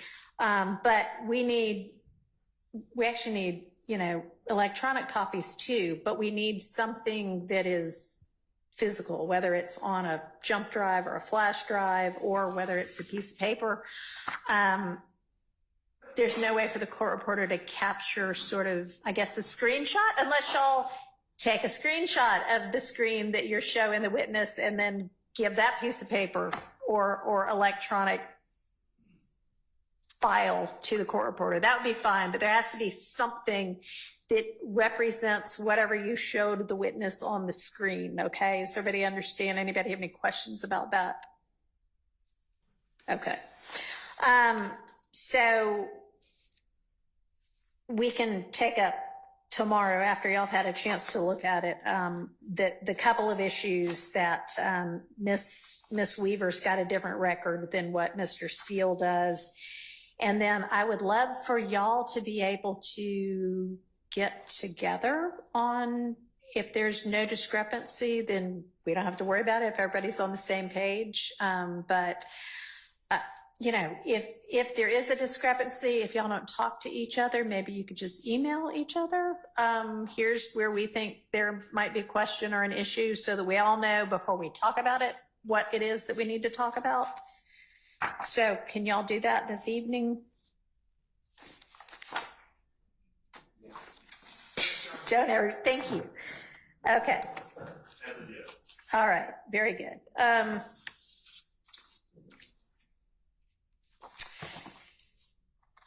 All right, the state has provided an updated witness list, which is still fairly long. And I would like to know from the state, does that list include, is that just the witnesses that have been called yet that still need to be called, or does that include everybody, the witnesses who have been called and those who are still to be called? Your Honor, that includes the witnesses that need to be called. Some have already been called, but those are everyone moving forward. There were a few you highlighted and said we may recall these. So that is 105 or so witnesses still to go, though? Yes. Okay. And is that with y'all narrowing it down and picking only the witnesses y'all need? Yes. Okay. Well, we'll see. But, all right, are there any other, we've got to figure out how we're going to deal with Mr. Copeland's sort of redo. But are there any other motions that I haven't gotten to yet today or mentioned today that are outstanding? I emailed Your Honor's chambers regarding motions that I filed and because I did not have access to Odyssey and I could not pull them off the internet, and I did not have the file copies on my computer. I identified what they were, but they were noted. Essentially, I would think they're titled notices of objection. They were regarding, Your Honor may or may not know this, there was a wiretap in this case. There's, and then also my client's phone, actually 2 phones, were extracted and dumped. So there's numerous phone calls, texts, emails, things of that nature that are on either the wiretap that were intercepted, some involving some with my client as a part of those communications, some not, as well as all the things that are typically on a cell phone that deal with someone's essential life on an electronic device.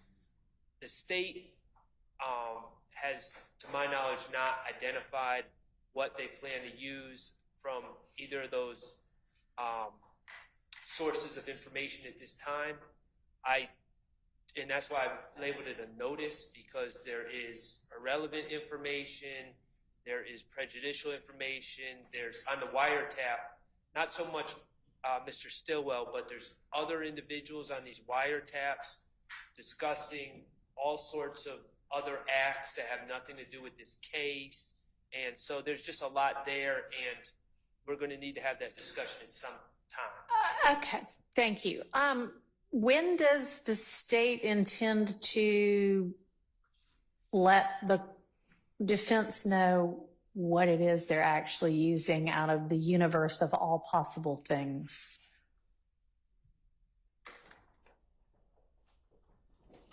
Your Honor, what I think that we have represented to the court previously is that prior to, I believe we had said at least a week before, because there is a large volume, to say the least, of calls within the jail calls and within the wiretap that are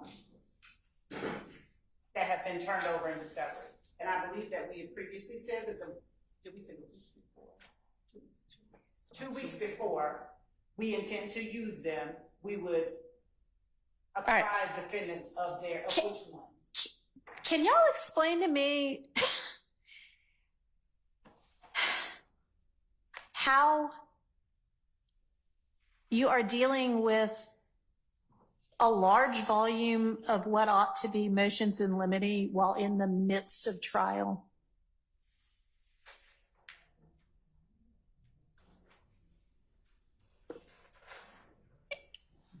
And still being in any way efficient with the jury's time? You're not, essentially. Okay.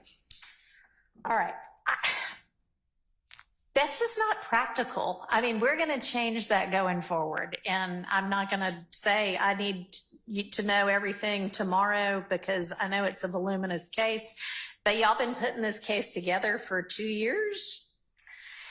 And you ought to know, I mean, you clearly know what witnesses you're going to be using. And you've given me, you know, kind of a very broad idea of what exhibits you intend to use with those witnesses. But I don't know that if we're just every other week saying, okay, let's figure out all of the evidentiary issues that have to do with the next 2 weeks worth of witnesses. We can do that in one day on a Friday. We just can't. So we're not going to be able, I mean, we all know that we've got this week. And we know that the jury has already been told before I became involved that they essentially have the week of, what is it, August 19th out. So, you know, this week might be taken up pretty much with sorting out the 2 things I just mentioned, and then sorting out all of the evidence that goes along with Mr. Copeland, because he's our next witness up. But the week of August 19th, we need to be plowing through a whole lot of other evidence, not just what's coming up in the next 2 weeks. We need to be covering the next several months, which ought to be, frankly, the end of this trial by then. I mean, it should not take another 7 months. It shouldn't. Whether it does or not, I don't know. But so the state needs to produce in much more detail a much more winnowed down but comprehensive list of what the evidence they intend to use with each witness is going to be, so that the defense can see it, evaluate it, make whatever evidentiary objections they have to it, and the court can have some time to view the evidence, listen to the evidence, whatever the evidence is, and evaluate the evidentiary issues, so that we know by the time the witness gets on the stand, here's what is coming in. I mean, for the most part, it's a trial, but what's coming in and what has already been excluded. So do I need to be more explicit about that, or do y'all understand your marching orders? Yes, we understand what the court is asking. All right. So, like, I feel like I need to be more explicit about it, even though I know y'all understand. By the beginning of next week, I want to see, at least the next 30 witnesses worth of evidence, okay? And then maybe by the end of that week, the next 30. Okay? All right, and we're going to plan to be here all of the 19th, and I don't know when else we're taking breaks, but okay, so that's that. Can I ask a clarifying question, Your Honor? Yes. And Mr. Adams and I, Attorney Adams and I filed, I think that motion, it was not helpful just to say like witness Kenneth Copeland, jail call, social media. I think you just covered that though. Well, in fairness to the state, I do think that when I asked them for that, I said kind of broadly, let me know what evidence. And now I'm asking for it in more detail, just because practically speaking, in the middle of a trial, we've got to sort out what evidence is admissible. And ideally not while the jury's sitting there waiting on us. No, that's perfect. Okay. We appreciate it. The specifics will make us roll better anyway.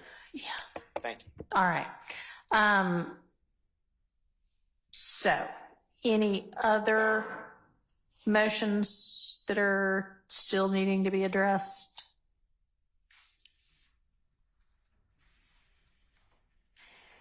And y'all, it's 3:30 and I plan for us to do work until 5:30, and we can take a little break, but I'd really like for us to figure out something that we can make some progress on for the next 2 hours. So let's take a 10-minute break, be back, well, it's 3:34, be back at 3:45, and y'all think in the meantime, all right, what can we use this time productively to do? Thanks.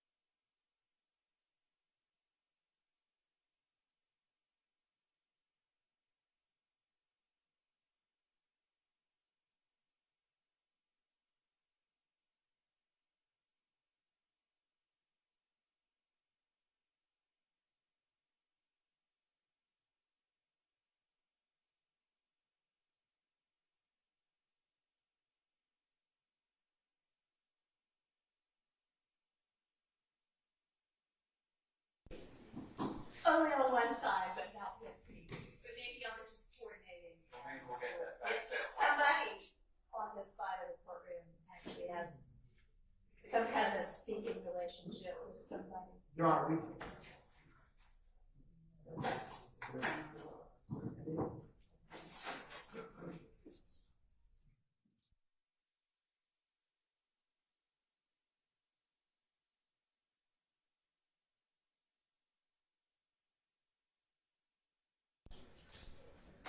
All right, attorneys, try to be back by the time I say be back, okay? Try to be back by the time that I say to be back. Yes, Your Honor. Thank you. There we go. Because I want to be efficient with y'all's time too.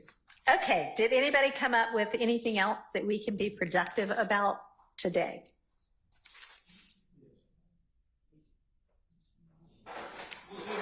All right, what is it?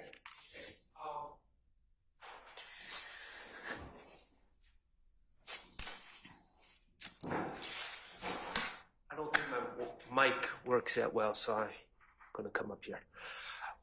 There are, way back when, and we're looking for the filing right now. Okay.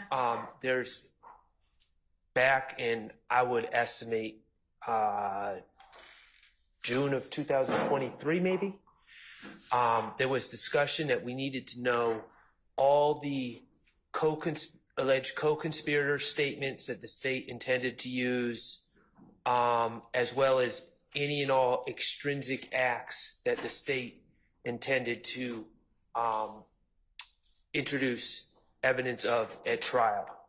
My recollection, and I would defer to that filing, was that there was only 3 801D2E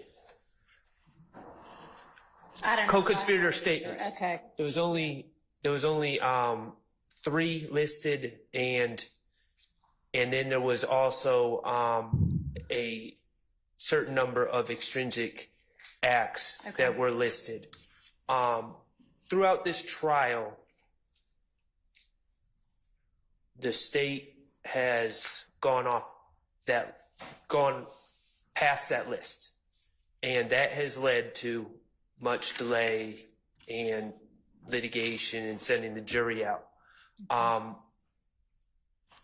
So I think that's something we could discuss. Okay. What if that is the entire list, which I submit it should be, we could discuss that. Also, there are, and I don't know if this falls under the discovery that we were going to talk about tomorrow, we are missing the reports of many experts. Okay. That the state plans to call, is my understanding.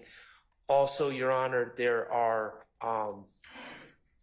in this case, the state, I believe, has announced that they plan to call 5 different gang experts. And they've called 3 at this point, is that right? I believe that is correct. I believe Okay. it's 3. So maybe explore what, if anything, the other 2 are going to add. And not only that, but the state has announced the intention to call a few of them multiple times. Okay. So that is another issue that's continuously come up in this case. Am I missing anything from our list?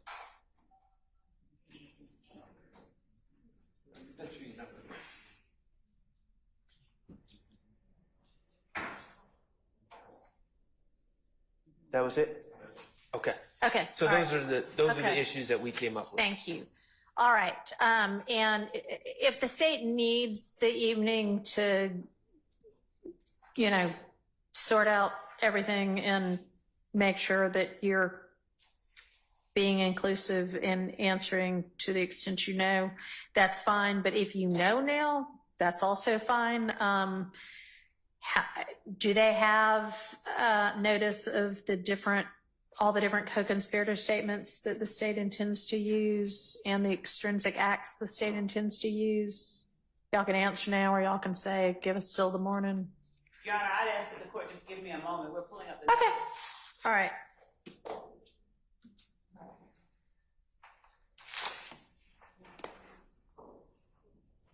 And while y'all are looking, I'm just going to make a general sort of admonition to not the parties in counsel, but anybody that wants to come in here to watch this case that, and I mentioned before, but I don't know, I may have to mention it a couple of different times. I don't expect there to be frequent up and down, in and out. That's distracting. So try to keep that to a minimum. There shouldn't be any talking in court other than the parties maybe whispering between the attorneys and the clients in the court. If you're watching the case in here with us, and you need to say something to somebody else, step outside to do that. There doesn't need to be any it's just distracting. There's a lot going on and there's a lot to pay attention to. And when we've got other conversations going on, it's that much harder to focus on what we and I need to be focusing on. And I also want to make clear that the deputies in here have my full authority to manage this courtroom. So if they give you an instruction, you need to abide by it, okay? And I'm not talking about or to anybody specifically in here right now. Just some things I've noticed so far. And I, again, will probably make that announcement a couple of different times in the upcoming weeks so that everybody is clear on what the expectations are.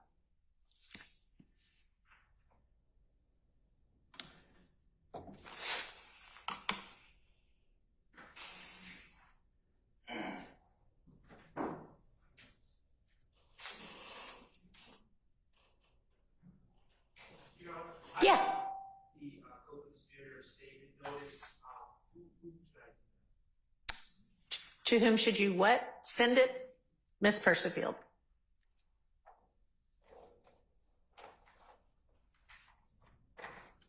Your Honor, to the extent that the court's question was specifically, have we noticed the defense of the evidence of intrinsic acts? Is that the question that the court asked? No, maybe it wasn't very artfully formed, but to the extent you can, to the extent you know, and hopefully you know since you're in the middle of your case, I would like for you to make sure that you have given the defense notice of whatever co-conspirator statements you intend to use, and then separately, whatever extrinsic acts you intend to prove. Okay. Okay. Good. All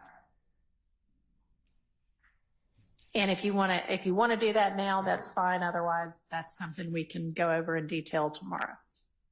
Judge, I'm looking at I'll start with just the intrinsic acts, and I'm looking at 51 of them. I'm not sure about the 3 that were referenced, but within the intrinsic act notice that we filed on November the 6th of 2023, okay, we made specific references to 51. And we also said acts contained within this non-exhaustive list. We referenced that the list was non-exhaustive, and we noticed the defense of the state's intent to introduce evidence of these particular acts. If the court will permit me one moment, I just wanted to call the court's attention to the November 6th. Okay, so given that you noticed 51 but said it was non-exhaustive, that sounds like there might be others. So at this point, can you make the list exhaustive? Yes. Okay. And then the 3 was co-conspirator statements.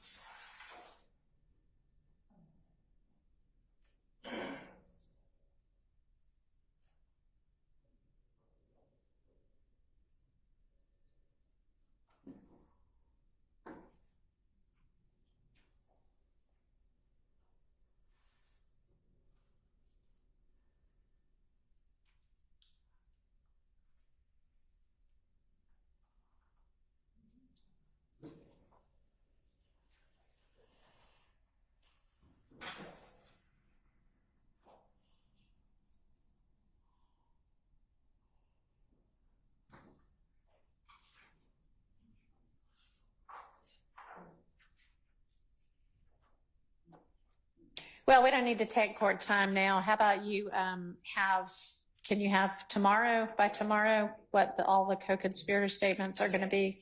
And then how much time do you need to make the other list exhaustive? Okay.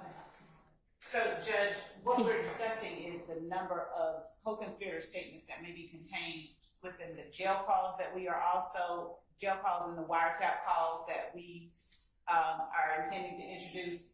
And so, to the extent that we reference simply what we filed, we can present that, but we would ask the court to allow us to address on the week that the jurors are out. The 19th?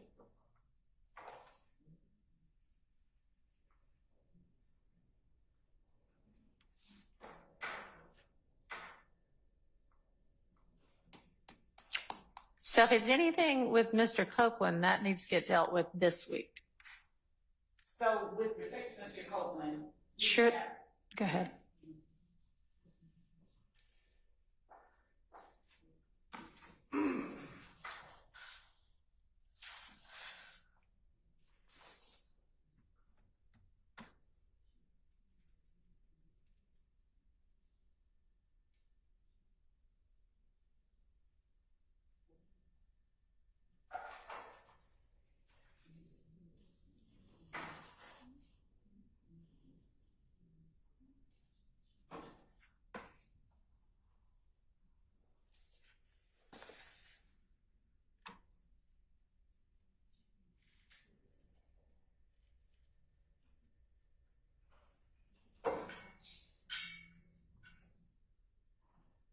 Okay, Your Honor.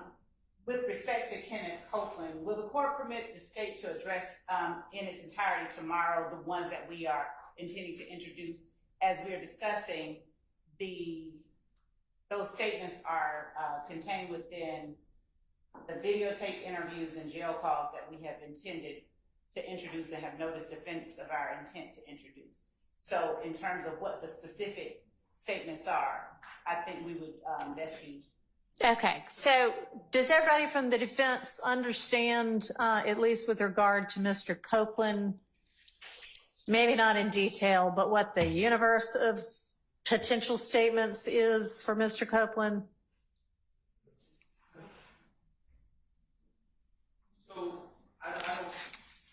I mean, y'all had gone through a lot of this and hashed it out once already, and you might not have gotten through everything, but y'all had done various statements and gone through in detail on what was in and what was out. And I know we might have to do that over again, and then there are jail calls that y'all had not reached yet, but I think the state had represented, there were 5 or 6 of them, and y'all know which ones they are. So that y'all all know, right? So we know about the jail calls, Okay. that assuming that the state's not expanding that list. They're not going to be expanding that list, are you? And Not the jail calls for Mr. Copeland, no. Okay. And when they say noticed of things that are in a statement or past statements, I am aware that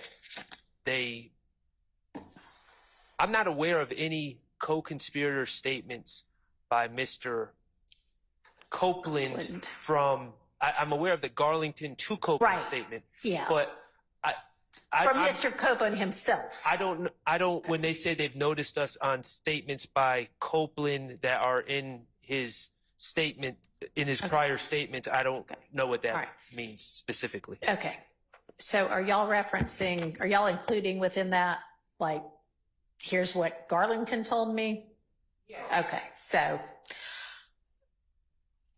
all right. So that y'all do have, and how many of those are there? How many statements of Garlington to? How many co-conspirator statements from any alleged co-conspirator are there that y'all are going to be introducing through Mr. Copeland? Or potentially introducing through Mr. Copeland? At least 3 co-conspirator statements, 2 from Garlington that is contained within the June 10th interview. And then there's a jail call with Mr. Copeland and other unindicted co-conspirators as well. Okay. So defense. If there's more, we can correct that tomorrow, but. Okay. I'm thinking of- All right. So take a look at it tonight and make sure. Okay. And then with regard to the other acts, do you want me to I think it would be a good idea to have a deadline for giving the exhaustive list over. So do y'all want to make a suggestion as to how long y'all need to do that? Just 1 second, Your Honor.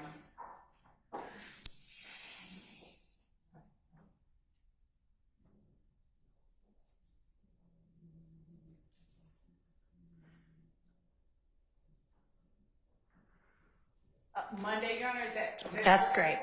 Yes, that'll work. So that'll be Monday, August 5th. For the intrinsic act. Yes. Okay.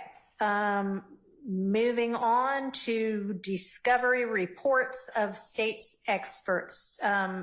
Did you know specifically which reports or which experts you feel like you're missing reports from? Yes. Okay.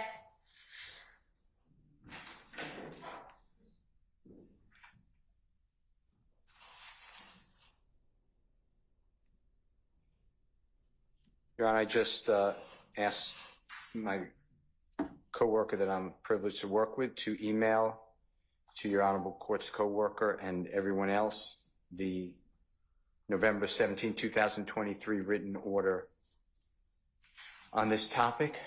And I don't know if this court has seen it, because and if you want the court reporter to be emailed out, I didn't do that either. Apologize. But we had a hearing on this on or about August 21, 2023. Opening statements were approximately November 27, 2023. And we have no reports of any gang expert. We got a PowerPoint the day of testimony from the first witness, is my memory, but if I'm wrong, I apologize and please correct me. And that PowerPoint had to be gone through and had to be excised. His name is Detective Belknap, which is B-E-L-K-N-A-P. Then Detective Dennis testified. He was allowed over strenuous objection to say that we did this work, and we spoke with witnesses, and we spoke with victims, and we spoke with co-conspirators, and we spoke with people who identify themselves as a gang member in IF or a gang member in YSL. And based upon that, we know that the following crimes occurred, and here's some 911 calls. I don't know who these people are. We have no background. That's a in my opinion, that's a confrontation clause violation, because it's the police officer doing the work. We never got any reports. When I've asked for the reports, I was told that that's under lock and key by the City of Atlanta Police Department. And he, meaning Detective Dennis, no longer works there and cannot get, they have a gang book. He described it as a gang book, but they can't get it. Detective Belknap said he cannot get access to give out that gang book. So we're basically in the dark, and we're hitting as best we can, but this is all over objection. I have no idea how to challenge.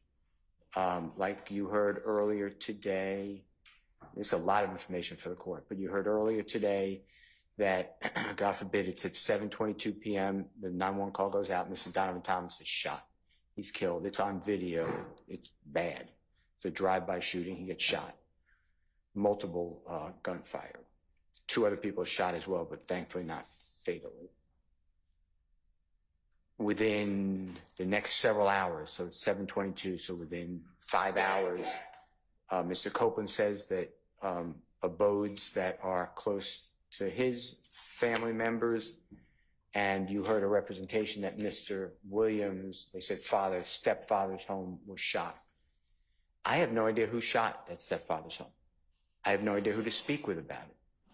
There's a 911 call about it. I'm not conceding that it was done by a gang member. That's why it's impossible to cross-examine. The next witness, who is deemed an expert by Judge Glanville, is a Detective Gaither, which is Gaither. And she testified as well. I didn't make a report, but she goes into, I spoke with people, they're unnamed people. It's the same thing. I would like to know who these people are because I'd like to talk with them. Because if they say, no, I never said that, that's important for the jury to make credibility determinations. That has all been kept away from us. Judge Glanville ordered the state, and it's just, it's easy to read the order, but I wrote the order after the argument, but he signed it. In order to permit a meaningful opportunity to cross-examine, all expert notes, reports, documents, statements, basis of opinion are required to be disclosed by each expert for the prosecution as to the underlying facts or data so cross-examination can properly, lawfully, and constitutionally occur.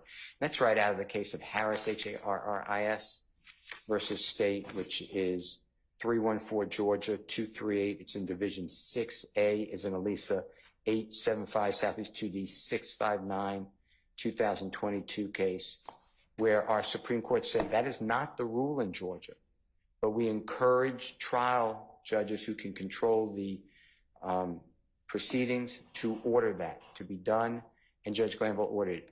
The state never gave us those witnesses. Then you have Detective Belknap talking about, well, at APD, meaning Atlanta Police Department, we have six criteria that we designate someone a criminal street gang member and a criminal street gang. Then you have Detective Dennis. He gave those same policy requirements. Then you have Detective Gaither. She gave the same ones. Mm-hmm. It is my understanding that the next two, which is Detective Underwood, which is UNDERWOOD, and she's going to testify, I assume. I don't know because I have no reports. Similar policy. And then you have Investigator Viverito, which is VIVERITO, also with the City of Atlanta Gang Division of their policy. All of this is cumulative. All of this, I have zero, none of us has any type of documentation. And the way I understand the rules, an expert, yes, they can rely on hearsay. They can rely on the opinions of others. I understand that. But when asked and when you testify, you can challenge those opinions and those statements. So you have to know who said them to you, and all that has been kept from us. So that is, I filed a subsequent motion that it's cumulative, that how many experts you need. Judge Glanville said, it may be getting cumulative, but he did not rule that way. But he said this could be getting cumulative, but he allowed the next expert to testify, which was Detective Gaither. And then I don't know how we have no reports when there's a written order.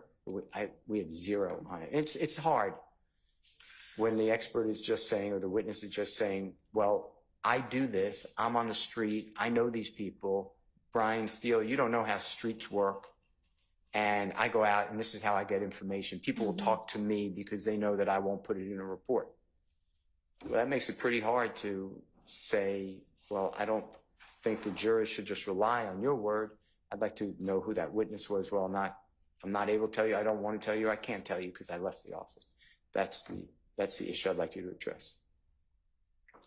Okay. Well, I understand the frustration. If there is no report, there is no report. But what was the date of the order that Judge Glanville issued that you referenced? It is, and it was emailed to your Honorable Court's coworker thank you. at 11, which is November 17, 2023. Okay. 24? No. 23? 22? 23. 23. Okay. Thank you. All right. And that's, unless I specifically change what's been directed in an order, all of the orders that have been issued continue to apply. So I'll expect the state to abide by the requirements of that order. And we'll have to address whether the other experts might be cumulative. Besides these gang experts, are there other experts who you believe there should be reports for that you don't have? My knowledge, unless my mind is not working, I believe I have reports on everyone else. Okay. Anybody else? That's my, if I misspoke, but that's my understanding. For any of the other defendants, anybody believe there are other outstanding expert reports that you don't have? Hearing silence, I assume it's just those. Okay. Your Honor, Yes, may I briefly address the court related to this matter? you may. And one thing before you start, I want to ask, and I could be entirely wrong, but with regard to the experts that are being recalled, I would assume y'all are trying to present your case kind of in some semblance of order. So it may be that right now they're testifying as to ABC count and later they'll testify to XYZ count. Correct, Your Honor. Okay. There's some witnesses who were fact witnesses, so to speak, Okay. in a specific part of the investigation, and then they also may testify down the road about another. Okay. All right. Is that all? Yeah, go ahead. And if there was something else you wanted to say, yes. Your Honor, just briefly, I wanted to kind of orient that as different gang experts that the state have called to the stand, this argument has been addressed or raised to Judge Glanville, and part of it is gang experts, unlike GBI experts on blood or touch DNA, the police reports that the state has related to the underlying crimes. This is obviously crimes that span a decade. So the gang detectives, specifically Detective Gaither, Detective Dennis, they worked, I think, approximately 26 retaliatory shootings after the January 10th murder of Donna Thomas. So they worked as the lead detectives. For example, we have put evidence, you've heard about D'Angelo White. That was a shooting, attempted murder that happened that Detective Gaither and Dennis picked up after essentially an aggravated assault detective with an APD had it, because they're gang detectives. So when they talk about, they don't have, as you would have in, say, a scientific report like a 50-page treatise of the Young Slime Life street gang. They have worked these crimes, and their reports or warrants that the state has have been turned over. And so the basis that they state their opinions to the, they speak, it's from working the case, it's from talking to people. So they're that's experts based on their experience. Yes, Your Honor. And part of the issue arises is the reports that the defense is requesting, they do not have. And so, for example, I believe it was Detective Gaither and or Dennis, they mentioned, they are retired from APD. So when you ask them, well, do you have some other additional reports? They say all the reports I made, were in my file. So the state is not aware of any reports from these gang experts that we have that has not been turned over. The state believes that those kind of four corners from this decade of acts in the case don't exist, of like Detective Gaither or Dennis didn't write some large report in total. Okay. Has the state asked, not the individual detectives who have since retired, but APD, do we have all of the reports relevant to this case? Yes, Your Honor, and I will defer to my co-counsel because I came on this case in December, but my understanding is that that has been Chief Deputy Love or Hilton, correct me if I'm wrong, to the court. Yes, Your Honor, the reports, this is an issue that has been addressed multiple times after the order was entered. Every time that we address either Gaither, Dennis, or Belknap, the issue is raised that there is an absence of a report. Judge Glanville, the court can search the transcript for this. Judge Glanville has addressed repeatedly Mr. Steele's motions and his assertions regarding their lack of a report from various experts. I'd ask that the court review that portion. You do a search for the word expert or report. I'm not going to do that. Sorry. No, I don't have any problem with that, Your Honor. My point only is that we've addressed Got enough to read. We've addressed that issue multiple times. Okay. And Judge Glanville has ruled on Defendant Williams' repeated motions for a report of detectives Gaither, Dennis, Belknap, our gang experts.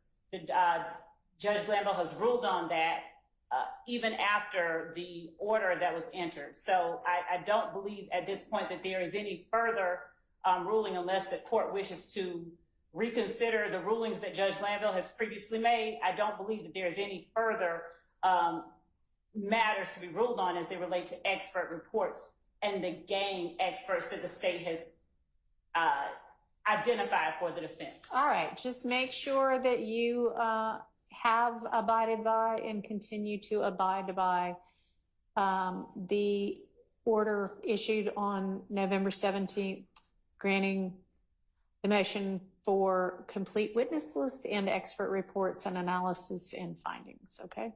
Your Honor, may I respond to that briefly? Yes. And I was going to provide one case to the court. So, Either before or after. okay, all right, Mr. yeah, Sharp. no, we'll let Mr. Atkins Thank you. finish. Let me, and Mr. Steele quoted it for us, but what the order says is all expert reports, their analysis, findings, and the basis for same must be provided to counsel for each person accused instanter, which means immediately. So the way I read that, that means even though this goes beyond what our discovery statutes might require, this order is what controls. And so even if there is not a written report, you need to give to the defense any findings that these experts have made and the basis for those findings. Okay, just make sure y'all understand that. Yes, Your Honor. Okay, go ahead. The case, and I apologize, but it's Hassan v. State, which is a March 19th, 2024 Supreme Court of Georgia, Hassan v. State. Mm-hmm. The version I pulled up is from when it was just pronounced, so it has... What's the Site. S24 number? It is, Your Honor. So I need to pull up another version. I have the version I saved when it first got published, so I have a 2024 Georgia Lexus 7.4. Well, that'll work. 2024 Georgia Lexus 7.4, and then it gives a Westlaw. 7.4? Yes, Your Honor. All right, I don't use Westlaw. But what I wanted I to... used to, I just don't anymore. I've only used primarily Lexus, Your Honor. All right. What has came up briefly in defense counsel argument, but gets brought up is this case is important because it discusses when, for example, gang detectives are speaking about. Typically, experts can talk about or rely on hearsay to make their expert opinion. So when you have gang investigators who have spoken, talked with a number of people, part of their response or expert opinion on XYZ is based on years of experience. And so this case has an important holding in relation to specifically, neither witness expressly repeated the out-of-court statements of any other person, although the detective testified that he was familiar with the Ramsey investigation, which was some other investigation he was talking about, and referred to speaking with another detective who worked on it. He did not specifically state what the other detective told him or how he developed his familiarity. So it was not obvious that the evidence was hearsay, such that the trial court should have sua sponte excluded it. And this was a gang case where, kind of like how Detective Gaither, Dennis, and then Detective Viverito down the road, they reached their conclusions.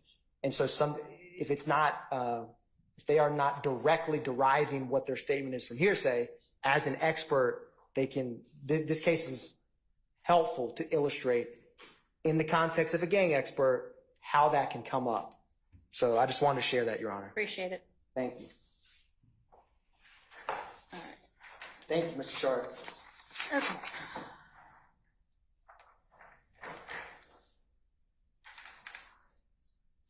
So, Your Honor, Yes. I don't want to be taken as crying over spilled milk, but I'm really just trying to bring things to your attention.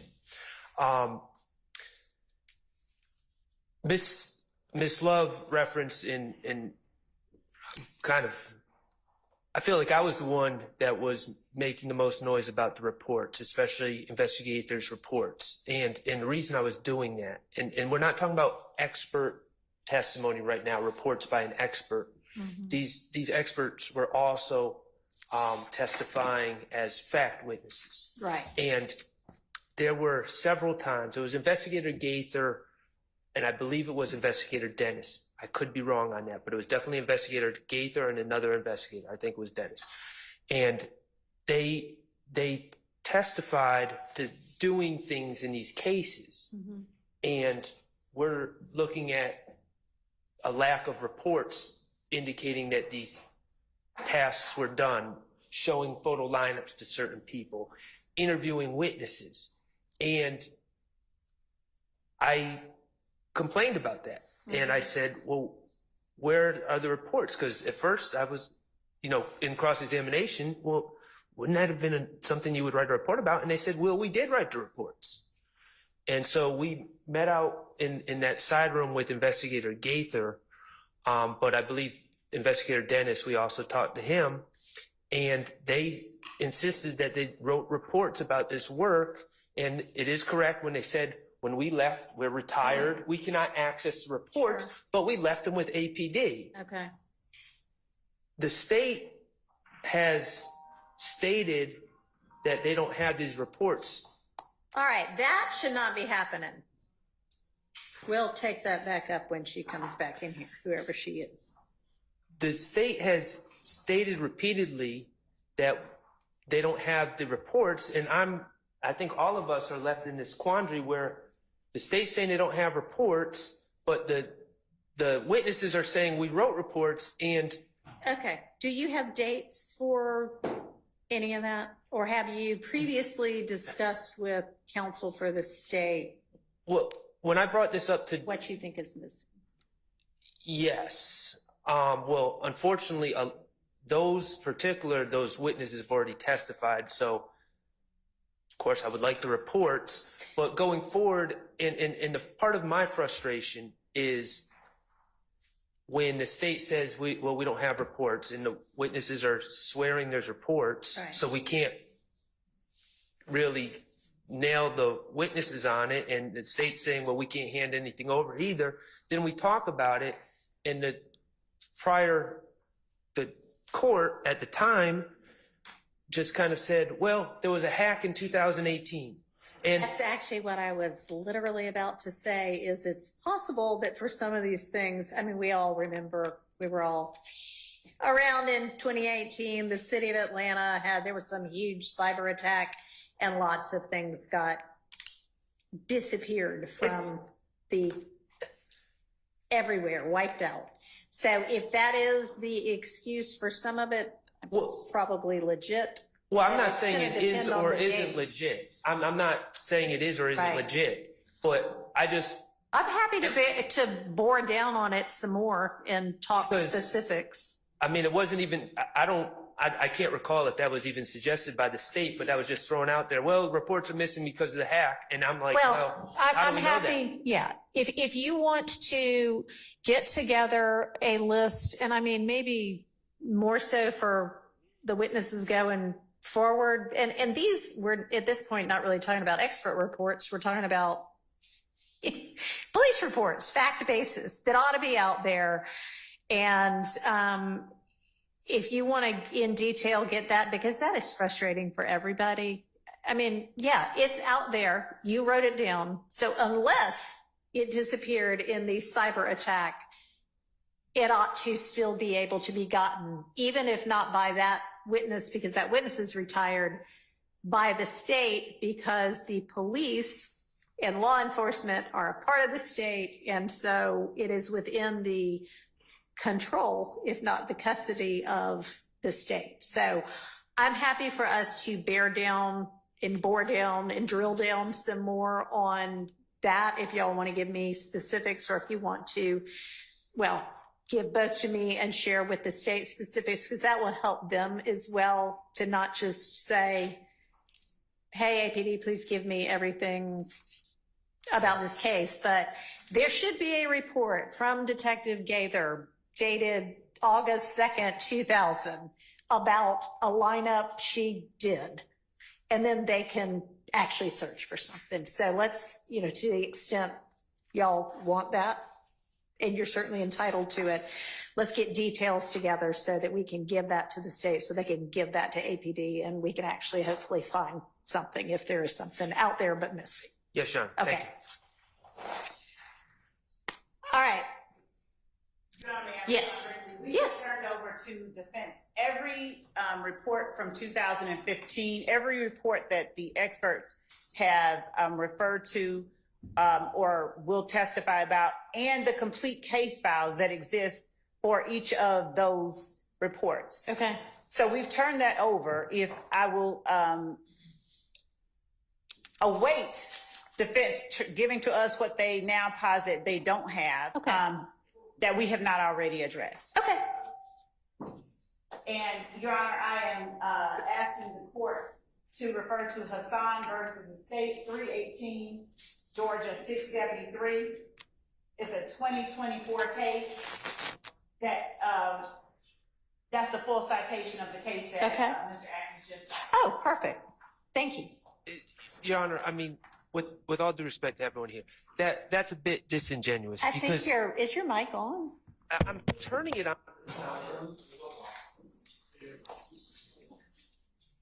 Maybe we need to take a look at that and see if it's still working. With respect to everyone here, that's a bit disingenuous to say, well, we're raising this for the first time. We had the issue in court with Investigator Gaither. The state is very aware of what those reports are. I'm not saying I know all the answers here. All I'm saying on those previous occasions, there wasn't, in my estimation, from my vantage point, there wasn't a lot of effort, and it was just blame the hack. Okay, well, thank you. Yeah. And I don't want to keep going back and forth with blame or bashing. I want us to be productive and talk detail so that we can make things happen. So thank you. All right, what else, if anything, that we can deal with today? It's okay to say that's about it for today because I've got some homework anyway. All right, so we will adjourn for the day and we will see everybody's smiling faces at 8:45 tomorrow morning. Thank you all. Your Honor, before the court. Oh, yep, there's one more thing for me too. Go ahead. There is a scheduling matter that we would like to address with the court. Okay, With a member of the bench at the bench. okay, come on up. And I guess one person from each team.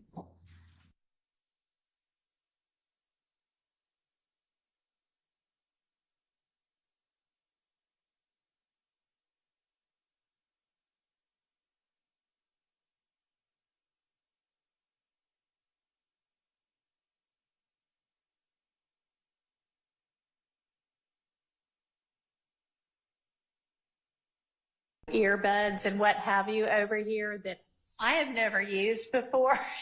And if we're going to be using those during the trial, I would like a little bit of practice on them before we get in front of the jury. So maybe, the next day we end at 4:30. Y'all remind me and let's all figure out how those work because I don't know yet.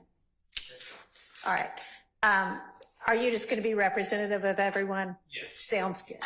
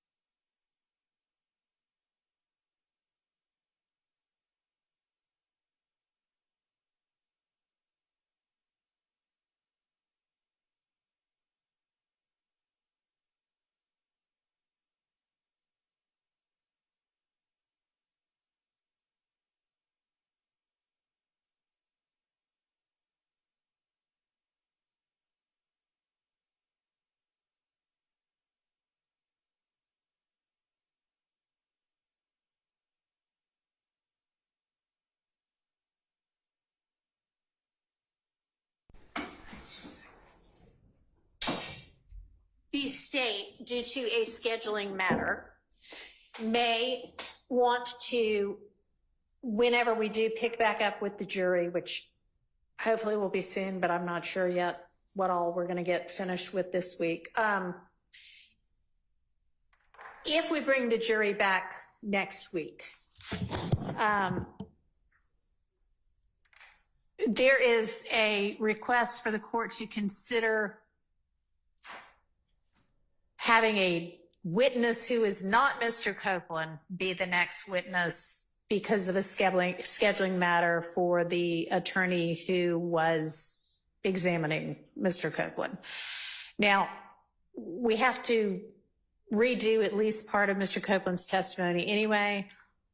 I don't know if that's an issue to y'all. We're going to have to come up with whatever we're going to say with regard to, you may be hearing a lot of this again, and you're going to need to disregard what you heard before. We'll have to work on that, and y'all be thinking about that. That's y'all's homework.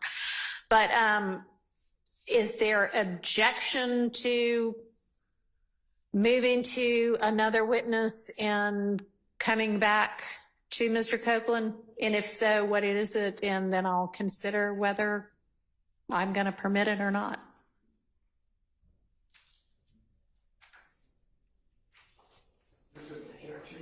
There's an objection to going back and telling the jury anything about disregarding Mr. Copeland and having to do it all over again.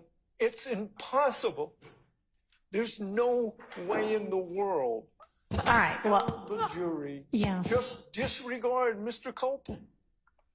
Okay, but that's not what I was asking. I understand that you just think that is a total disaster and makes this trial one that needs to be a mistrial. I understand. But that aside, just with regard to scheduling, assuming we are going to go forward for the purposes of this discussion, and assuming that, I mean, y'all don't stipulate to everything he's already said and that we have to redo a part of his testimony. Well, whether we do or not, we're going to have to continue his testimony. So is there an objection to essentially taking some other witness out of order in the midst of his testimony? Your Honor. Yes. Keith Adams on behalf of Mr. Williams. Mr. Steele and I have consulted about that.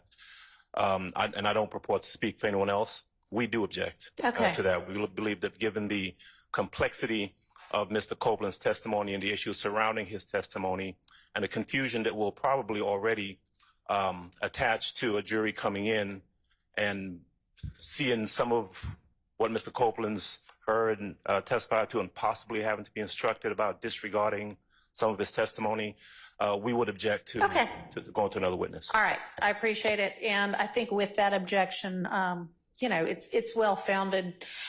So y'all do what you have to do with regard to who might be handling the examination, but we will pick back up with Mr. Copeland and finish with him before we move to another witness. Would you allow another member from the state to continue his examination? Considering that we're going to have to, well, as I understand it, there are a couple of days of, and I don't know whether y'all got testimony out of him or not, or if it was just a discussion of whether he was going to plead the fifth or all of that. If there was there testimony from Mr. Copeland prior to the motion to recuse on the 12th? Yes, sir. Okay. All right. Considering that Ms. Hilton handled that testimony, we don't normally switch attorneys mid-witness. There is now a request on the floor to do just that, to switch attorneys mid-witness. We're switching judges anyway, and we're redoing some things, so it's a little out of the ordinary anyway, but if there are objections to that, I will entertain those. Well, may I speak? Yes. I would hope that that's not as of tomorrow when you rule on qualifications. so that Ms. Copeland can go wherever she would like to go. As far as I'm concerned, we will not call her for several months. Who is the witness that would be substitute? I heard what Ms. I don't know. Do y'all have another witness in mind? What is the hiatus? Is it a week? I don't know that either. Will be 1 week, Your Honor, will be my absence, will be 1 week. Your Honor, we do have several witnesses. It would be the state's intent to potentially just go in order of who we have kind of listed. So we wouldn't be calling anyone from the bottom of our witness list, but it would be someone within the same act that we're. So you just essentially skip over him and go to the next witness on your list and then come back to him. Yes. But I've kind of already entertained an objection to that and said, no, you can't do that. So the question on the floor at this point then is if we're continuing with Mr. Copeland and not picking up with another witness in the middle, is there an objection to another prosecutor handling the remainder of his testimony and whatever needs to get redone?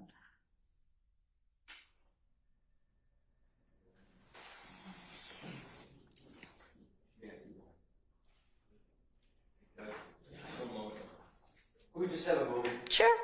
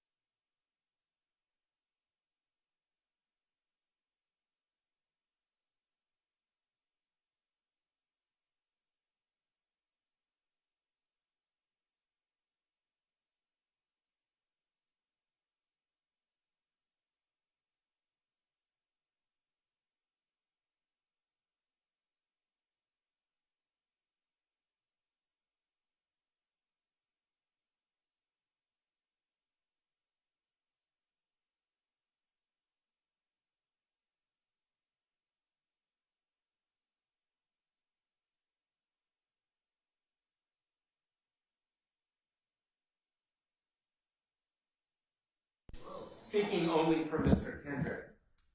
Mr. Kendrick objects. Okay. And on what basis? Because you want to make it difficult for the state. No, Which is fair. Well, no, Your Honor. This whole thing is messed up. All right. We've got to redo this witness. All right. We can't redo the witness. Okay. I don't even want to get started. So switching out the questioning attorney All right. is just even more complicated. Okay. So let me take that part of this under consideration. All right. Okay. So the other thing that I had Your Honor. is I Your Honor. asked. Judge, Yes. I'm yes. sorry. Didn't speak Oh, I'm quick- sorry. No, that's Did okay. I didn't speak quickly enough, or my microphone didn't come on quickly enough. We'll blame it on that. Yeah, it's the microphone. Just to be clear, on behalf of Mr. Williams, we don't have an objection. Okay. And I don't believe, I'll let everyone else speak for themselves, but I don't believe there are any other objections back here. Other than the one already voiced by Mr. Harvey. All right, so that's just us. Okay. I object to Mr. Adams making me look bad. Okay. Well, so noted. All right. Well, I'll think about that one. Okay. So there had been Miss Love put on the record this morning that she had made the request for the Monday morning meeting. That was the June 10th meeting with Judge Glanville and Miss Bumpus and others at some point in the afternoon of the Friday the 7th. And I said I would get that ex parte because it did get taken down. And so I reached out to the court reporter. who handled that, and she has given me a rough. Now this, and I'm going to share it with each of you. It's a rough, so this is not the official transcript, but I mean, she's an experienced court reporter, and this is probably pretty close to what it's going to be officially. But anyway, I'll just share that with each of y'all so that everybody's on the same page about everything, okay? So if y'all all want to come up here and get a copy from Ms. Pursfield, after that, we will be in recess for the day. Thank you.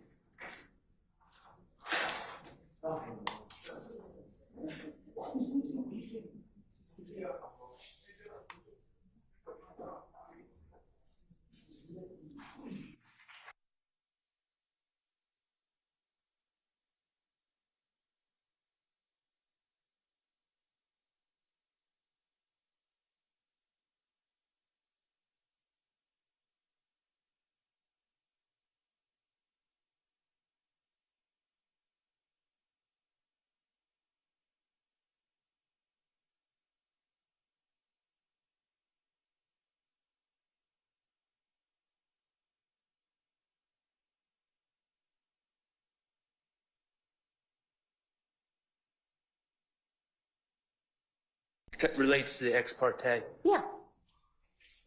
I could be wrong about this, but I'm asking my colleagues, and no one has the written motion for immunity for Mr. Copeland. Okay, I think that probably got filed ex parte, but is there any objection at this point in time in the defense having that as well? No, Your Honor, not Okay. the defense, no. I Okay. just didn't want to, no objection to the defense having it. Okay, so I'll email y'all if that's okay, because I don't have hard copies of that available. A copy of that. Do y'all have the order? We have the order. Okay, yeah, I'll make sure y'all have a copy of the motion. Okay. Third time's a charm. We're in recess. Okay. Thank you, Your Honor. Thank y'all.